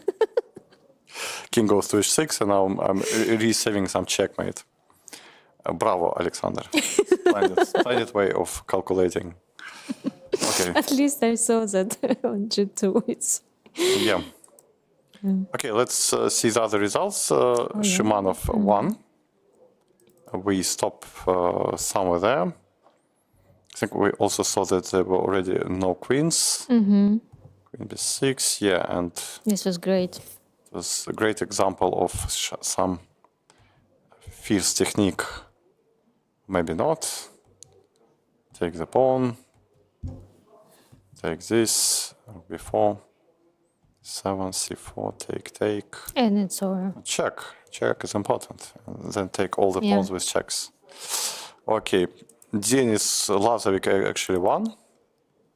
We left him in a moment when I think he did play some h4. Already forgot this moment. No, it was earlier. Oh, h4 was played here. Yeah. Knight f8. Bishop g4. Rook b8. It's not that easy. It's not that easy, yes, to defend this symmetrical but passive positions under constant pressure. Queen 8, Rook g6, g7, exchange, Queen d3, Knight f6, Knight takes d7. Okay, thank you. I have my pawn. Knight c5, f5, Knight d7. A good actually technique from Denis, because this knight on f6 was the best piece from back, and he immediately changed it to avoid any possible counterplay, and also he removed a possible great defender for the black's king. And this, just one more pawn has gone on f5, and okay, then later he won the game. Great stuff. Actually, the way he plays here, I like a lot. He seems to be a very nicely prepared, and a very nice technical player. Here we stopped around here. And you told it's great position for white because I thought it's nice to play better, for white. Yes, it's better to play. But why? Knight it. Yeah. The deeper it goes, the less I understand it. King h7, h3 now. 7, Queen b8. Now, I don't know, now it looks more or less okay. Where are my white squares? Why my knight is only 2? Oh. And black knight is only 5. Okay, this should be closer to the draw, and I'm not sure that white is already on the better side of this equality. Pretty equal in Dmitry Bocherov's game, some symmetrical job, position. But why what at all? He's an expert. An expert? Never trust the experts, as they're saying. Long massage and long lesson to understand that the famous Benoni structures with white should be avoided by any cost. Yeah.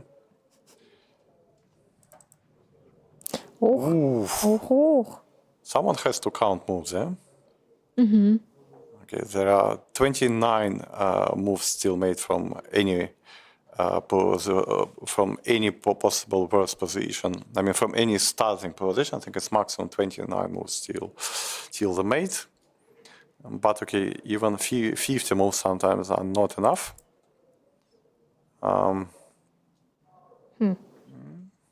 Not many things changed. It's still leading towards some draw. And here, Alexander is. I think he won the exchange back, and now he's just completely winning. Yeah. Enjoying. Yes. He's up, and everything ruined in white's position. Shamsuddin is. Okay, now it looks like black should defend. Yeah, he simplified and he put some nice defensive setup. It's not that easy for white to improve. Black can even go sometimes king f6, e5, and to just get rid of all possible pawns, or can use this pawn for some target. This is much closer to the draw. Alexei Rashov, he made a draw against Taba. Really? Really? Really, really. Because g3, f5, he And- took bravely. And it's over? Not over, but bishop f3 came. Mm. Boom. Nah. Boom. And And just rook f1. Rook f1, sorry. No need to defend this bishop. And why? Did they really agree the draw here?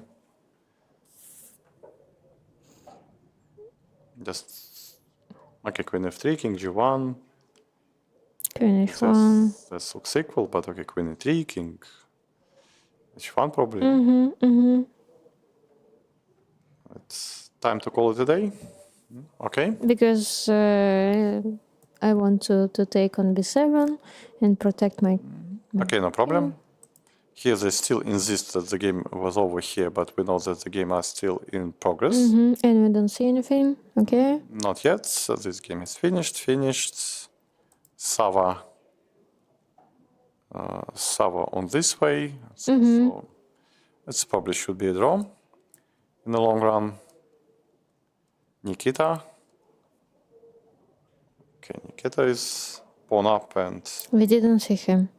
No, we saw some position quickly, but we just saw that it's Morozevich type and, yeah. sort of a long game. Exactly. And taking space, easy chess. Take it.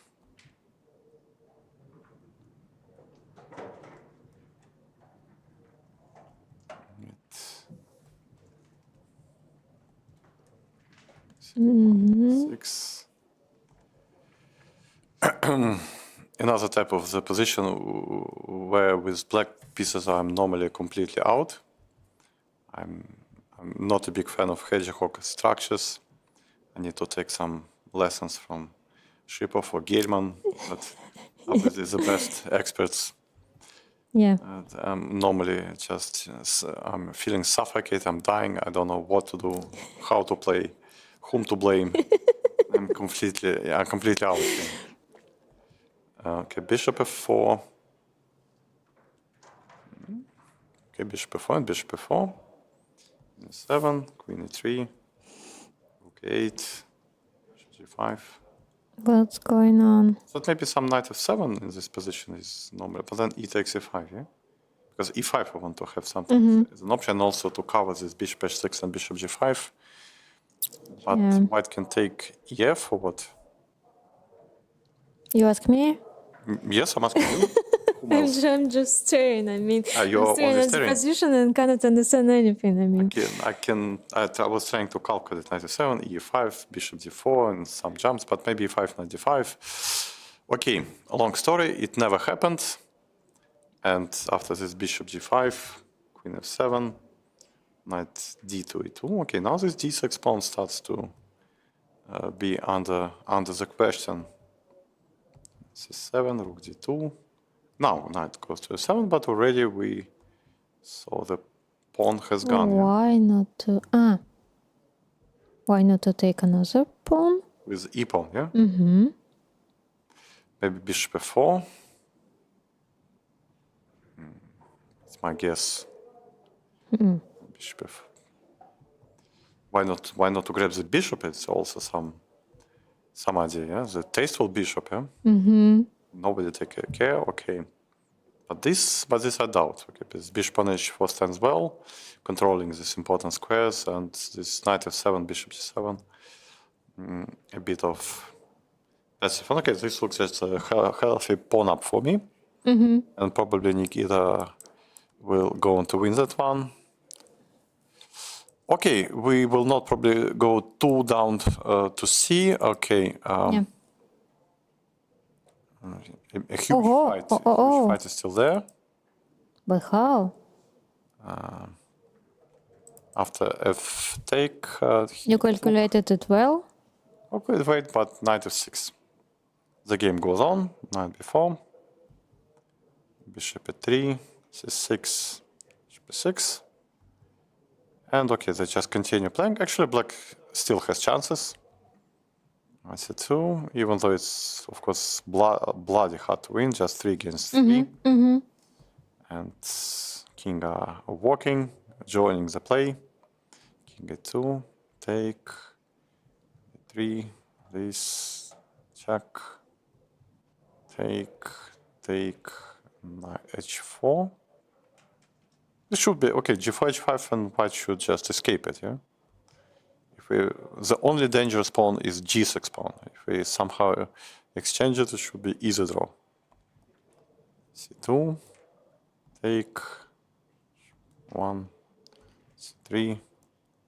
This is a bit passive for white. Maybe still enough to hold on.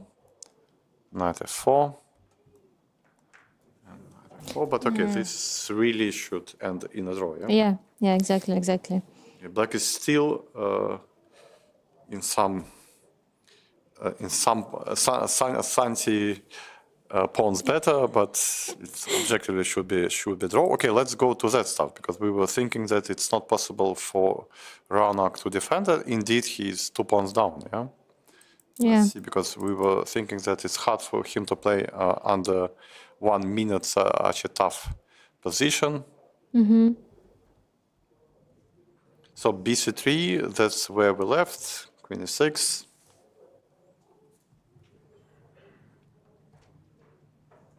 Bishop e4. Queen g3. Queen d5. It's actually quite to stabilize. It's quite unpleasant to meet such creepy moves like this.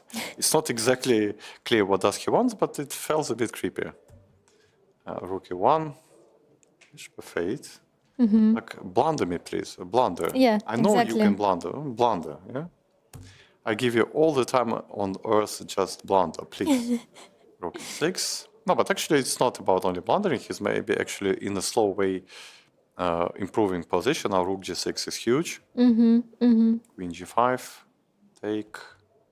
So take on e6. Queen e6. C takes d3. Queen b3. And just, okay, and he Collapsing. taking all pawns, yeah?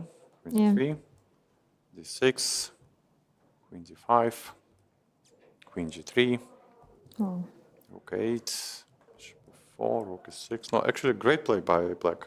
That's really, really great play. Queen d1. Especially technically. Take this, take this, take this, take this. Okay, that should be winning, yeah? 2 pawns and little chances for Raonak. Okay, you saw him shaking his head. Okay, what to do? Life is hard. It's not some Especially in Moscow. Not a Kremlin stars here. People playing. People playing better here. Yeah. G3. No any old Moros in the tournament, so only fresh meat. Rook e6, king d3, rook f6. So what now? What's now? f4? No, king e2. King e2.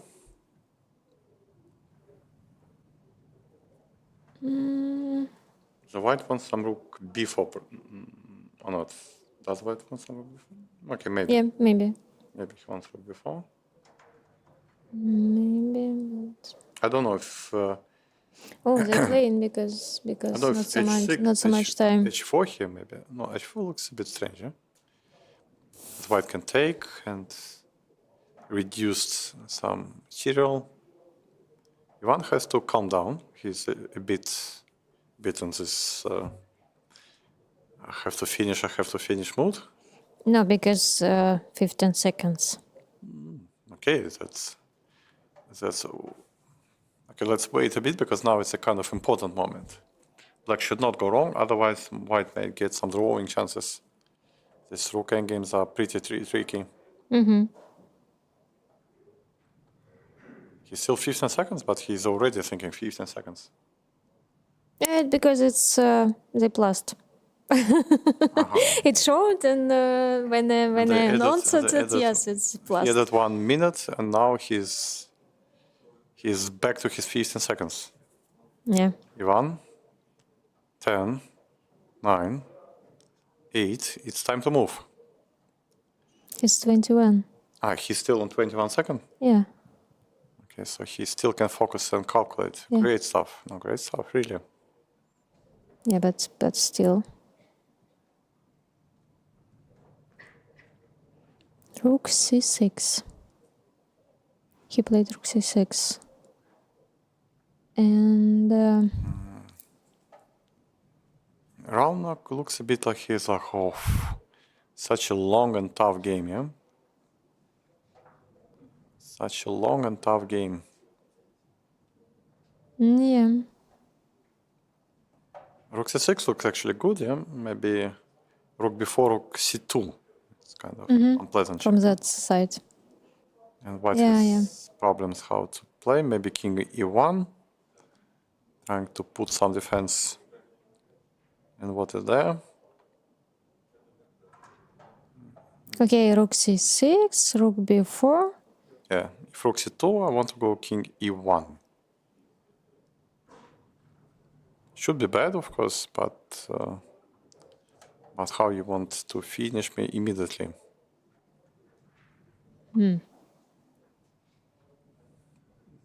But it's also nice that actually Raunak is very calm, yeah? Despite he was basically dead loss at certain moment, he's still very, very calm. He's playing fast and he's still keeping his cool. So he's not losing his head, he's quite cool. Yeah, probably. I think you've played him in one of these Stars tournament. Yeah, and I was winning quite in several games. Yeah, and he was lucky. He was lucky, yeah? But also you see he's actually keeping his cool. He's not losing his mind. He even can just, go out, being short of time, just walk somewhere, take some water or drinks. And Ivan seemed to be much more nervous. He's, pressing hardly clocks. Rook c3. What is that? What is so special about this rook c3 move? Okay, white can take on e4. H4. Probably he wants to play h4, and that's... What g takes, probably. It's tough to win. Not so much material left. Rook h3, rook d4, rook e3. As we saw before, yeah. Yeah, and there are two versus two with a b pawn. Yeah. Lots of chances. Because So pity. black will have a passive rook. Okay, we can of course come back here later. Let's take some other look. Okay, Evgeny Nair still defending this pawn down position versus Alexei Gaganov. Also, they can play for long. Here, actually, players agree the draw. Okay, maybe position is really calling for that. Danishvar and Bardi decided that draw is also good. Why not? Draw is a really good result. Oh. F6 and the monster pawn on h4 decided the game, but how it went that quick? I think we stopped, Here, even not here, no, earlier. Okay. We stopped around this moment as bishop e4, king f2, rook e2, and boldly king e2. No any 5, no any half measures. We will take only huge measures. Okay, bishop d5. Oi, oi. Oi, oi. Oi, oi, oi. I'm blundering a bit. No, just... why bishop? Why not bishop? Why not bishop b3? Bishop b3, maybe rook d2, bishop Yes. I take, Yeah. And yeah. b5. All of a sudden, Yeah. I'm the monster, yeah? And, okay, rook e4, e4. Wow. No. He really has some special attitudes towards these triple pawns. C6, but it's just almost a dead loss, yeah? So black just calmly picks all the pawns. Yeah. He took an h2, and okay, so finally black won. Hans, let's go to Hans, because he finished his game in a great fashion, most likely. Bishop c6, we stopped at the moment when black pushed f6. Take. And here. Oh. Rook 8. Wow. Wow. Rook 8. We didn't calculate this. We didn't calculate it. No. Puzzle rush. Not, Puzzle rush. not even close. Puzzle rush. No, we both need to solve it, yeah? Okay, great stuff, yeah? Deflection just to get knight to f7. And that's why I told you that I don't like f7, because it takes out the square from the knight. So my intuition tells me that it's better to keep the square. So knight f7. Wow. Check. Knight take. And knight f5. The tango of knights continues. Okay, the queen g6 is decisive. Goes back. This. King Oh. h2. Wow. Okay, rook f4, at least to protect the queen. Knight h7. Queen g8. And queen f8 mate. Yes. Pure beauty. A pure beauty by Hans. Okay. A dangerous player, and very. Sometimes he plays very convincingly. Yeah, like some of moves he might miss, but once he sees the stream of the game, he's very, very convincing and very move by move. He plays a very concrete and nice chess. Okay, this we saw. Rudik is still doing his best to achieve more than half a point, even though it looks like it will be just total simplification and should be draw, probably. Okay, this game is finished. Here this endless sorrow continues. Okay, take your time, do your best. Okay, you have to learn how chess should be played there. This nice fight. They probably agreed the draw here, because I'm sure that Dmitry can't think for 15 minutes in such a position. So either it is some bug, or they probably agreed the draw around this moment. Here also it says 0-0-0, probably black won. Yes. White resigned. Shamsidin couldn't break the resistance, so Arostan made a draw. Okay, White did some clever effort. It was just not enough to win. Yeah. We still have some clues how Yekaterina playing, because obviously 16 moves were wrong, but we have no any news about that game. Manuel Petrosyan won. And I just, just can note and just continue to talk. I'm listening. You're listening, okay? Yeah. What about that position? Can you hold it with White comfortably, uncomfortably? I think I can, yeah. I know how to. You know how? Okay, explain me, please. I remember Gerfan's explanation about that with pawn on h3 is draw, but I will lose it, and I will lose it in uncomfortable way. But, yeah. So how it should be defended? What are the setups? Okay, just you can play like he played. It's a great explanation, but okay, what are the? I mean, just what are the defensive setups? He needs to continue to move like f4, like king f5, and then you can start it to check. Check, and check.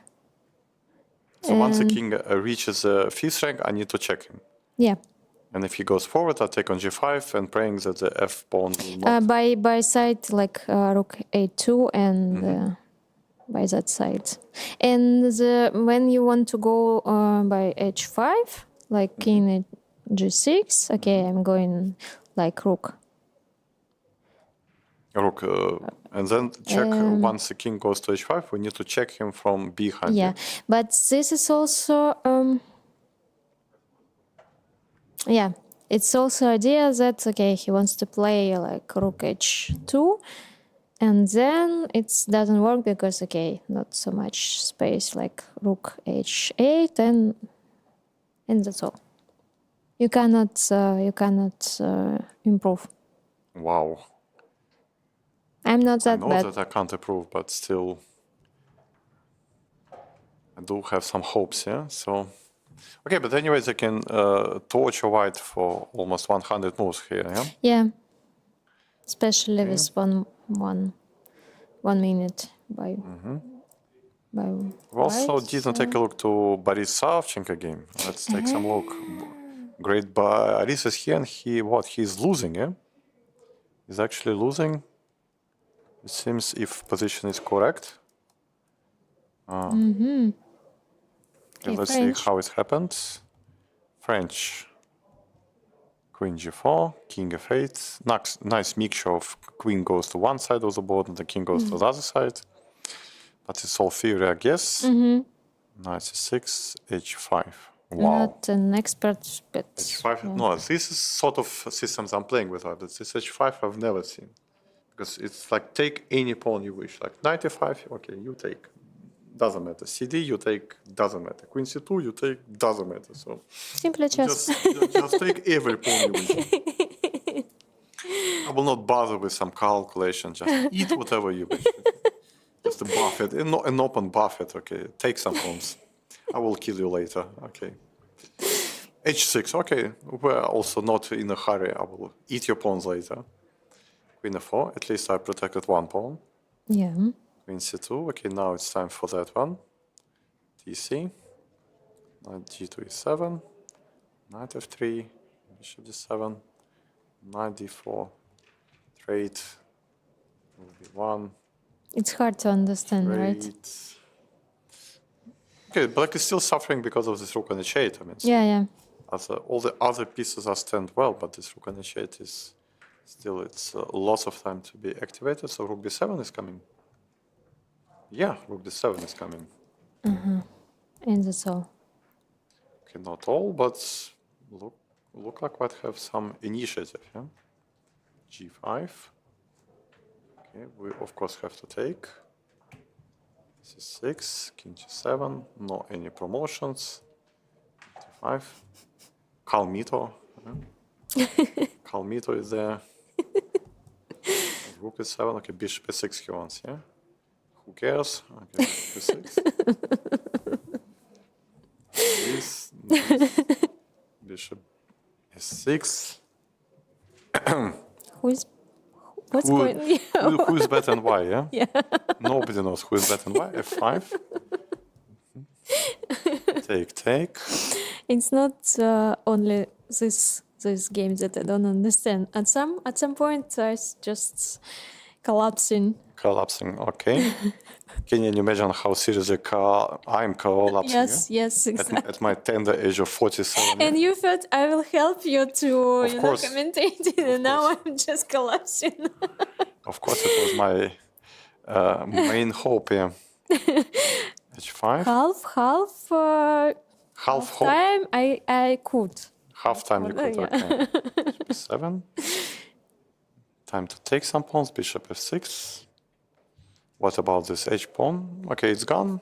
Not yet. Rook g4, not yet. King c3. I told you it's the best commentating. Bishop b5. But at least it's funny. 7. Bishop d4, thank you. Now have everything protected. Now enjoying bishop f6 check. Okay, what now? Now bishop c4. Okay, you cannot destroy my harmony. Oh no, you can destroy my harmony. Okay, it's maybe a4 now. Yes, a4 exactly. Rook h5. Okay, but suddenly the h pawn is promoting what to do. Bishop f1 then. Bishop g2. King c4. A new wave of play. But these two moves I would never guess. I think my natural pick would be f5. If I'm not running to some stalemates ideas. Maybe then white is not in the progress. It comes to f5. And not that easy to make a progress. I see. You see? I see, yes. Somehow I see. I cannot see You anything. cannot see king c3, a nice dance. A nice dance. What to do? Okay, we take this pawn. f5. Oh. Stylish f5.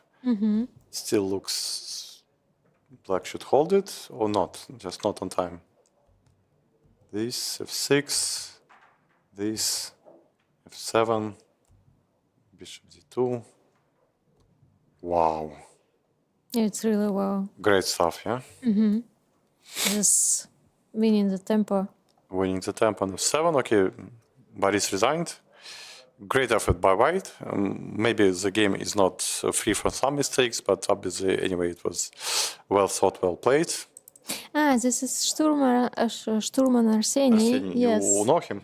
I know him and his mother of good friend of mine, and she's good photographer. And Arseny is also not only playing chess, But also good maths. and at math. Okay. Yes. Okay. Tripishko looks like he is supposed to win, but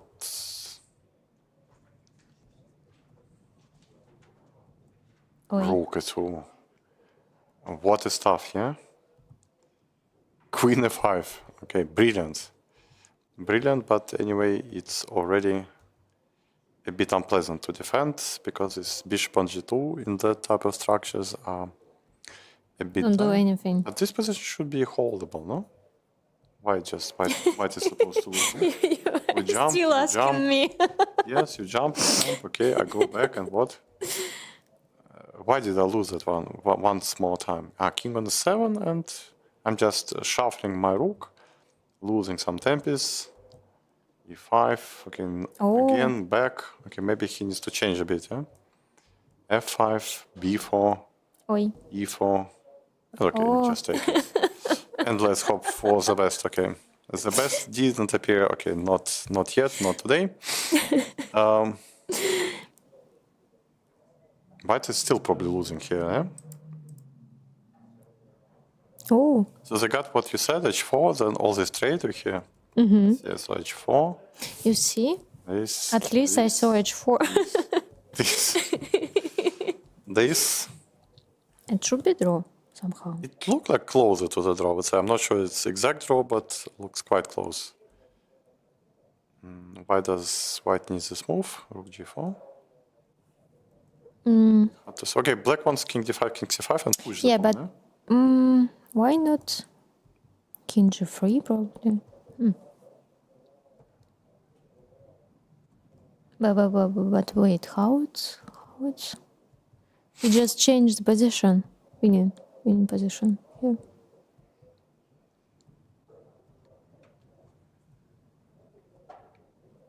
Yes, I have repeated so many times, but why g6? Why did he play g6? He was afraid of rook g1 and just attack on g7. You see his reaction of like why his force. You see, I can read it. Why I came to Moscow to play Aeroflot Open. Really? Yeah, you see. To me, he looks like he's a local player. Because, okay, like, if this stars will happen once more, I mean, so we can surely say that Raunak will be there. After this tournament. It doesn't matter, no, but really, they can invite everyone, misinvite, disinvite, but he'll be obviously here. So. Disinvite is actually a new verb, yeah, and it's quite nice, yeah. He takes. Send me disinvitation, yeah. I'll probably supposed to refuse it, yeah. Okay, takes, rook g1, okay, rook h5. He's almost crying, you see? Why? No, why? He's almost crying. I mean, just No, like... he can't cry.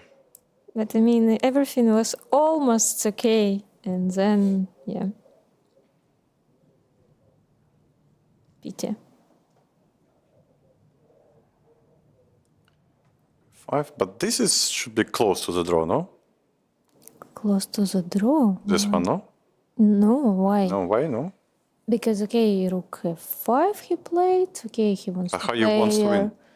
I go Okay, king but f3, then I put my rook on g5, then I go king e3, king d3. If you push the b pawn, how you want to win? If you push b4, I go king e3, king d3. You have your king cut it. Okay, you can go king I c6, thought king it's b6, king e5. No, but almost winning, and you now. and then I bring my king to fight the pawn. So I'm not sure that it's actually winning. So Okay.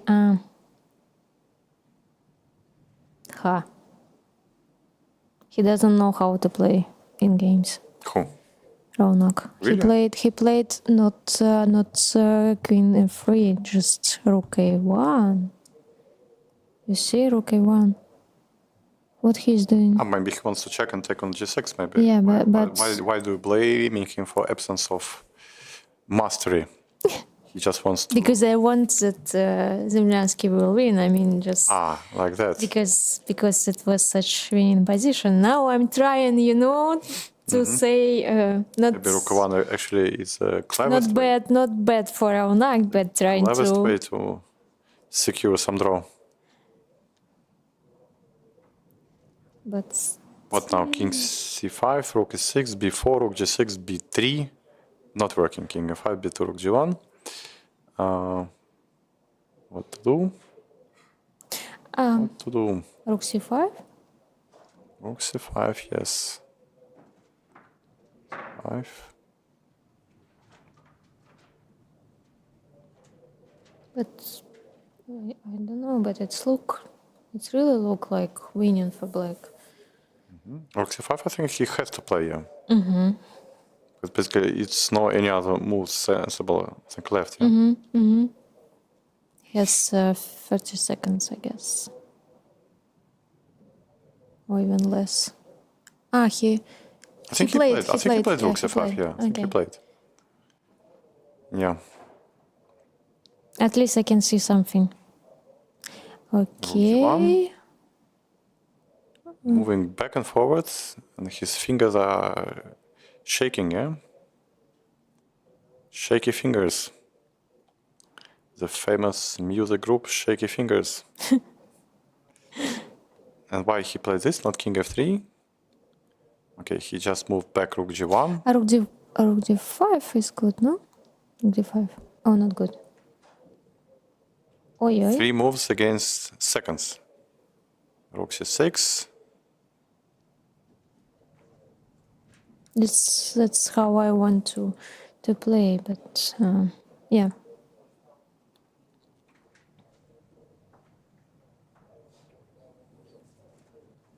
You see, Raunak is actually quite nervous. even like his endgamers facial- agree with me that it's losing now. It seems losing, yeah. It's because of my If you're shuffling back and forward losing tempos, you're supposed to lose, yeah. it's my believing to Ivan. In Ivan, we believe, yeah? Yes, new motto. New motto. Okay, and what about, do we believe here in Evgeny or We also believe in Alexei? Evgeny because he's coach of my team. coach of the Yes. team, yeah? Yes, even Not so much, if, not so yes. much happening. Okay, Black is moving also back and forward, probably trying to win this b4 pawn, but still a long way to get there. Okay, let's see if there are any other games remaining. You know that you look so fresh even after some hours the commentator. Really, no. You talk and talk and talk. And Just probably my tongue and my brains are not connected well enough. Some endless talker, yeah? So, okay, Rudik made a draw. So as we said, here also Oi, oi. salon is there. Okay, massaging slowly but surely. Even This, I guess, was actually ended in a draw. I'm just checking how many games left. This, I guess, Alexander Grishuk must already finish long time ago. Yekaterinko also, we have no idea. Taba might actually agree the draw.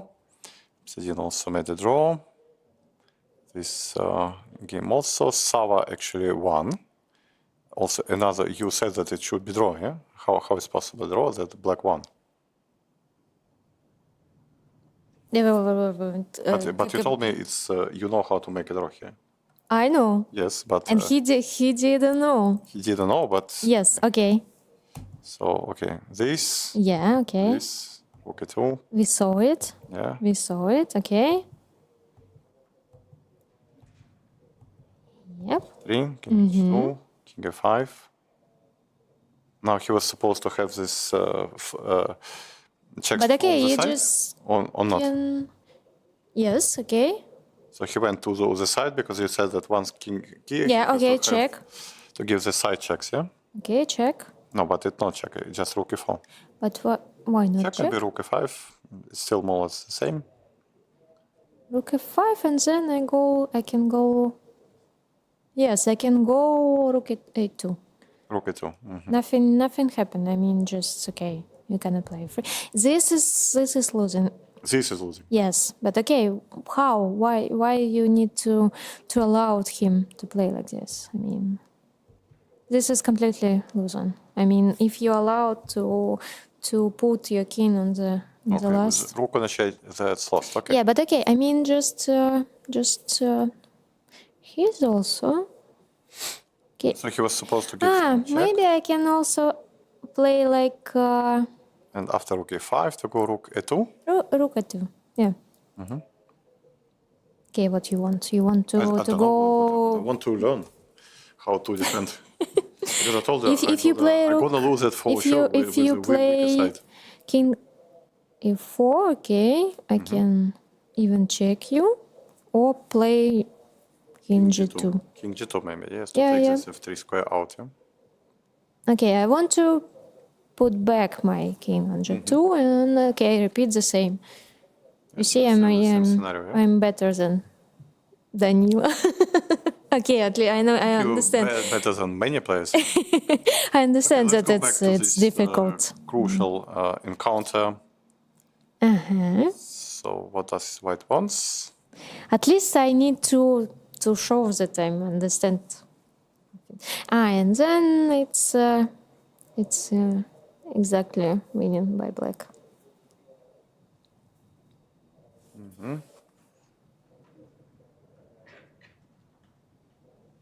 The f1's okay. If king a5, rook b1, king b4, rook a1, can black make some progress?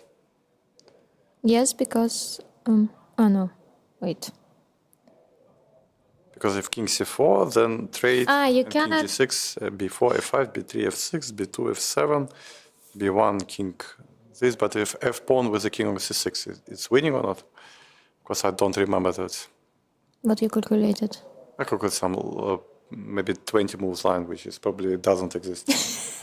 But I mean, physically it exists, but maybe objectively it's far from. I was calculating king f5, rook a1, king b4, rook b1, king, let's say c4, rook c1, king d5, trade, king g6, b4, f5, b3, f6, b2, f7, b1 check, king g7, and I was saying, okay, king on c6, like only quite near to the f pawn. Does it winning or not? My memory is stuck. Yeah, I have no idea, but probably that's not the way black should play. Because king s6, rook a1, king b7, rook b1, rook b6. But then white can take on b5, king g6, and I don't know if it's winning or not. Again, we need to calculate. It's maybe winning, yeah?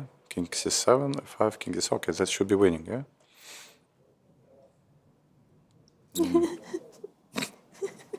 No, but then f5 he can play then. No, then f5 it's not there. No, this plan is bad. Rook is6. Now what? Now Raunak is also on seconds, yeah? And also he has problems how to find a move. King h6, but maybe king h6 even rook f6 is possible for black, yeah? Yes, that's I wanted to tell, but you was calculating. Wasting my mental energy. Yeah. I see. And I didn't want to interrupt you because you look so. I looks a bit smart, yeah?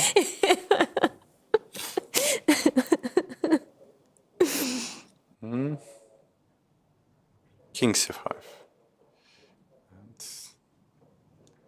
Yeah. Okay. Another way how it's possible to play. Because I want to play. Okay, if you check, king d4, check, and king e4 probably, or c3. So it should be winning.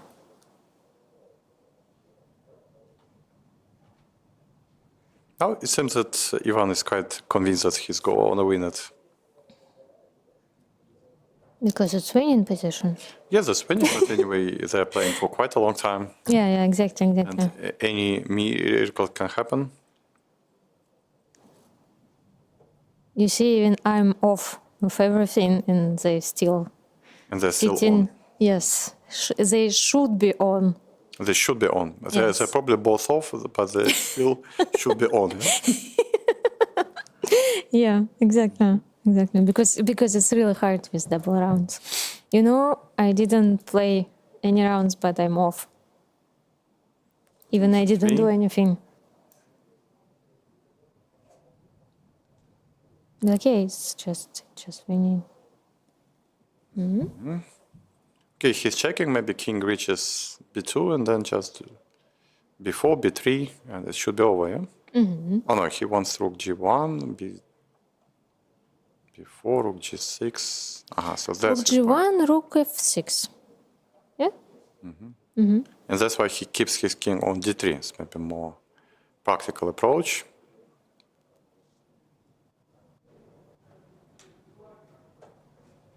Five seconds. Ronak visually so upset. No, 1 minute. 1 minute, yeah. Okay, rook b1, he has to go, yeah? Okay. Otherwise, b4 just kills. Okay, rook b6. b6 and King g5. and then b4. so he can't wait, yeah? Yeah, I'm too close by king to f pawn. d1 he played, yeah? He continues checking.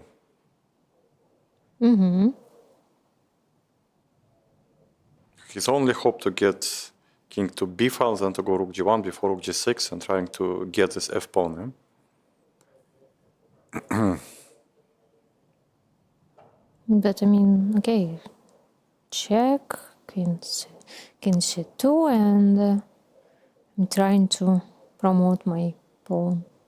King c2, rook g1, b4, rook g6, takes b3, f5, b2, f6, b1, f7, You can calculate something. and it's winning. It's not clear if it's winning like this way. I mean, it should be winning, of course, but You play immediately rook g5. yes, if king c2, I want rook g1. Yeah. Okay, as you told, maybe some rook f6 here, Yeah. just to keep the pawns.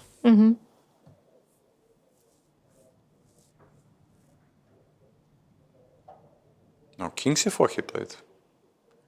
I don't know if he's making some progress. Okay, if he's continue checking.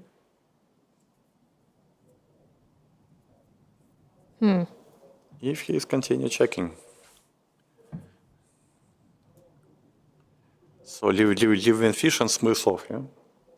This book should be awarded for both players immediately after the game, yeah? I told Without any hard actually meeting, just okay, guys, please. Even you know how to play, even you are great players, but just recheck a bit, yeah? I told you you should read classical books. Read and reread.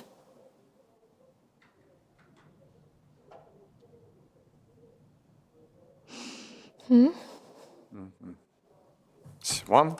Okay, let's take some quick look here. F3. Wow, but how? Somehow.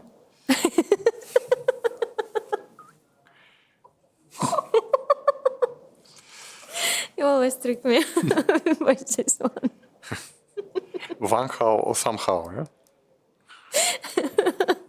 It's funny, we have a new guy, Van Hao from China. Now they're putting him Van Hao and something additional just to make sure that it's not the old Van Hao. So it's not the ghost of the old Van Hao, it's a new Van Hao. And it's funny because we have the same players with the same surname, but we're not saying, okay, but it's not this old one, so it's a new one. It's quite funny. Okay, should be just perpetual, I guess, yeah? Mm-hmm. Okay, but at the move 100, everything can happen. Okay, let's move back. Here's the most dramatical game. Because Ivan tries to push the B pawn, and Raunak saying you will never push this B pawn. Believe me, it's unpushable pawn. Okay, but how to play? I will. Okay, if you play rook b1, I play rook e4, and then when you play king g5, so it's pushable pawn. It's a pushable pawn, yeah.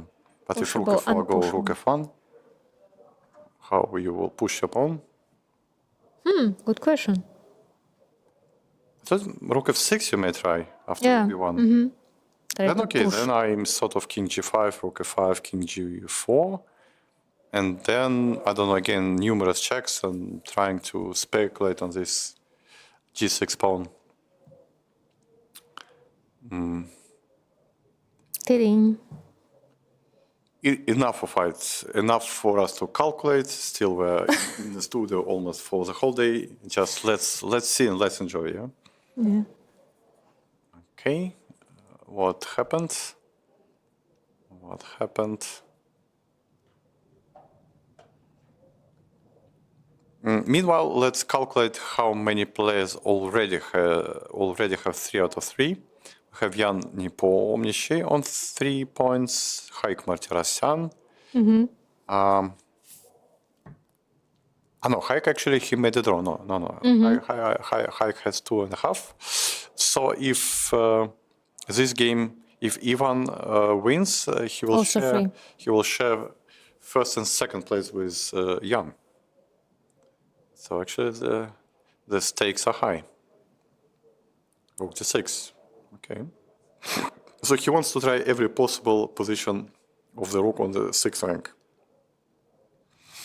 Wow, king g7.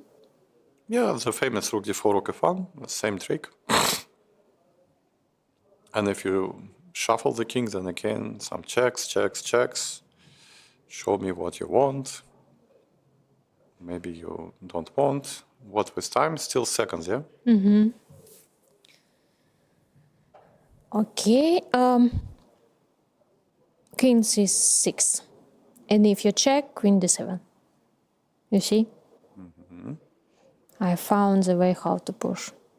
Probably. To push something that unpushable, yeah? It's a new chapter in the rook games. How to push unpushable pawn, yeah? Somehow. We already forgot about the chat because Yeah. we don't want to listen Chat. to listen what they Chat does not exist, of course. because they No, rooks is they will comment us like what they're doing in the studio. We're enjoying life, okay. Yeah. King f7. Time to take Are we some squares enjoying out. life like what is this your system? We enjoying life when they're struggling. Yeah. So it's Korean yeah. type of go, yeah. No, they're all struggling, Yes. but we are happy. We're happy than happy. Japanese way of going.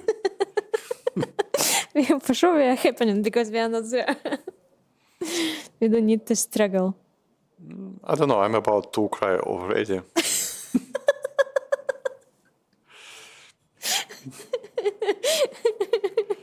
I understand you. Because, just to see one more time Gunina in the studio. No, to see one more rook d6, rook c6 shuffling at this 10th hour, I'm about to cry already. And the Levenfish is about to make this on his circle on his grave, yeah. What to say? Hard to do. Unpushable pawns. Okay, but my worst experiment, I think I played against Vugar Gashimov. It was Tile Memorial 2009. And I had position with pawns e5, f5. And the king was actually there, maybe king on f6. I was black and rook and just one pair of rooks. So basically I have two connected pawns. No any other pawns, and they were completely unpushable. I took two pass pawns I couldn't push. And it was the last blitz game of this day 2, and immediately I came out to the red square. I remember my first and very strong idea that I should immediately quit chess. Like if these connected pawns are unpushable, then maybe okay. Also, I saw this mausoleum, and I thought it's think about something eternal in life. Yeah. If these two pawns are unpushable, your place is probably there. So it's the same here. I mean, if the pawn is unpushable, then what to do? Mausoleum is really near. Okay, queen a6. Ivan, please, finish the game in a nice fashion.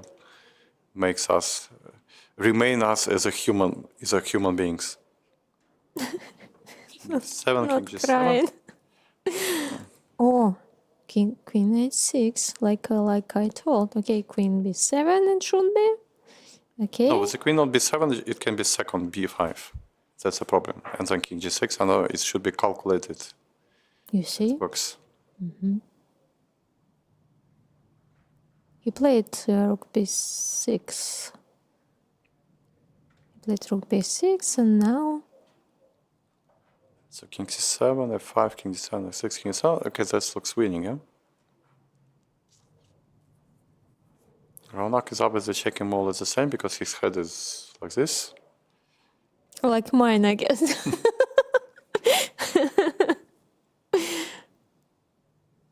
What he played? I guess he checked, king b7. And Okay, maybe rook b1, rook b6. Still thinking. Still thinking. But it's a king, black king is too close. So you don't need even to calculate, it's still close. Yes, it's close, but at this hour, of course, you need to calculate. Okay, rook g1.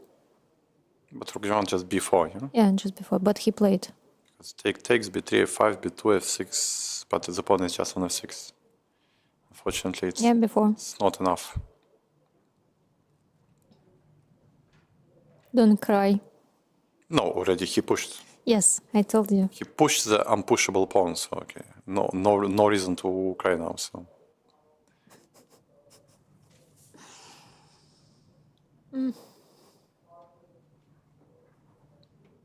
Okay, he still waits because black needs to cross the 6th rank. Because if king a6, he wants to now to take the pawn and take on g6. And the king will be...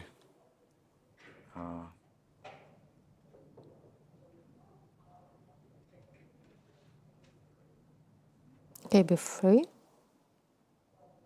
Why not to push? Yeah, b3, he probably waits. Probably waits. How? I don't know, somehow.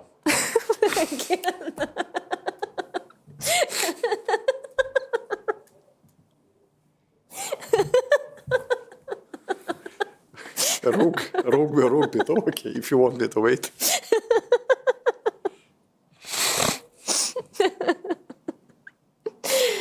King c7, I wait.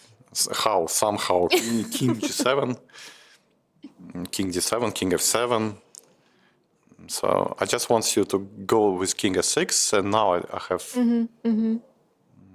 Maybe I still can wait, I don't know, king f5. And once you get to king f4, and now I can take, and king g6, and should be draw probably. The king, or maybe not draw. But at least with the king on f5 on f4, it's pretty far away, huh? Yeah, exactly. But now they will get the rook to b1 and pawn to b2. And white cannot make a waiting move. No, but then white will just lose because of the Zugzwang. Because then I cannot wait somehow. Because king g7, king c7, king f7, king d7. King d7 I can check and go back. Still I can wait this way.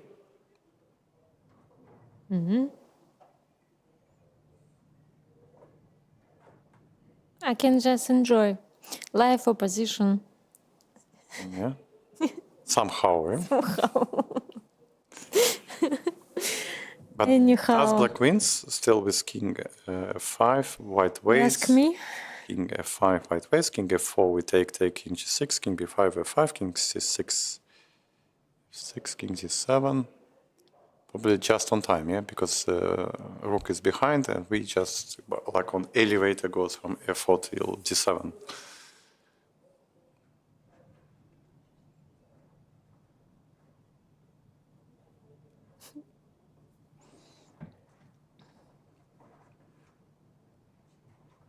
It's the last. No, but actually they can play king c7, king f7, king d7. And? No, I thought if you check... no, there is check still, no. Because if check, I thought I can go king c6. And if we want king d5, okay, so I'm coming from a normal side. But if you go king g7, even still, king e7, now you can check me. Rook e1, and then I'm making no progress. If rook e6, rook b1, it's, again, no progress, yeah? Okay, king e6. Coming from there. Now geometrically probably doesn't matter. The king on a6 or king on f4 is still the same. And white probably needs to take on b2 and take on g6.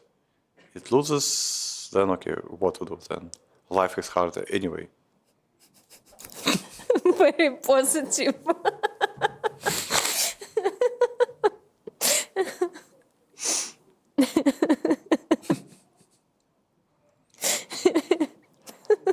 And everything what you're doing, it's hard.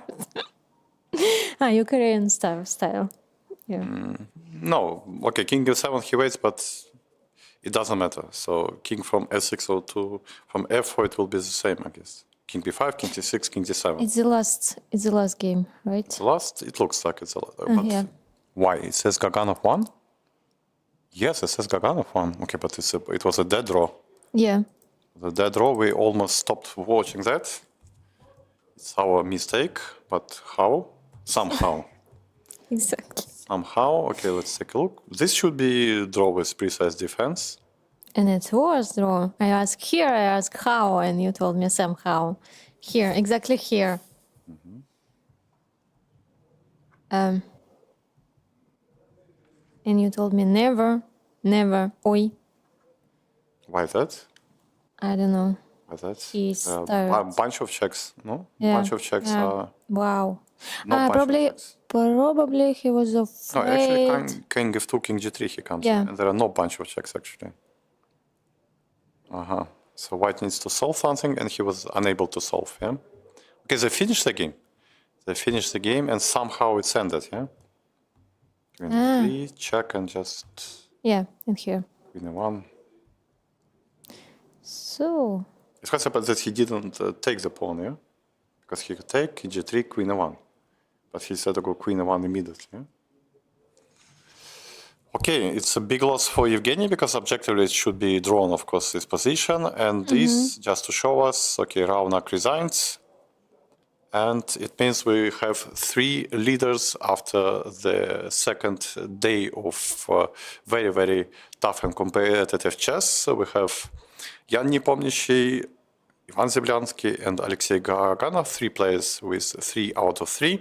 All of them won with the black pieces. So the black pieces are stands above and stands well. Yes, also just to tell to the for all the chess lovers, for all the chess players. about time. Not only about time, but we have a funeral for Boris Spassky, and it will take place on Tuesday. and we'll take on Tuesday at 12 12, o'clock at our this church of the Saint Christ on this near to the Central Chess Club. I don't exactly know how to name this church.